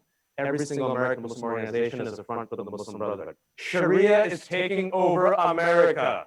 Who's heard this? Fringe extremist memes became mainstream memes thanks to the blogosphere, radio. I hate being a stereotype saying this, Fox News. Certain philanthropies, certain individuals like David Horowitz, Steve Emerson, Daniel Pipes, Frank Gaffney, who by the way is now advising Donald Trump, awesome. And 2012 elections and 2016 elections, nearly every Republican presidential candidate took these fringe memes and used it, quote, verbatim as talking points, to the point that Donald Trump exploded on the field last November after following a cue from Ben Carson's anti-Muslim comments, saw that Ben Carson actually got a huge spike in Facebook visitors, got 1.1 million donation 3 days after he said the anti-Muslim comments, and had more grassroots support in his Cincinnati rally. So Donald Trump says what? Everyone remember his first 30-second ad? He attacked 2 points. He said the Mexican illegal immigrants are crossing the border, except that the video they used was not of Mexicans, but of Moroccans, but whatever. Yeah, but who needs details, nuances? And the second thing he says is permanent ban of Muslims. Then which became temporary ban of Muslims. Then which has become a Muslim registry. Then which became Islam hates us. And Muslim, I think Yehuda was talking about this in the first talk, and I'll end this briefly. Sometimes these communities, you see the most marginalized community being the Pinata. And right now, American Muslims, and I've studied this, if you follow the media framing and the Islamophobia discourse, if you just take a DeLorean to 20th century America, don't go to Europe. If you see what they're saying about Muslims in America, they're a fifth column. They can't be trusted. They're a criminal element. They will outpopulate us. They're coming after our women. They want to impose their law. You guys, is this familiar? Replace Muslim with Catholic and Jews. Same thing that happened in American media and American policy in the 20s, 30s, 40s, and 50s. So we're in an interesting point right now where it's a remake and a repeat and tag Muslims are it. But the one good news is, and I'll pivot, is Barack Hussein Obama, who's Muslim, in his farewell address, sorry, secret's out, I waited 8 years, guys, 8 years. In his farewell address, if you notice in Chicago, the longest sustained applause that he received was when he said, we need to end the discrimination against Muslim Americans. And Keith Ellison, who we should talk about, is now the leading candidate to head the DNC. Ilhan Omar, a refugee, hijabi, black female from Somalia, is the first elected Somali American last month.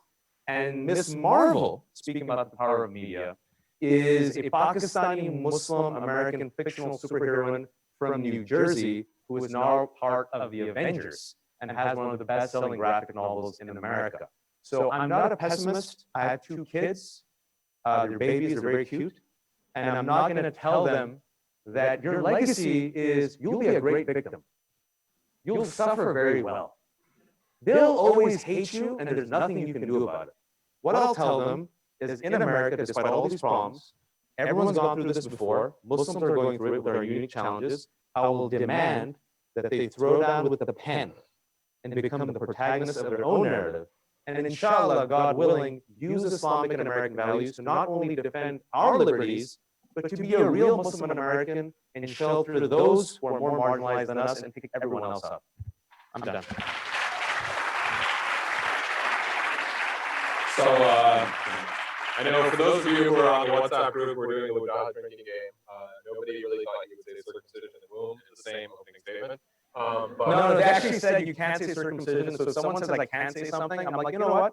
I'm going to make the circumcision joke right off the bat. He did. Sorry, guys.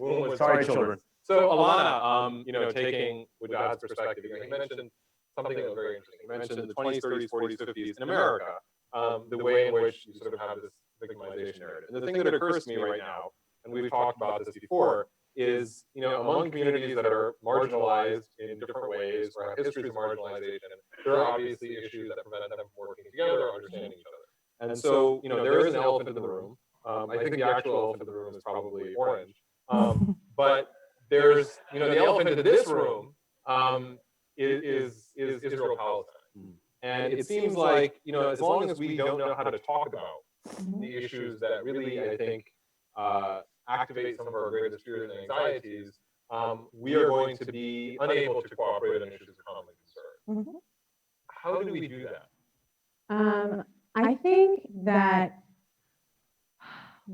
one of the things that I think is a problem in all of these conversations is this idea that the goal is for all of us to agree, which actually is not the goal at all. In fact, it's decidedly should not be the goal. And in fact, if it helps, you should put a sign up that says agreement and actually make a big X through it so that you stay far away from even trying to get there. The idea for me in these conversations is to actually address the things that are the problem and the things that actually make each of us suspicious of the other person. It's not going to help. I mean, and the analogy that I use is, it doesn't really help if you decide to go for marriage counseling. It doesn't help if the first 6 sessions you sit and you talk about all the things you love about each other, because actually that's not why you're there. You're there because of all the things that annoy you about each other and that actually may break the relationship. So you got to start with the hard stuff. And as soon as you actually start with the parts of it that make you uncomfortable, that you're avoiding, I think the sooner you earn people's respect and they understand these are my views. These are the views. This is why Israel, not only Israel, but a specific kind of Israel or a specific part of Israel is important to me. This is why Palestine is important to me. This is why I actually think that there shouldn't be a Palestine. This is why I think there shouldn't be an Israel. Say it, because you feel it. And if you're confused, work on your confusion together. To me, one of the things that we talked about a little bit earlier was when I was starting out as a journalist, I covered, it was right after 9/11. And one of the things that I was told to cover were interfaith relations. So I went to actually a lot of conversations about Jews and Muslims. A lot of hummus. A lot of hummus, yeah. And one of the things that I quickly realized is that actually, no offense to the people in this crowd, but actually the people in the crowd were not the problem. If you came to an interfaith conversation, chances are you were open-minded enough to actually be part of an interfaith conversation. That part of what was interesting after 9/11 was the way in which those crowds were very small. And the groups of people that actually wanted to really learn were tiny. And to me, that's the big challenge. The big challenge is bringing these kinds of hard conversations to the parts of all of our communities that don't want to hear them. Because I know the parts of the Jewish community that doesn't want to hear this. You guys are the parts of your own community that don't want to hear stuff about Jews that actually might be good. Those are the parts of our communities that need to be at the table. It's not to say that we all don't, it's just to say that we can't be alone. So Gary, I met Gary through MLI, the Muslim Leadership Initiative. If you don't know what that is, I don't know what you've been doing the last 5 hours, but it's okay. It's on page 3 of your program. There's a letter by Imam Abdullah, and who's now telling me to move my microphone. We have a very open relationship. Imam Abdullah Yossi Klein Halevi, who is also an imam. But don't tell him that. If you tell him that, he's not going to sleep. But I don't think he sleeps anyway. Yossi, we love you. You mentioned when you attended MLI that it had a really profound influence on you, that you came to this gathering in one of the secret spaces that we reserved for these conversations and locations that we will never disclose. All 400 of us were there. And you talked a little bit about, the chasm that's opened up between Muslim and Jewish communities, and how it felt to be there and see those conversations. I'd like you to talk a little bit about how you process that as a journalist and as a participant. Sure. Well, first, I still want to find out what happened to Bob and the Lebanese girl. Follow that. We'll come back to that. You're having Semitic babies. I gave you crumbs, stuff for you to follow We'll it. come back to that. I've been trying to take notes at a session that I'm part of, so if you see me writing, if I say anything interesting, I can stop and write it down. But yeah, that was in November 2015, a little over a year ago. And I guess the effect it had on me was simply what we've been talking about here today. And that is when when you actually engage in real conversation with other people and find out that they're a lot more like you than you wanted to believe perhaps before. And you sort of leave your comfort zone a little bit. And I guess what struck me the most and what I ended up writing about was the fact that there is no sum game in all of this, that you can be, for a Jew, you can be a proud Jew, a proud Zionist, and you can have serious conversation and fellowship with people who very much disagree with you, but there's a certain respect. I'm not sure if you have to get to the very hard stuff right away. I think maybe you need to see what the commonalities are first, but it's true that the Muslim-Jewish dialogue groups that I've written about or and seen is they're all the good guys, and but they get in trouble as soon as they get to the Israel-Palestine issues. So not surprisingly, when I wrote about it, the reaction in the Jewish community, and again, I think statistically, the majority of American Jews are liberal, and I think most every Muslim Jewish initiative I can think of is often is supported by the Jewish community in terms of resources also, and but sure enough, I mean the impact I got in terms of the mail from readers, some were saying this is very encouraging, and I'm glad you opened us up to it. And well, it's also who tends to write letters to the editor. Usually people who are not happy about whatever it is, they're upset about something. So most of the mail was, it's time for you to leave your job, and we need somebody who's proud of the Jewish community and supports Israel to take over. So, but they would write that about if I wrote about conflicts within the Jewish community as well. So I think it's only been bolstered in being part of some other MLI discussions, and particularly in talking during the presidential campaign and hearing from people talking about their own families, their kids being afraid to go to school, their wives being afraid to wear traditional head covering and go out in society, and for that not to resonate with somebody who's Jewish and knows the experience of Jews in America and throughout history, it's pretty hard not to feel empathy for that. So I think the trick is how to navigate those discussions and how to sort of bring the rest of the community along. Can I jump in real quick? Sure. I can't promote male Muslim misogynist stereotypes. Sure you can. Awesome. Thank you. I'm here to be your token male Muslim misogynist stereotype. But speaking about how sometimes engaging with people who share uncomfortable views can illuminate certain basic realities you otherwise would not, think of. I met Gary at one of these MLI retreats because Imam Abdullah Antabli used myself and Hartman as the first halal guinea pigs. He says, there's an idea called MLI, it might be crazy, it might get you killed, want to go? And I said, sure. And so this was like 4 years ago. Nothing bad would happen. Yeah, he said, I assure you nothing bad would happen, trust me. And then later on, he gets excommunicated. I get it. No, I'm just kidding. Things worked out fine. But I met Gary. What people don't know about Gary, aside from being a Jewish American media institution in and of himself, is that he's actually a very funny guy and kind of wants to be a stand-up comedian. So if you want to get great stand-up jokes and one-liners from Gary after the conference, but specifically about humor and storytelling, it's so amazing to me that when we went to the first MLI in Jerusalem, I think it was the second day, Abdullah asked myself, Harun, and the late great Taylor of Aziza magazine, may Allah bless her and rest her soul, she was fantastic.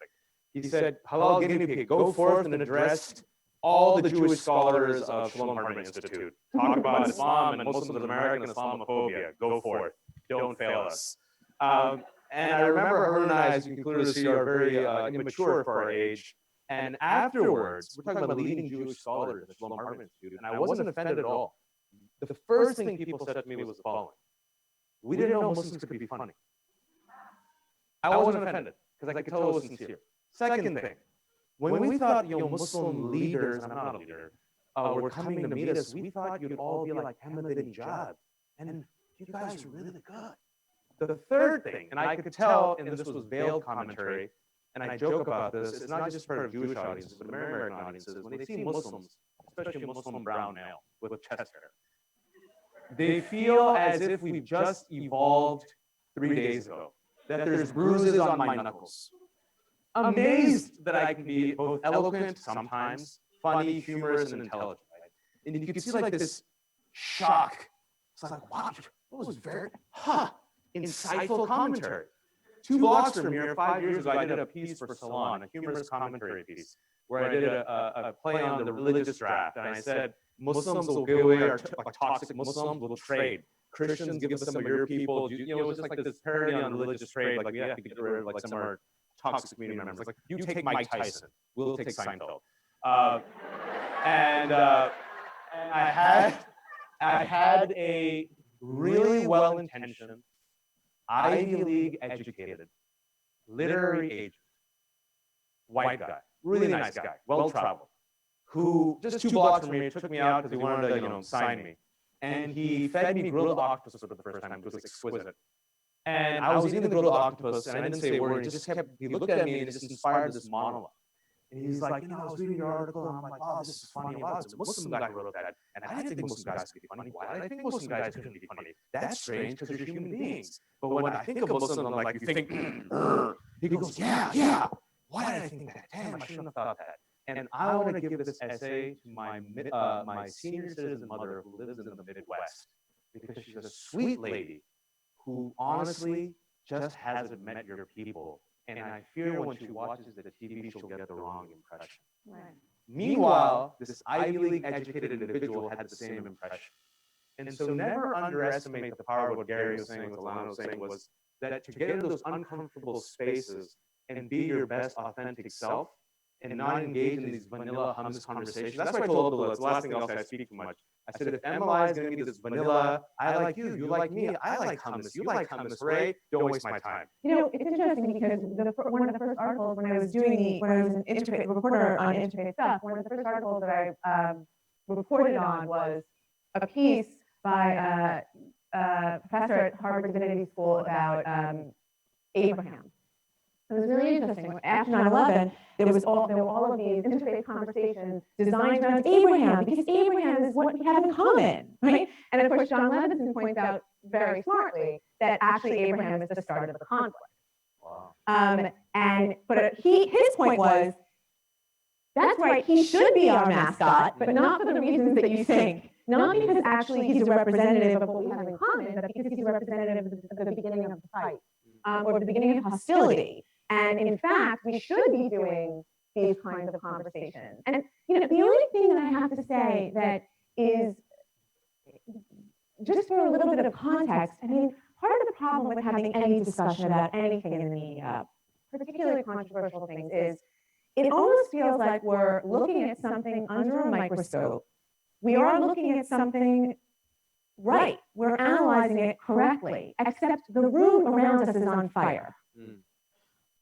It's not that what we're saying about how Muslims, how Jews, how anything in the media is reported on is wrong. It's that the entire media infrastructure has completely collapsed. And so everything that gets done is getting done corrupted. And it's sensationalism about ethnicities, about religions, about whole people. It's sensationalism about the economy, about literally every industry, about our politics. It's not. We literally live in a time right now where everything is refracted the wrong way. So of course our stories are going to be refracted the wrong way like everyone else's, right? Now, our stories in some senses and your stories are getting refracted even more obscenely. But I feel like we need to talk about how that works inside of a whole system that's broken.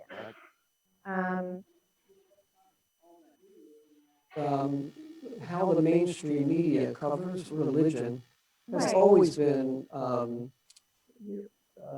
looking at the most exotic elements. Right, but I feel like how readers read and absorb the media has changed. And the truth is that when you don't pay for something, your relationship to it is different. You don't actually absorb it the same way. I don't believe that the fact that everything on the internet is free has nothing to do with the conversation about Breitbart being just as worthy a platform as the New York Times or as CNN. Because actually people look on the internet and they can go everywhere. What's the difference? And Breitbart was more influential than the New York Times, especially online, driving eyeballs when it came to the last election. I'll just let that sink in for a Right, second. and the point is that influence, right now, CNN and the New York Times can report everything the way that we all think would be great. And I don't know that it would make a little difference. Because the question isn't necessarily one about, it's good and important to correct our media, and we have to. But my worry is that even if the media gets it right, and when it gets it right, it doesn't have influence anymore. As little influence as we think it has, you still have the President of the United States. If you cut off, if we didn't report his tweets or boycotted a press conference, we won't call on somebody because he's upset at their organization or conflates CNN with BuzzFeed. You'd starve him of the oxygen he needs. So I think whether it's the Prime Minister of Israel who's making secret discussions about his coverage, with the publisher of Yediot, or Trump, in more obvious ways, they obviously do care about what the media says. Maybe we being in the media, we always think nobody pays attention, but I think you're right that when we talk about fake news and you have your truth and I have my truth and we can each decide, I think that's very worrisome. But I still think that authentic journalism can still play a really vital role. It has to. So Jahad, building off the idea of truth, I want to ask you a tough question. I hope no one here is offended. And I want to ask you both too, Alon and Gary. We talk a lot with Jahad about anti-Semitism, or reverse anti-Semitism, about the way in which Muslims responded to our participation in this program, like being in the space. How do Muslims see Jews? And exactly, I'm glad that you broke first. Exactly. There's no way I'm going to answer that question when it comes to me. Thank you, Hartman. And I would like to know, what do you see right now? What is the truth of this? Let's be raw and real. Let's not pretend like our community. You talked about how our community is seen in certain ways. Let's talk about how our community sees other communities. And go to from there to is it changing? Are you optimistic or are you pessimistic? I force myself to be optimistic because my faith commands optimism. There's a great hadith, a saying of the Prophet Muhammad that my friend writer Will Wilson reminded me of, that even if you see the day of judgment coming around the corner, plant a seed. And it might seem that the four horsemen have orange skin and tiny fingers. No offense to orange skin, tiny fingered people. Some of my best friends have orange skin and tiny fingers. But like I said, I have kids. I take this seriously. I have 2 babies now, right? Which is crazy that the universe gave me, allowed me to reproduce, which is, I'm using the surreal sense of humor of God. And one's Ibrahim, named 2.5. He's 2.5 and 2.5, and then Nuseba's 6 months. And so I am deeply concerned about their future. And so because I'm concerned about their future, as an American, as a Muslim, as the son of Pakistani immigrants, as a person who inhabits this earth, which is affected by climate change, despite what Scott Pruitt, the new head of EPA, might say. Scott Pruitt, the head of EPA, wants to dismantle the EPA. Let the jokes write itself. Oh, it's reality. My God, let's not have a heart attack. I cannot choose cynicism. And that means I also have to work twice as hard to clean the dirty laundry that exists within my communities. Muslim communities, American communities, and Pakistani communities, okay? When it comes to Muslims viewing Jews in America, believe it or not, American Muslims see Jewish Americans as the successful paradigm of the minority that made it. These guys were marginalized, these guys were hated, these guys weren't allowed. I went to law school, I'm a recovering attorney, I practice, still licensed. For those of you who remember, you might ask your fathers and grandfathers if you had a Jewish name or if you looked Jewish, were they hired in law firms? No, right? So they were like outlawed and like gone to the wastelands of transactional law, and then lo and behold, in the 70s and 80s, mergers and acquisitions, karma, had to develop their JCCs, right? Had to change their names. And so Muslim Americans, believe it or not, are not ignorant to the realities of the American Jewish experience when it comes to being the marginalized other. So when we see Jewish Americans, it's almost like this like reverence / anti-Semitism without trying to be anti-Semitic. They're so successful. They have superpowers. They're magical. They're influential in Hollywood, and they're influential in finance, and they're influential in politics, and they're influential in philanthropy. How do we become like them? And then with our own internalized self-loathing, we can never be as smart as Jews. They'll always be smarter than us. They'll be 2 steps ahead of us. If you want me to be really raw and honest, American Muslims want to emulate the Jewish path of success toward mainstreaming in America while still not giving up our cultural identity, which some of us have seen Jewish Americans do, right? But not all of us want to be Seinfeld, purely secular. Does that make sense? At the same time, there is a consensus, I think this is fair. Many American Muslims think that any time an American Muslim of prominence, whether in politics, whether Debbie Al-Montessori you just spoke of, whether a media personality, whether Harun Mughal, you've had hit pieces, Abdullah has had hit pieces, I, mashallah, have had many hit pieces, there will always be a concentrated effort from some Jewish Americans to marginalize American Muslim ascent in America based on the zero-sum game of Israel-Palestine. Meaning, if American Muslims achieve success, that somehow automatically triggers a default response that this will undermine Israel's position and weaken American Jewry. Daniel Pipes said as much in the National Review like 15 years ago that any time an American Muslim organization succeeds, I, as a Jewish American, feel threatened. And so for many American Muslims, they're like, you guys have made it, and yet we're trying to get to where you're trying to get to, and each time we see, I hate saying this, I did the research, you can follow the money, a Jewish footprint when it comes to Islamophobia keeping us down. Then you throw in the Israel-Palestine elephant, the zero-sum games, what Yehuda said, and some other people said, this foot soldiering of our youth in college campuses. You will be a foot soldier in the embassy, you will be a foot soldier in the Hillel, this is the script, you're an actor, go perform. If you don't, you're excommunicated. And then you get litmus tests. And then you get the media back and forth, polarization. And so this creates what I see, these silos and bubbles that we're witnessing now all across America, red state, blue state. You see these silos within Muslim and Jewish spaces on Facebook. You don't believe me, look what happened when the Gaza crisis happens. You will literally lose friends by simply posting an article. Yes? No? Yes. And that's why I was telling Jewish Americans, and I going back to the points that you guys were making, I've tried deliberately to go to the Midwest, Rust Belt, the South, and Jewish spaces in the past 2 years. Because I saw Trump, and I realized that he hit Muslims first, he went after African Americans, he went after immigrants, he went after women. And I told the synagogue last year when they invited me to talk about Islamophobia, which I thought was a big deal. The first time they ever invited a guy like me, I said, who's going to come next? They're like, who? Jews. Because that train is never late in America. Anti-black, anti-immigrant, anti-Muslim, anti-Jew.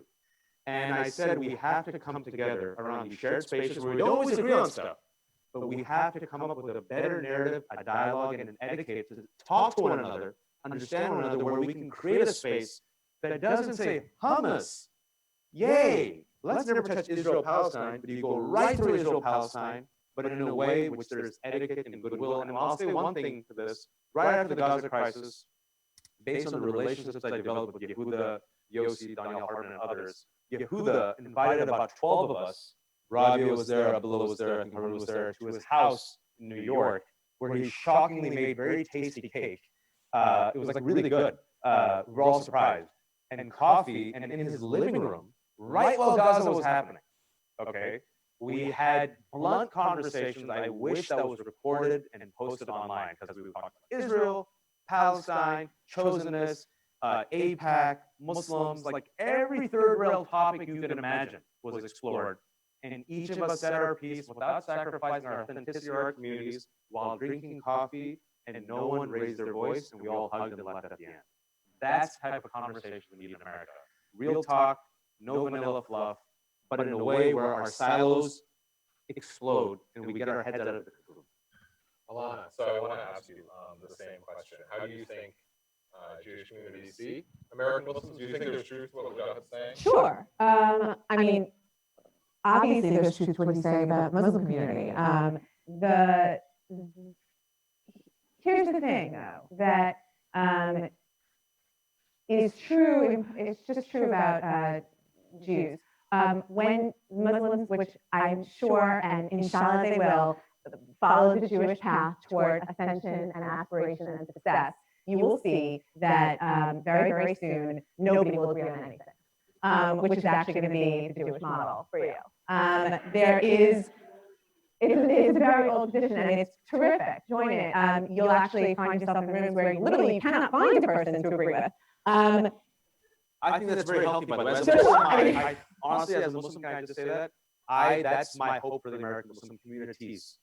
And the fact, and I was just saying this right before this conference, that it's amazing how Jewish American communities can come together and disagree. I wish American Muslims can model this level of engagement and disagreement. I just want to say that. I mean, don't model it exactly. With some tweaks. Right. With some tweaks. Anyway, here's the thing. I'm going to paint in broad strokes because there's no other way to answer that question. The vast majority of American Jews consider themselves liberal. They are not people who, I don't believe them to be, people who harbor deep Islamophobia in their hearts. In fact, they are the people who would willingly, happily come to any kind of conversation and actually be terrific participants of them. In part, though, let's actually ignore those people. Even understanding that they're the majority, the vast majority of American Jews. Then there are smaller groups of people, but those groups of people frequently get portrayed as, well, these are the Orthodox, or these are the pro-Israel types. In fact, this idea that there are two different Jewish communities is itself, I think, a huge problem and a huge corruption. That there are the secular Jews who are liberal, who don't really care about Israel and don't really care about religion, and they're the majority. And then there's a small group of Jews who are religious and they care about Israel and they're right-wingers, right? That is false. And in fact, if you go out and you meet people in the secular liberal group, you find that many of them actually care deeply about religion, and many of them care about Israel. And if you go and you meet people who are technically Orthodox and in the pro-Israel group, you realize that there are tons of so-called right-wing positions that they don't take at all. And in fact, they're incredibly nuanced. So this idea of these two communities is itself a problem. But to me, the issue is that what you want to do in the Jewish community, I feel that frequently, and this is partly an internal problem, the people asking Jews to come to conversations about Muslims, some Jews have told me that they feel that the imperative is for them to check their authenticity, for them not to actually be authentically Jewish, in order that they are coming as successful Americans, in some senses as successful white people with privilege, when in fact they may not feel that way. And they want to have a conversation with another minority. They want to have a conversation as people who feel attacked and oppressed, particularly right now.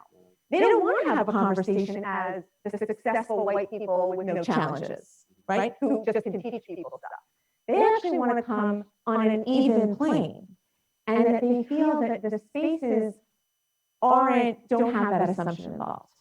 So to me, is there Islamophobia? Absolutely, there is.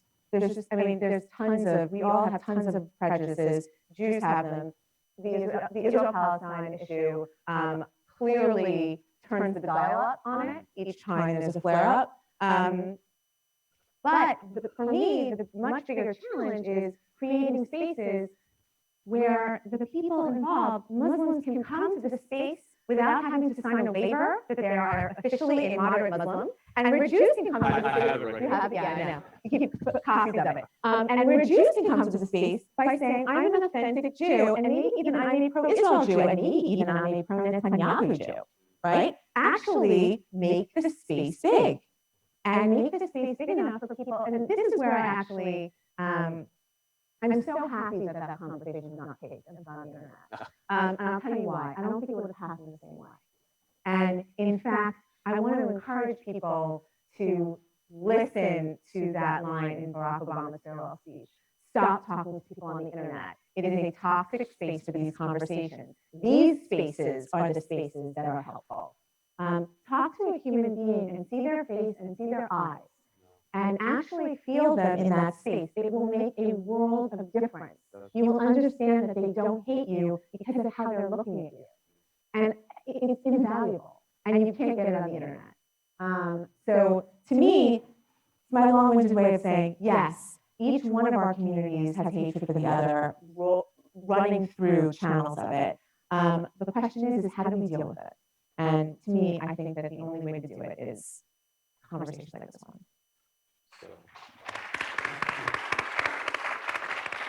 So Gary, I'm gonna delete my previous question because I found it all I had to say really fascinating. I do want to point out that we're supposed to end at 2:45, but we're just gonna end at 3 because ending on time would be Islamophobic. So none of you want to do that, obviously. So respect my culture and just go over 20 minutes. Otherwise, you hate me. And then this is all gonna go wrong. So Gary, I want you to feel free to answer the question that I was going to ask you, which is the question I was posing to Alana, but I want to ask you something a little bit different. Today, when I got into an Uber to go to the train station, and I could tell the driver was like looking at me and then looking away, looking at me, looking away, and he finally worked up the courage to say what he had to say, and he got really quiet and he said, "Do you know how many days until Donald Trump takes over?" Oh. And I said, "The end of the week." And then both he and I were just quiet. And we heard the voice of God, because it was, and he didn't say anything the rest of the ride. Like he was just trying to process what just happened. But Alana talked about the internet and about the toxicity of these conversations, and it's interesting that a slim margin of votes changed the outcome, perhaps for the world. And Alana mentioned CNN and New York Times. She talked about the Times and Breitbart, which I talked about this as well. I feel like sometimes when we're talking about how to respond, maybe we don't realize what has just happened. Like we right here have become the internet trolls of this age. Like we're not the mainstream anymore, arguably. Now it could be that this is a blip and that we go back to establishment, mainstream, for good and bad. But if it is actually the case that everything is just flipped, and the things that we as journalists have been taught to value, the achievements that have been built up over generations, of editorial responsibility, of fact checking, of a subscriber model. All these things that we sort of had are gone. Like, are we actually preparing for this moment the wrong way? Like, do you think that we've actually grasped what's happening? I don't think we'll know for a while. But if you look at the positive, we talked about being optimists by, genetically, perhaps. Donald Trump brought us here today. I mean, I heard this morning that this conference was planned the day after he won. So maybe he will scare us into interacting together, where until now we've been reluctant to do it. Muslims and Jews and other minorities as well. We look at, feel our freedoms are not as secure as they might have been, a year ago, and that can have a very positive effect as well, perhaps. But look, when the spokesperson for the president-elect says, "Don't pay attention to what he says," think about his intentions in his heart. It's hard for a journalist to respond. I mean, it's hard enough to do our job. Now we have to be cardiologists. That's So I think there's no other way for a journalist to respond other than to try and empower people by informing them. And I still think there's some truths out there that are not debatable or, transactional. And I think there will be people who will say, well, this is a new ball game and we have to adjust. But I'm not even sure what that means for journalists who have any integrity. And it doesn't mean we have to be adversarial all the time. It just means reporting what's going on. The Jewish Week, where I work, we are now also publishing the New Jersey Jewish News, and we've been writing about Baskin Ridge, the area in New Jersey where there was a mosque that was going to be built, and there was discrimination, and the Jewish community cooperated. I thought it was a really positive story, but we got flack for writing about these kinds of situations too much.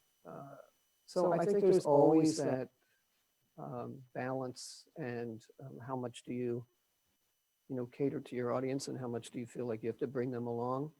It's always a balancing act, but I think it's important to do the kind of stories that we feel need to be done and are still authentic. So we have some time for questions. I think we have time for 3 questions, so we'll take them in a row. We have a microphone that will be coming around.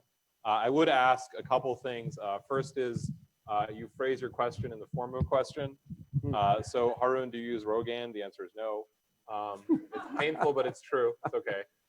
It's bad when you go on TV and they like put makeup on your skull. Like they're like, oh, it's the shine, and you're like, you just start crying inside. I'm still crying. So please do enunciate your question carefully because this event is being live streamed and the NSA is recording it. So it's important. It really sucks to be hanging out with Muslims, trust me. So we have a question over there. I know.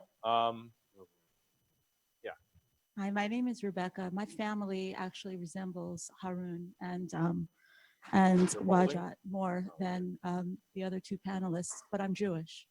And I just wanted to ask about whether it's actually true, whether we see that the Israel-Palestine conflict is actually the sticking point, the only sticking point, the most relevant, because my family comes from countries in the Middle East where Jews have been persecuted for millennia and have always been the minority and came here to escape that. And so there are real historical aspects, I think, to this that might have been omitted in what was said. So I just wanted to ask if there was a clarification to be made on that. As the token representative of 1.7 billion people and 1,400 years of Islamic civilization,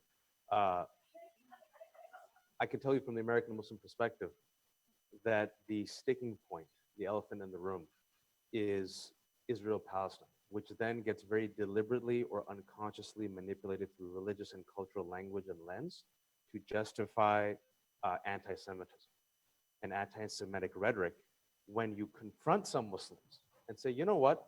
If you were to replace what you just said about Jews with Muslims, you would call that person an Islamophobe. And believe it or not, overwhelmingly, because my family's from Pakistan as well, and as you can see, there's probably not good pro-Israel literature coming out of Pakistan. When it comes to many practicing Muslims and who know their religion and try to be religiously literate, they take deep offense if you say that you hate Jews. Because what they'll respond is this way: I don't hate Jews, they're people of the book. I have nothing against Jews or Judaism. It's only because of Israel and the oppression. But then, what some of them, not all of them, if you pay attention closely, this type of vague, wishy-washy, blanketing language where the nuance that Alana talked about, forget 2 tribes, it just becomes the Jew, right? Jew, Israel, Netanyahu, Ariel Sharon morphed together. But then you say, hey, wait a minute. If you were to say the same thing about, Muslims, someone would say Islamophobe, like, what? And that feeling of being aghast and offended is a sincere feeling, in the sense that if you really said to them that you hate Jews and Judaism, then they'll say something like, no, I'm just anti-Zionist. But speaking about religious language and not understanding how our words affect the other people because we don't interact, many American Muslims and some like even activists don't realize that when they say we're just anti-Zionist, how that affects the majority of American Jews. Many of them, not all of them, read that as you are anti-Jewish. Does this make sense? And so I'm not going to gloss over some of the horrible things that some caliphs and Muslim civilizations did, not only towards Jews and Christians and Hindus and Muslims, that's there. Okay, it's there. I don't applaud it. I don't sugarcoat it. I never have. Just like I don't sugarcoat the crimes of America and American foreign policy and domestic policy. I don't think we should either when Israelis do it or Jewish Americans do it or any other group does it, right? Like we all got a lot of sins and dirty laundry under our bed, right? But when it comes to the religious communities themselves, I can categorically tell you, if you go up to them and say, you hate Jews and Judaism, they will be deeply offended. Right. And they will say, no, it's just about Israeli occupation and oppression of Palestinians, which then, of course, gets used and abused very conveniently through religious, cultural, political, and economic language. I try to be as upfront and sincere as possible in answering that question. I just want to jump on that really quickly. I think it's really important to understand North American Islam demographically to make this point. There is definitely a long history of Muslims persecuting, oppressing, sidelining, marginalizing certain communities, right? There's a long history of Muslim misogyny and chauvinism. I mean, all this stuff exists and it needs to be talked about. But I think when it comes to Israel-Palestine, Muslim-Jewish relations, I would say two things that are really important to understand the role that Israel-Palestine specifically plays. A majority of American Muslims are either South Asian or African American, probably about 60, 65%, something like that. Neither community inherits that particular history, right? So the majority of South Asians, so actually, and this actually blows a lot of people, the majority of Muslims in the world, their primary experience with the religious other is Hinduism and Buddhism, not Christianity and Judaism, right? Like most South Asians in South Asia will never interact with a Jewish person ever, right? Their primary exposure to Judaism is through Israel-Palestine, and that's what gets inherited. And there's a long history of problems in Muslim South Asian civilization, whatever you want to call it. But anti-Semitism was not one of them, principally because there was very small Jewish communities, and the way there was a lot of anti-Hindu sentiment. There's a lot of anti-Christian practices happening right now, but that wasn't there. And then in African American communities, it's a completely different dynamic, given that you're not coming out of the same, obviously, historical trajectory. So I do think the way in which our communities here end up talking about Israel-Palestine is very inflected by that narrative. But I think but the toxic part of this, and he's right on point, my thumbs to Pakistan, is we unfortunately then adopt a certain zero-sum narrative that is handed down to us as quote-unquote fellow Muslims for people who are deeply invested in this. And also, one thing I'll say is the reason why so many Muslims are invested in Israel and Palestine is because of the deep religious connection that many Muslims have towards Jerusalem, which many Jews don't know about. It was our first Qibla, like the first place where we used to pray. It's where Prophet Muhammad did the Isra and Miraj, right, where he went up to heaven and then prayed below, like behind, he led the prophets. So for us, there's not just the historical and political significance of, fellow Palestinians, but also I think some Jews, I was shocked that many Jews just don't know about the religious affinity that many Muslims have, which then gets very deliberately used and abused by people with political agendas and exported to Pakistan, to Burma, to wherever Muslims are, and they're unfortunately only framing of American Jewry, Judaism, and all the pluralism is unfortunately through the zero-sum game of Israel and Palestine. And what surprised me is how many American Muslims didn't realize that Jews had a connection to Israel and Jerusalem that preceded 1948. Right. Belonging. But I didn't want to take too much time. I'll take too much time. Unfortunately, Islamophobia is still a real thing. So we're going to have to stop because this colonial Western imposition of time is being rammed down our throats. I'm just kidding. Thank you very much. Please thank the panelists on my behalf. Yeah. You're a funny guy. Huh? You're a funny guy. Thank you. Thank you.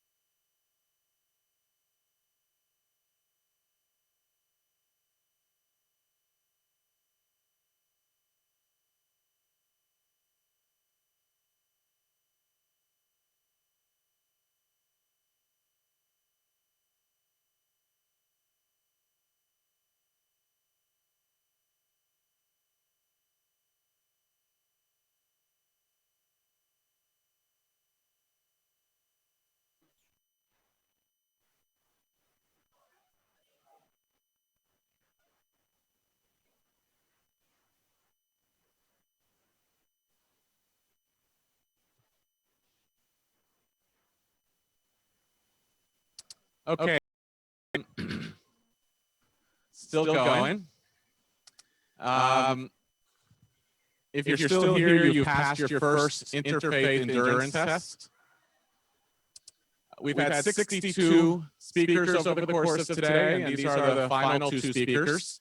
And needless to say that you're in for a treat. I'm really thrilled and honored to welcome my 2 colleagues here on stage for a closing conversation, after which I will offer some last closing remarks of the day.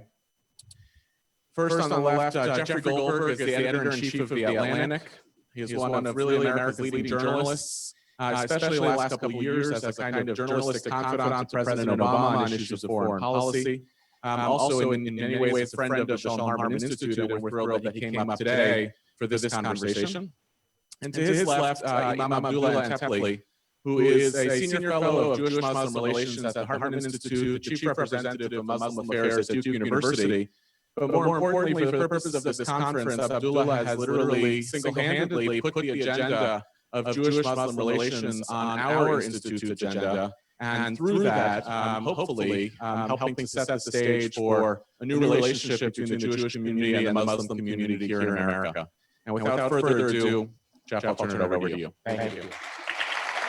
Thank you. It's a great honor to do this with you. We've had a lot of interesting conversations. And I thought what we would do, since we have a little bit of time, let's just walk through a little bit your own process, how you got to this place you're at today, where you're affiliated with the Hartman Institute and MLI and this program. And the sort of obvious question is, you assessed a need in the American Muslim community.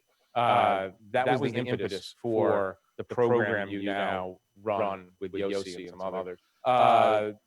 What was that need? What was the gap that you felt you had to fill?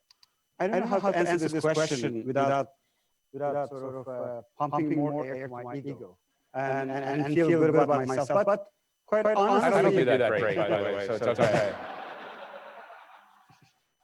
Quite honestly, my departure point was disappointment, frustration, and I don't know how to say it more politely, being sick and tired of the existing status quo.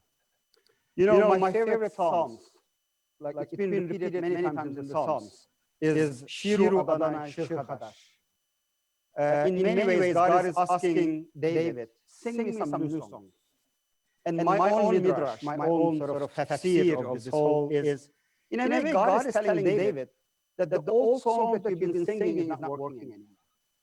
The old melodies, the old ways of singing these songs are just keep the famous Rabbi Albert Einstein. He said, if you keep repeating, doing the same thing over and over and expecting different results, you are basically insane.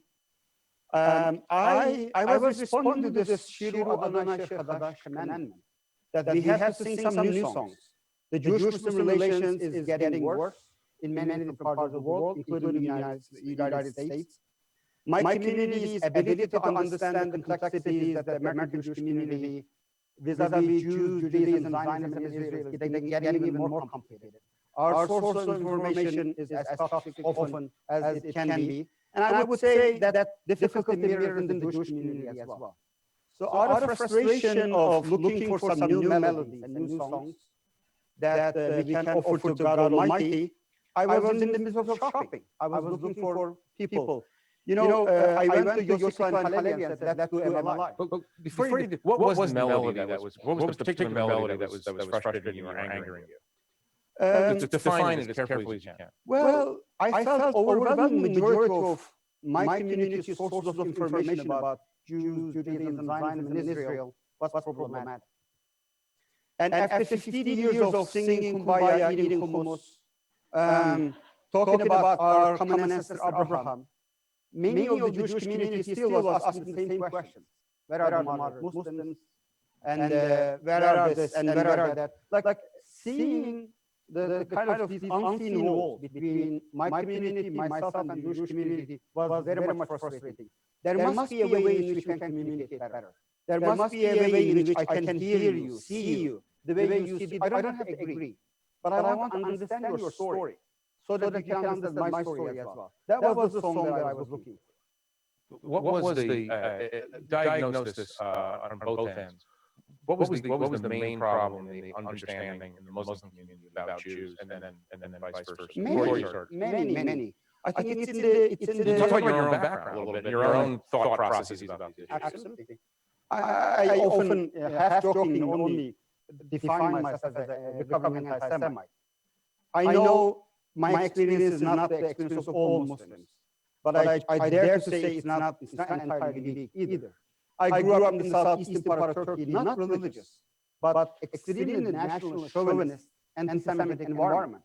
My national secular education in my early teenage years really made me think Jews as people, Judaism as religion is irredeemably evil.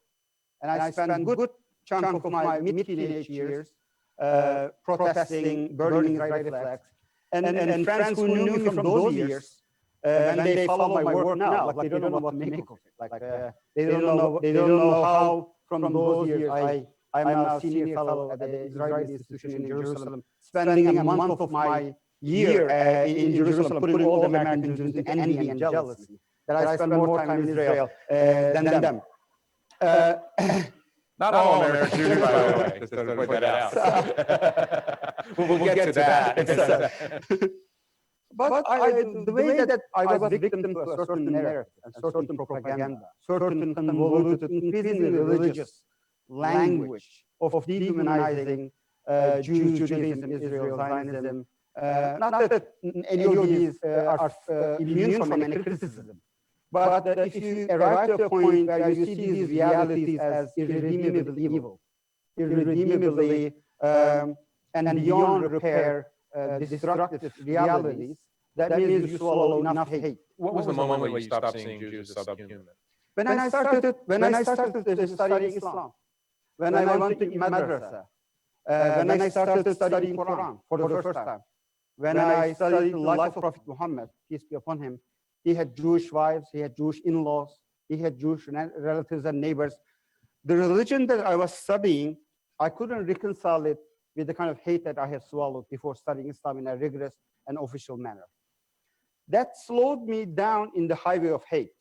But what ultimately forced me to take the nearest exit and start driving in the opposite direction is when I met God-fearing, God-loving Jews. When I met real people, you are one of them. When I saw the kind of values and the ethical moral framework that they are operating out of. So take us to the program then. The program is not an interfaith, let's all eat hummus together dialogue. The program is an education program for Muslims about Judaism. How did you devise that? And talk about the reception of that program, both in Israel and the American Jewish community, and then also in the American Muslim community in particular. MLI, what we are doing at Shalom Hartman is not an interfaith dialogue program. It's not a dialogue program to begin with. And rightly so, when I first approached them, the leadership, especially my brother, my partner in crime, Yosiklan Halevi, they were skeptical. They were skeptical because they thought this was going to be another hummus, kosher chicken, halal chicken conversation. And it took some time for me to convince them. This is the most anti-hummus conversation Yes, I've ever been yes. in, by the way. Ironic, right? Yeah. Given the crowd. And Yossi said, "Why me?" I said, because you are credible in the community that I want to talk to. Because you have influence and credibility and recognition and standing in the Jewish community that I need to talk to, but I can't. I need an ally, a character witness, which will open the doors for me to have an honest conversation with that part of the Jewish community. The Jewish community that I feel so comfortable talking, they are not the problem for me. We already speak the same language. We are already singing the same songs. I want to learn how to sing songs to that part of the Jewish community. And I want to understand that community. There is really an incredibly powerful message in allowing people to define themselves, letting them to take you into their internal journey and showing you the world through their own eyes. And they were already doing this to many, many Jewish rabbis, lay leaders in America. And the Shalom Hartman started inviting some Christian leaders into their internal conversations. And when I saw this, it was like a dream come true. My prayers are answered. So when you started talking to American Muslims about this, what was the reaction? There are so many of them in the crowd, and they have their own versions of the story. But because you haven't had an easy time. No, not at all. But I immediately came back and said, I found the kind of Jews that we were looking for. Because we were having these conversations.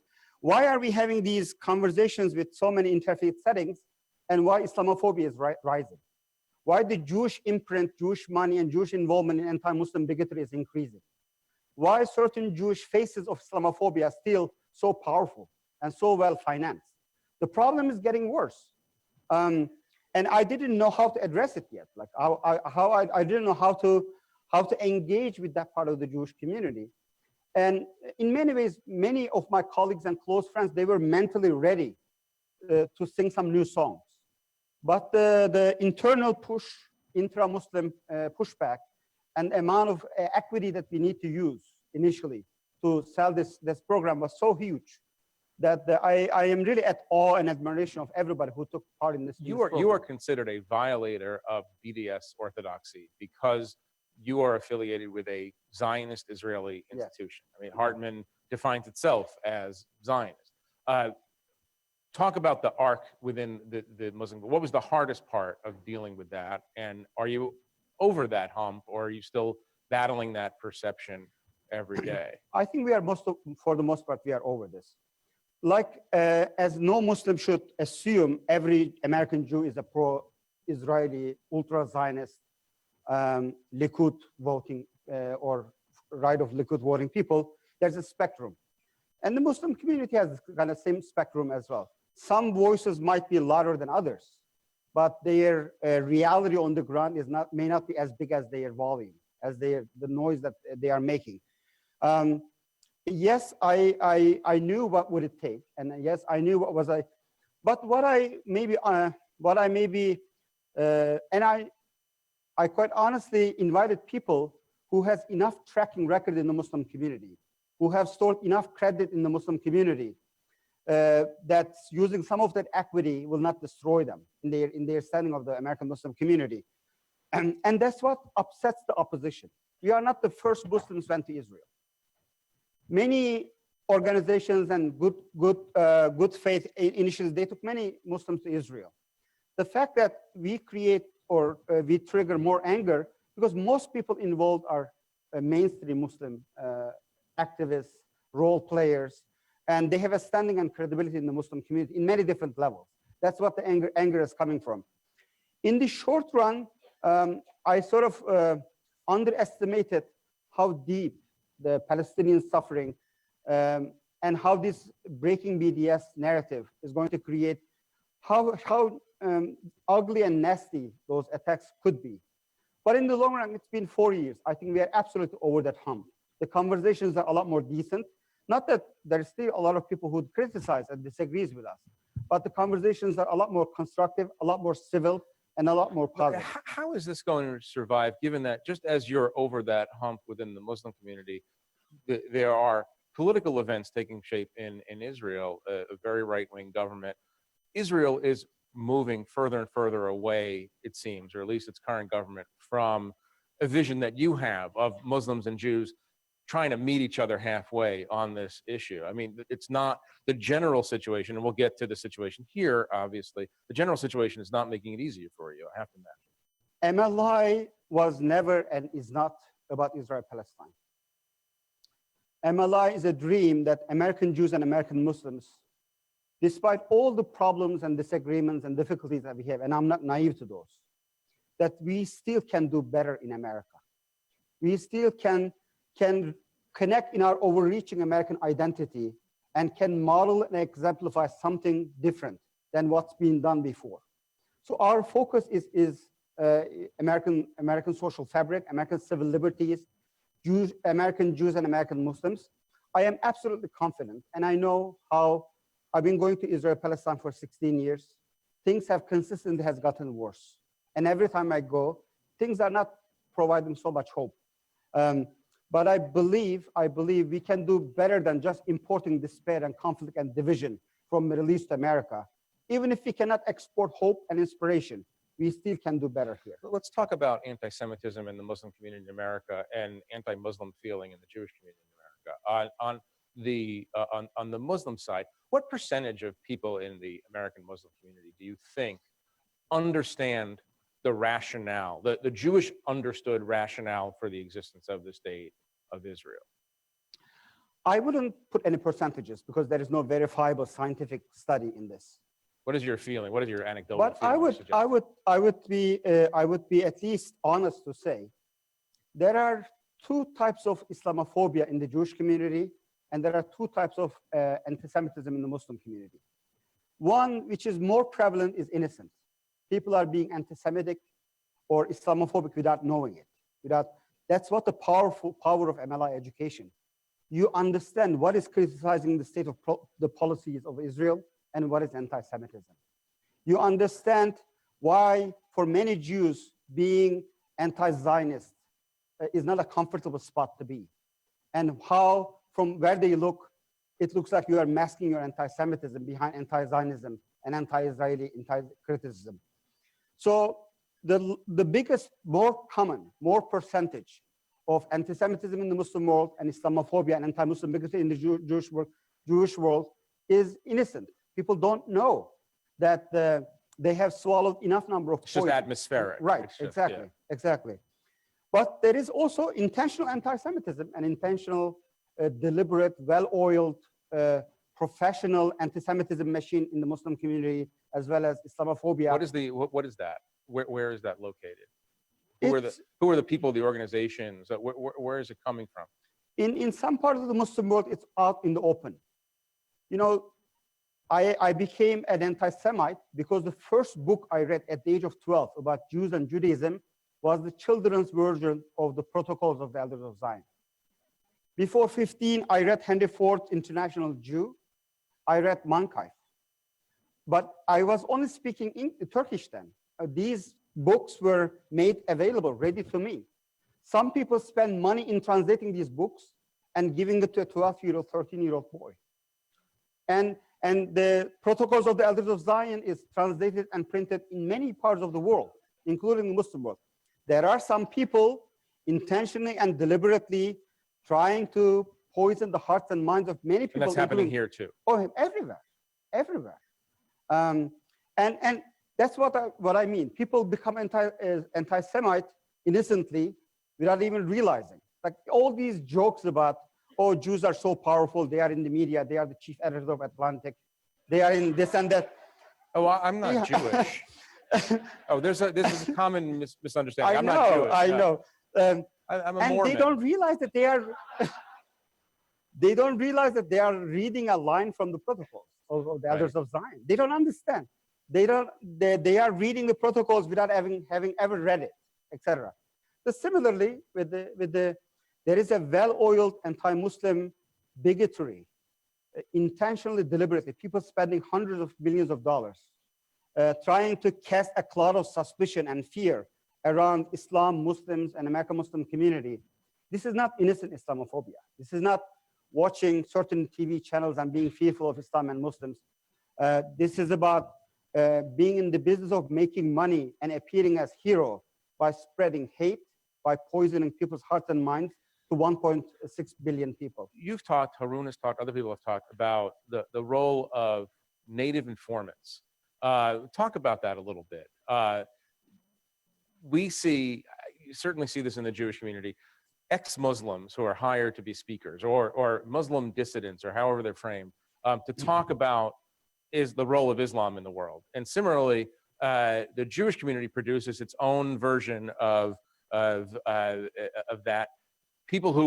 Jews who deny Israel's right to exist, who are then brought in to speak to Muslim groups.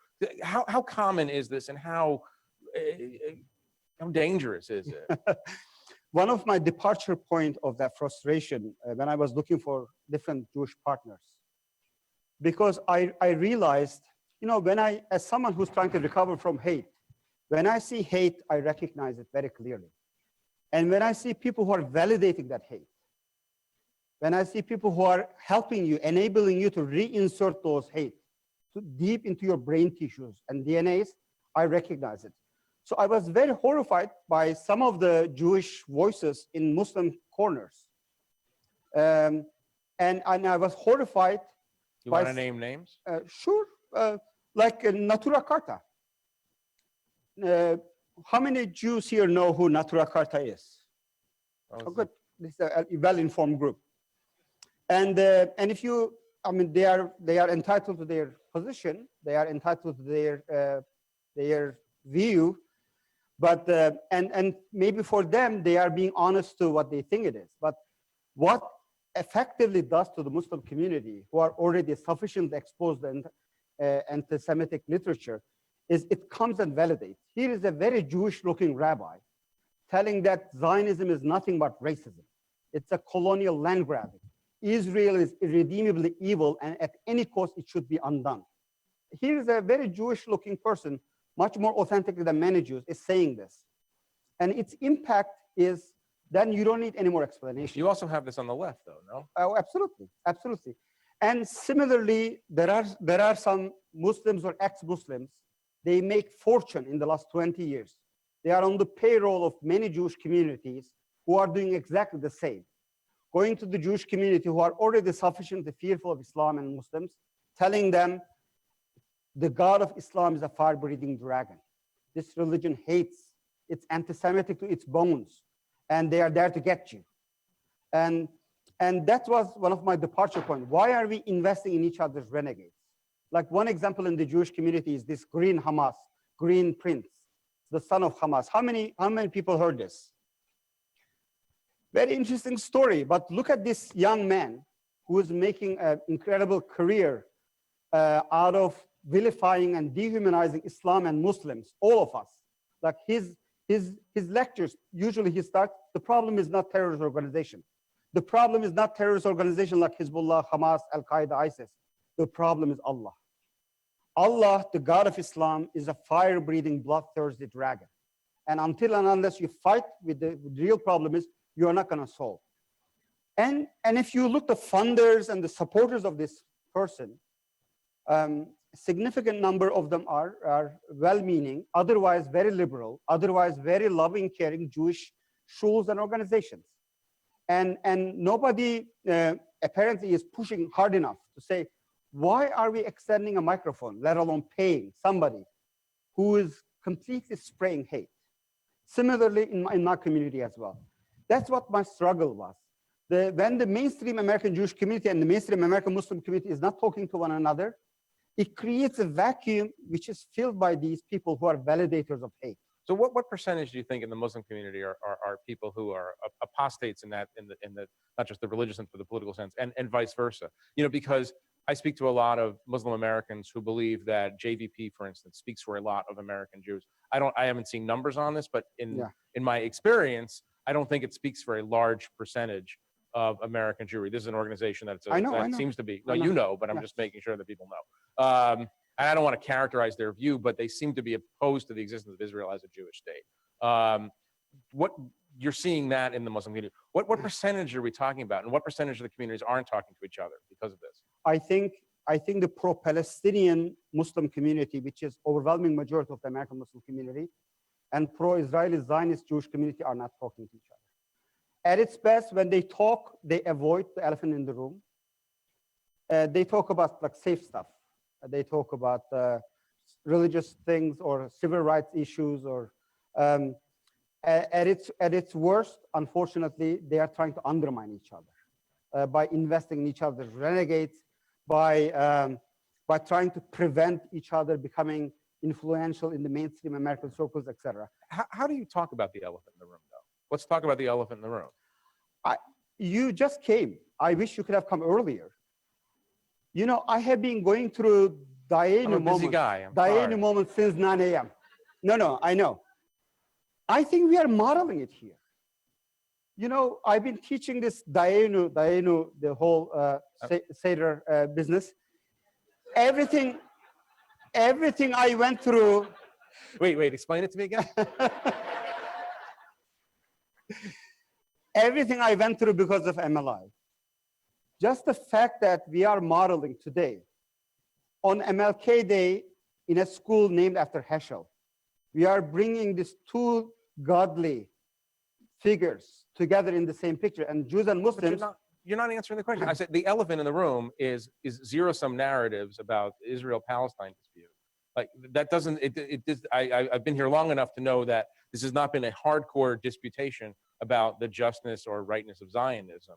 This has been about communal togetherness in a fraught moment. So I'm going back to this question because you work on a campus, right? And you know how ugly it can get. How do you talk about the elephant in the room without ending with Jews and Muslims screaming at each other and walking out? What I'm trying to answer in a long way is MLI and today's conference is modeling how to talk about it.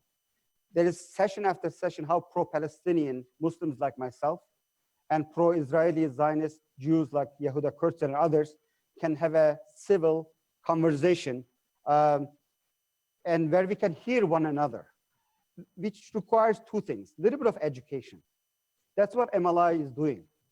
We learn the way to develop a respectful language without using any triggering words, without necessarily poking fingers. We are able to speak without necessarily scoring political goal on the other side, and vice versa. But what's happening on the college campuses and everywhere else, I think the biggest problem is not the political polarization. To me, the bigger problem, which could be a good segue, let's talk about campuses. I think the real danger is apathy.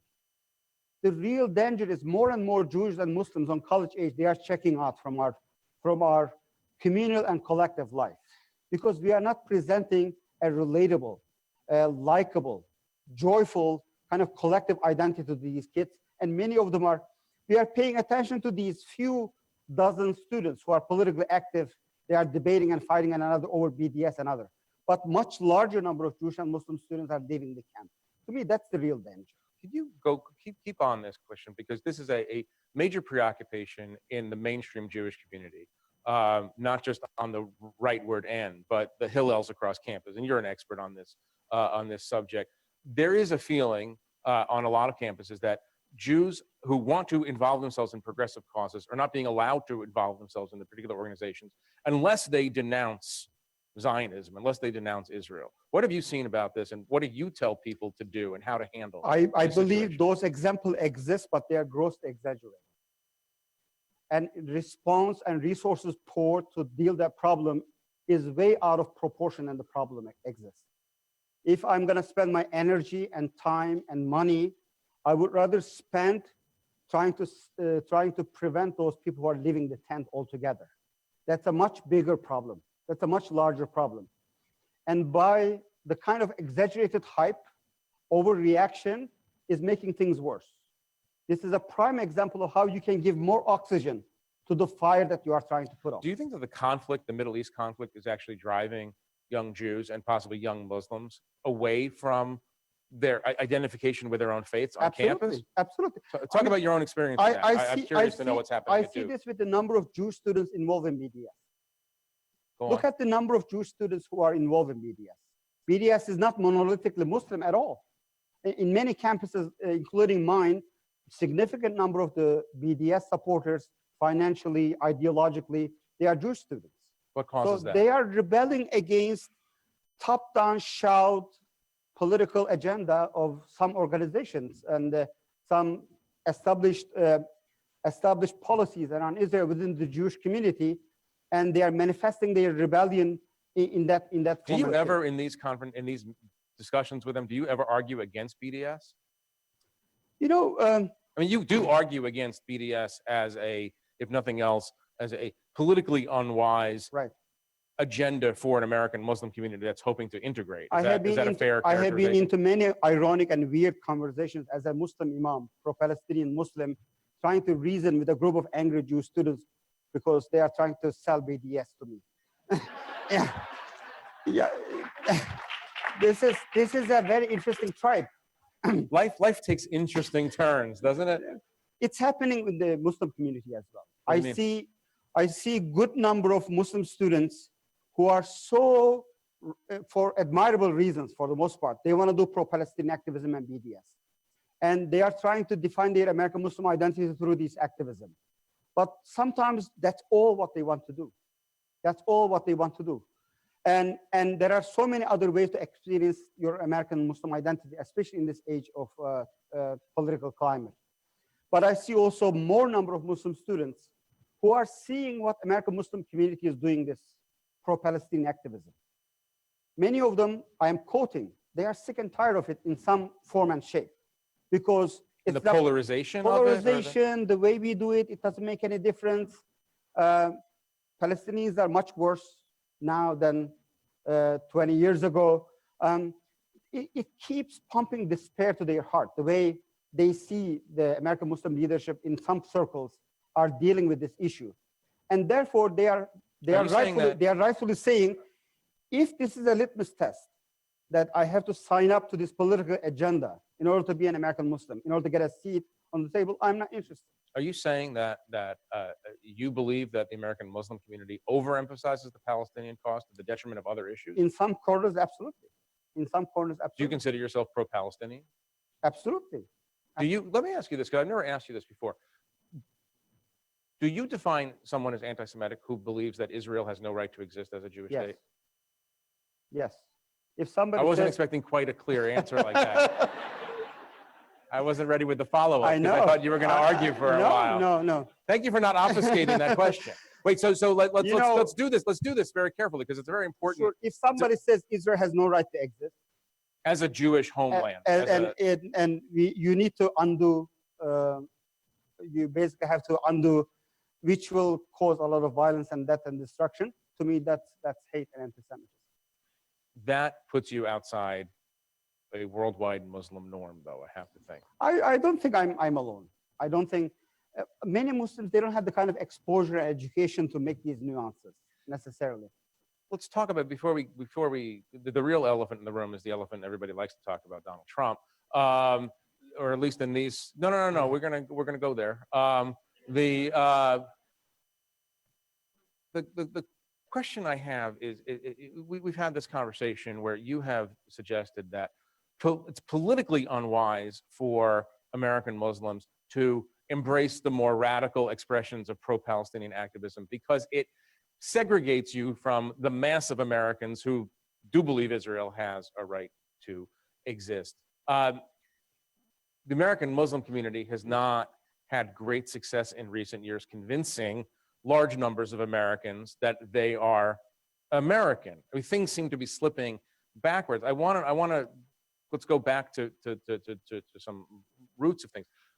Why is what's happening now happening in your mind across a broad swath of America? Is it delayed post-traumatic stress syndrome from a disorder from 9/11? Is it more pernicious than that? Is it manipulation on the part of some people against Muslims? What is going on here? Because the things that you're advocating, integration, acceptance of some American political norms, doesn't seem to be very effective. I think all of the above and more. To me, it's a healthcare problem. If a doctor sees somebody who's sick, is blood work, is overweight, etc., the first thing a doctor will ask to somebody who's not feeling well and he's in such a bad shape, what have you been doing? What have you been feeding yourself with? And what are you not doing? I think the American society at large, vis-a-vis understanding the complex issues of post 9/11 terrorism, violence, extremism, and radicalism within the Muslim world, we have been feeding ourselves with so much unhealthy information.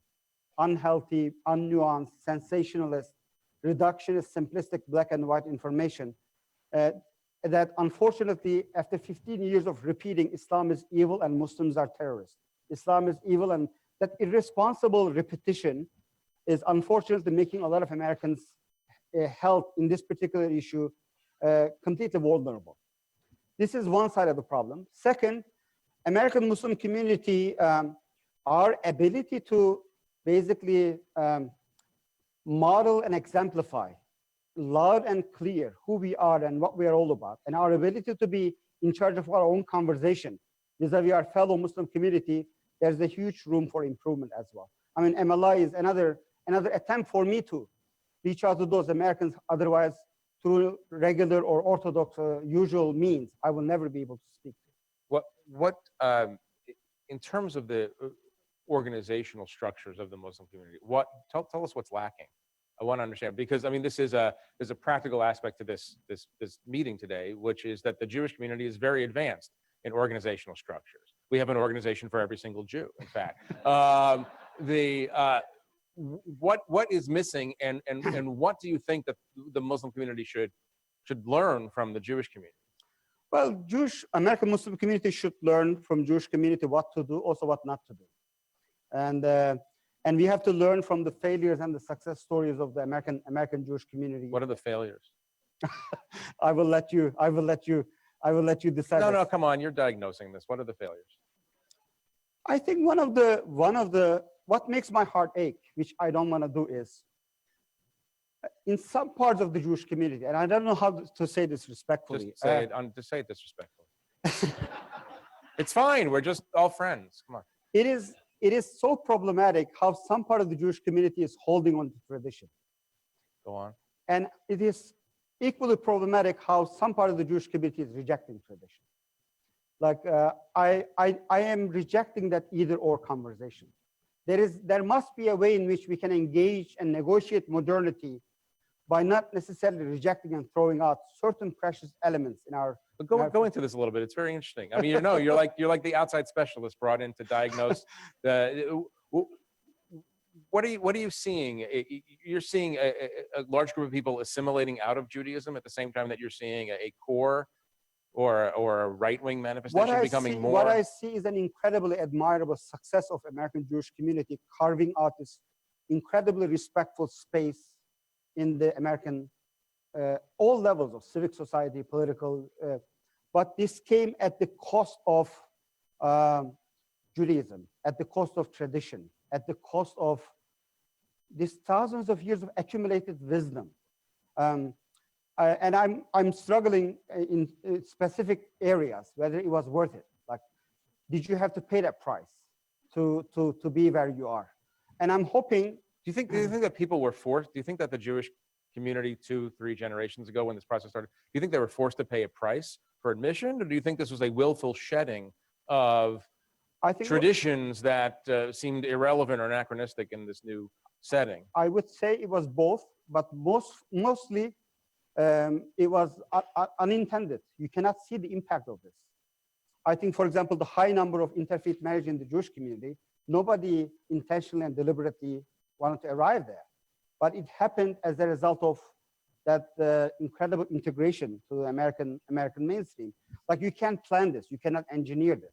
So I'm going to intuit that you're worried about a process that the Jewish community has undergone for a couple of generations. You're worried about this taking place in the American Muslim community as well? Absolutely. Do you think that the American Muslim community is inoculated against the temptations of over-assimilation, or do you think that America is America and it will do this? When Pew Research result came out about the American Jewish community, the next day I had 9 voice messages from Muslim communities all around the country, basically saying the following: you seem to know something about Jews and Judaism. Come and tell us how we are not going to end up there. How our Pew Research in 50 years will at least be better. Because for many Muslims who would like to be as American as apple pie, who would like to produce Muslim Seinfelds, Muslim David Lettermans, Muslim Jeff Goldbergs, but at the same time we are not willing to pay that huge price that as we see it in the impact of the American Jewish community. Okay, so you were posed the question, what's the answer? Did you give them an answer? Well, it's remained to be seen. It's remained to be seen. The way, there's no answer. America will do its job. No, but there probably is an answer. There probably is a way of threading this needle. And I'm not, there's a billion ways of parsing this in the Jewish community. Some people will say that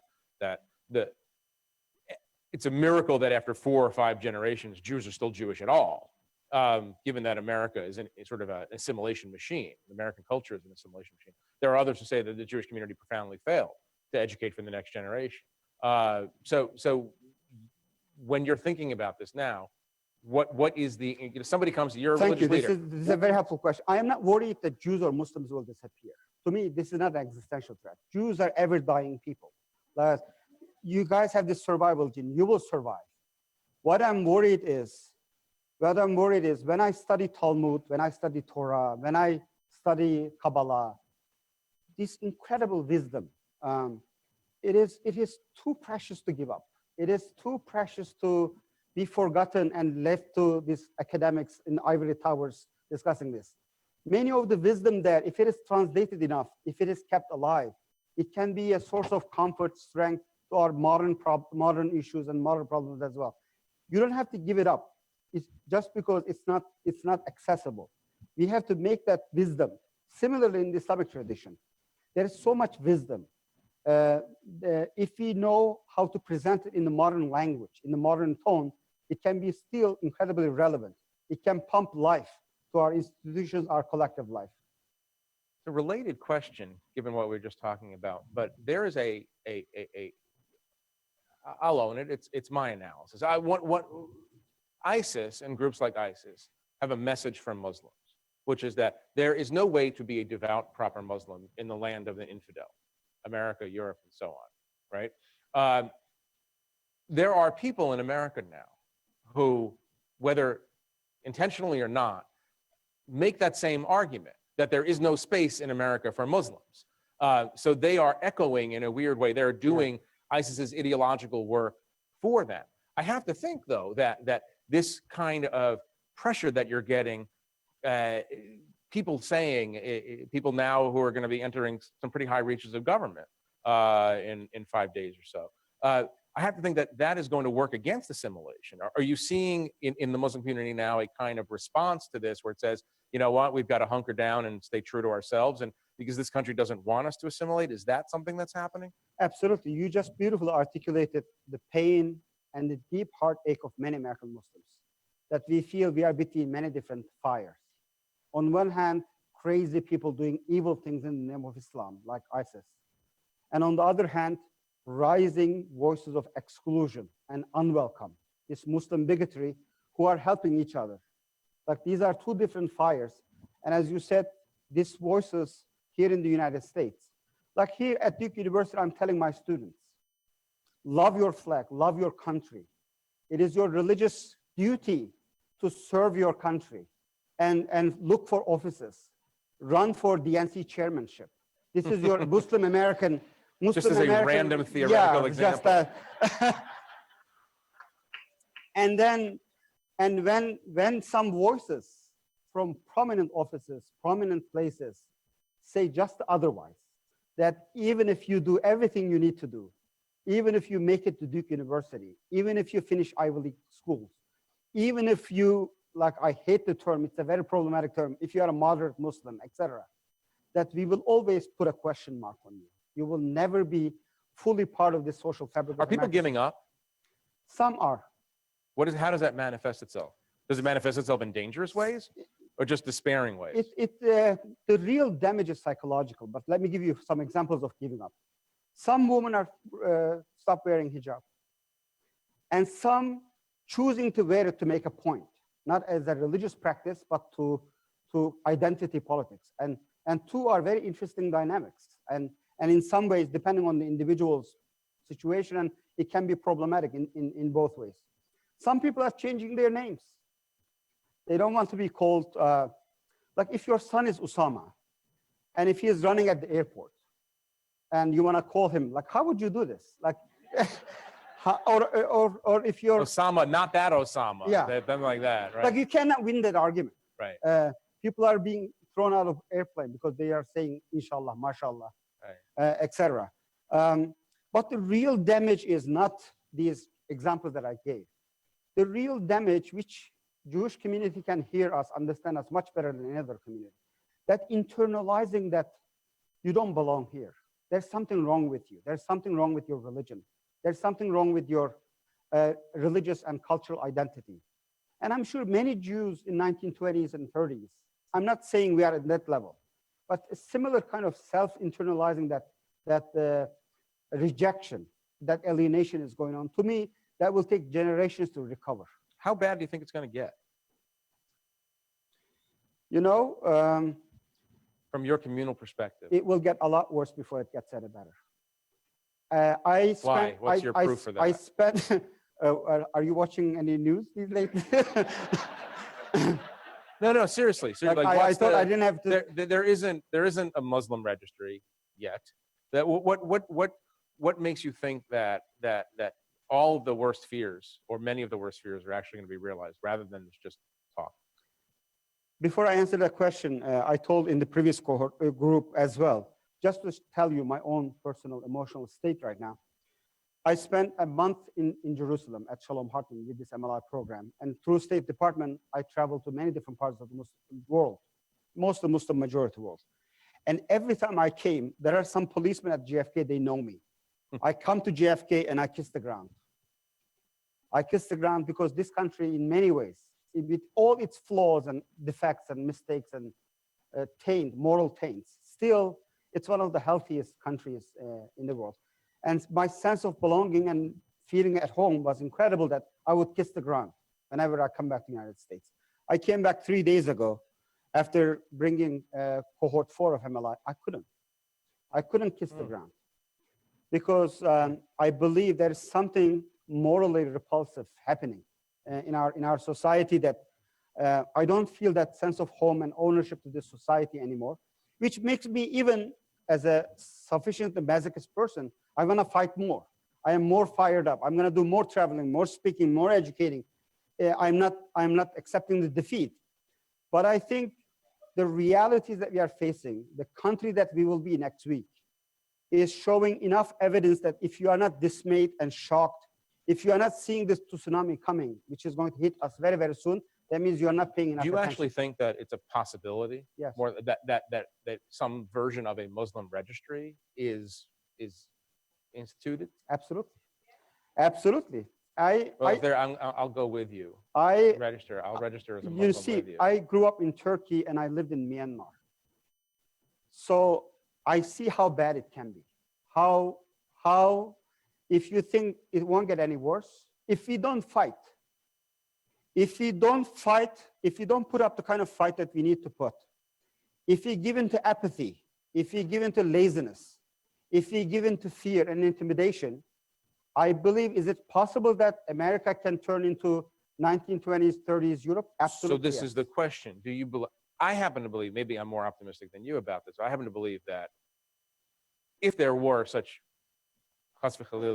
a Muslim registry of some sort, the way they're in this crude term that they're using, that at least a couple of million Jews will go with Muslims to register as Muslims, to sort of make it really confusing, if nothing else, and to stand in solidarity. Well, America goes through these periods, but you don't think that American civil society will rise up and say, you know what, fight terrorism? That's great. We're not going there. You're feeling a little bit wobbly on that? It will be a lot more subtle than you described. If something crazy happens so quickly, of course, the society will reject. But it's like a frog in a gradually boiling water. Muslim registry already happening since 9/11. There are already, in the Twitter, there are parentheses before the Jewish names. There are seen and unseen red, yellow stars on Muslim names in many different. There are no-fly lists. It's already happening very, very slowly. The fact that 61 million people in this country said this is kosher, this is acceptable. First, it will say banning from terrorist countries, and this will be mainstream, and it will be normal. And if it is not okay for Muslims to come from overseas, then they will push, it is not okay for them to stay in this country. It will be very gradual. And if you don't remain vigilant, if you don't remain alert, if you don't, like I love the meme, when they first came for the this and that, the Jewish version is, they first came for the Muslims, and we said, over my dead body. Like in the first round, we have to stop this. If it goes few rounds, if this voices of unwelcome exclusion, hate, succeeds in marginalizing and dehumanizing one minority after another, this cancer will gradually, it'll be too late. It'll be too late. Let me end with this very broad question for you. and this is a practical question, what is the minimum the American Muslim community needs to do in order to build a solid, broad alliance with the majority of American Jews, and vice versa? What is the minimum that the American Jewish community needs to do in order to overcome whatever historical anxieties or angers there are with the American Muslim community, in order to actually have a coalition of like-minded people? What are those conditions? I think the basic decency is to stop hate towards each other. And respectfully, you don't have to agree. You don't have to endorse. At least we should be able to hear one another. You have to open up these channels of communication, develop respectful language. At least we should be able to, in a respectful manner, be able to speak and hear each other without getting triggered to our existential threats, without necessarily getting into our defense mechanism, without playing this zero-sum game with one another. And I don't think neither the American Jewish community at large nor the American Muslim community is doing this well, doing this in a large scale. Regretfully, often in a subtle and unsubtle way, hate goes unchecked. The discrimination and dehumanization goes unchecked. And regretfully— Is there a way of doing this while cutting out, cauterizing the Middle East conflict, or is that just an impossibility? You have to grapple with it, or could you ignore it? American Jews and American Muslims, we have to bring our relationship to a level of health and strength. We should be able to speak and disagree and argue, but remain in relationship about Israel-Palestine. Any Jewish-Muslim conversations avoid and denies and refuse to talk about Israeli-Palestinian conflict is dishonest, and it's not going to solve the problems that we are facing. So you could start with hummus, but you have to end with— Yeah, as an ultimate goal, in addition to everything that you try to do, make sure you will be able to speak Israeli-Palestinian conflict in a very honest, brutally honest way with one another. Abdullah, thank you very much for doing this. We really appreciate it. Thank you very much.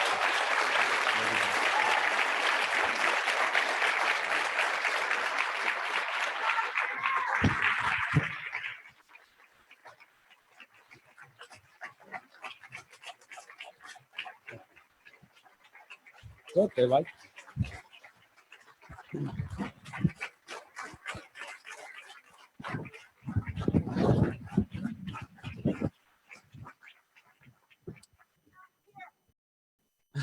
So first of all, I want to thank both of you for this just phenomenal closing conversation, which got at so many of the themes and issues that we talked about today, but took it to a different level in terms of candor and clarity. Thank you both.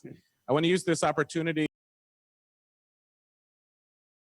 just one closing remark. Staff and the security staff here at the Abraham Joshua Heschel School gave away their day off to be here for this conference, and I want to really thank them.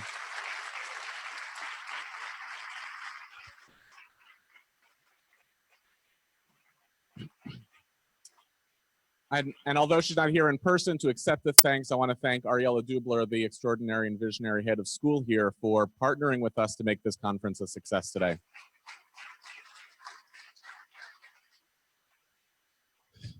My team at the Hartman Institute of North America took this challenge, what was it, 6-7 weeks ago, in the midst of a huge program year, and without it being on our radar screen, took this and made it a profound labor of love, which included our entire team from around North America flying in to be here today. So if the Hartman North America team is in the room, can stand up. I just want to acknowledge all of your incredible hard work.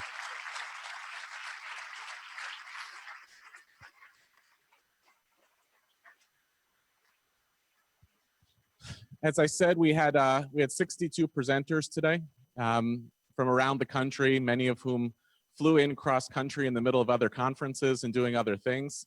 I think in total I asked maybe 65 people, so it gives you a sense of the type of response that I got when I reached out to people. So I want one round of applause for all of our speakers and presenters today.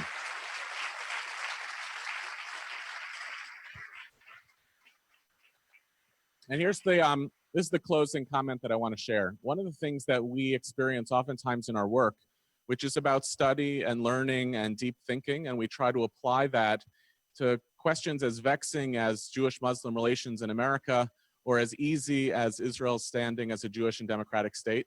When we take on this learning, one of the things that inevitably happens at the end of a study experience, a 2-week program, or a day-long program, or even a single study session, is somebody will say, hopefully, this was great, now what am I supposed to do about it? And I assume that many of you are asking that question. So the answer is partly there are things to do about it. One of the ways we structured this conference was to expose you as well to many of the incredible activists already working in the field of Jewish-Muslim relations and creating exposure for those organizations around the country so that their work can spread. But I want to give a different answer to this as well. And we talk about this a lot in our work, and it works for us, and we're trying to make it work for more people. Deep study, engaging with hard questions, digging deeply into issues, that activity is an outcome. It doesn't become conditional merely on did I study and did I translate it incredibly quickly into activism. It is an outcome in and of itself, and the world which we're living wherein we prioritize tweets over serious discourse, in which people get polarized quickly based on talking points, the activity of actually engaging deeply with ideas is increasingly countercultural and never more important. So the first thing I want to say is, I hope you don't walk away saying, just because I don't exactly know what I'm supposed to do next vis-a-vis my Muslim neighbors or my Jewish neighbors, does not mean that this activity in and of itself is not a holy and significant act. In rabbinic tradition, the question that the rabbis struggle with is, which is more important, study or action? And the rabbis go back and forth on that divide. And as we know, they conclude, study is greater for it leads to action. But I don't think they mean to tell us that I can only evaluate the quality of my study on the basis of the action that comes next. So I want you to breathe. I want you to say, if you were here all day, not just what do I do tomorrow, but what was this learning about for me, and how can I make this more part of what I do? And the second thing I want you to do is I want you to interrogate what it is that we tried to do with these learning sessions. And they were all very different, and there were a lot of stuff going on. But a couple of the pieces that we tried to make critical to the vocabulary of the Muslim Leadership Initiative, to the Hartman Institute more generally, and today at this conference, were number one, we asked our speakers in general to perform a certain vulnerability. To not get up and give the talking points. God knows there were not a lot of talking points, especially in this last session. Not to give the talking points and not to broadcast the official positions of our own communities. That happens plenty. But to actually get up and try to be a little bit vulnerable about the questions we ask to our own communities, the challenges that we pose, and the efforts that we're trying to do something differently. We are in desperate need of courageous religious leadership today, which doesn't simply stand up for its own people, but interrogates and criticizes its own community in order to make its own community better. This is one of the legacies of Abraham Joshua Heschel, who is remembered by and large on a day like this for what he did for others, but who was as much a part of his work, an internal critic to the Jewish community, its structures, and its ideas, as he was an external activist. And when we make possible for religious leaders to stand, and communal leaders, to stand in front of communities of people who are not their own, and to be self-critical about their own communities, we create the possibility for a working across difference that the performance of our own identities oftentimes obscures. And the last thing I want to say, there's a lot of work that can happen to make Muslims and Jews friends. And a lot of that is very valuable and wonderful, and it's always good to have friends. There's a lot of work that can happen in Muslim-Jewish relations that can make Muslims and Jews allies. And oftentimes that requires sidelining the political issues where we disagree in order for us to become allies. But one of the pieces that we found in this work that is most critical and perhaps most underinvested in, which we're trying to do, is that we actually could make great progress by not as much focusing on Muslims and Jews as friends and not exclusively on Muslims and Jews as allies, but Muslims and Jews as character witnesses for one another. What character witnesses allows us to be is people who deeply disagree with each other, but find ways to understand that those disagreements emanate, to use some classic Jewish language, from a machloket sometimes, not always, a machloket l'shem shamayim, a dispute that is for the sake of heaven, which in our tradition is a dispute that is intended to last. We're not always in the business of shutting down dispute. We are finding ways to make dispute actually holy.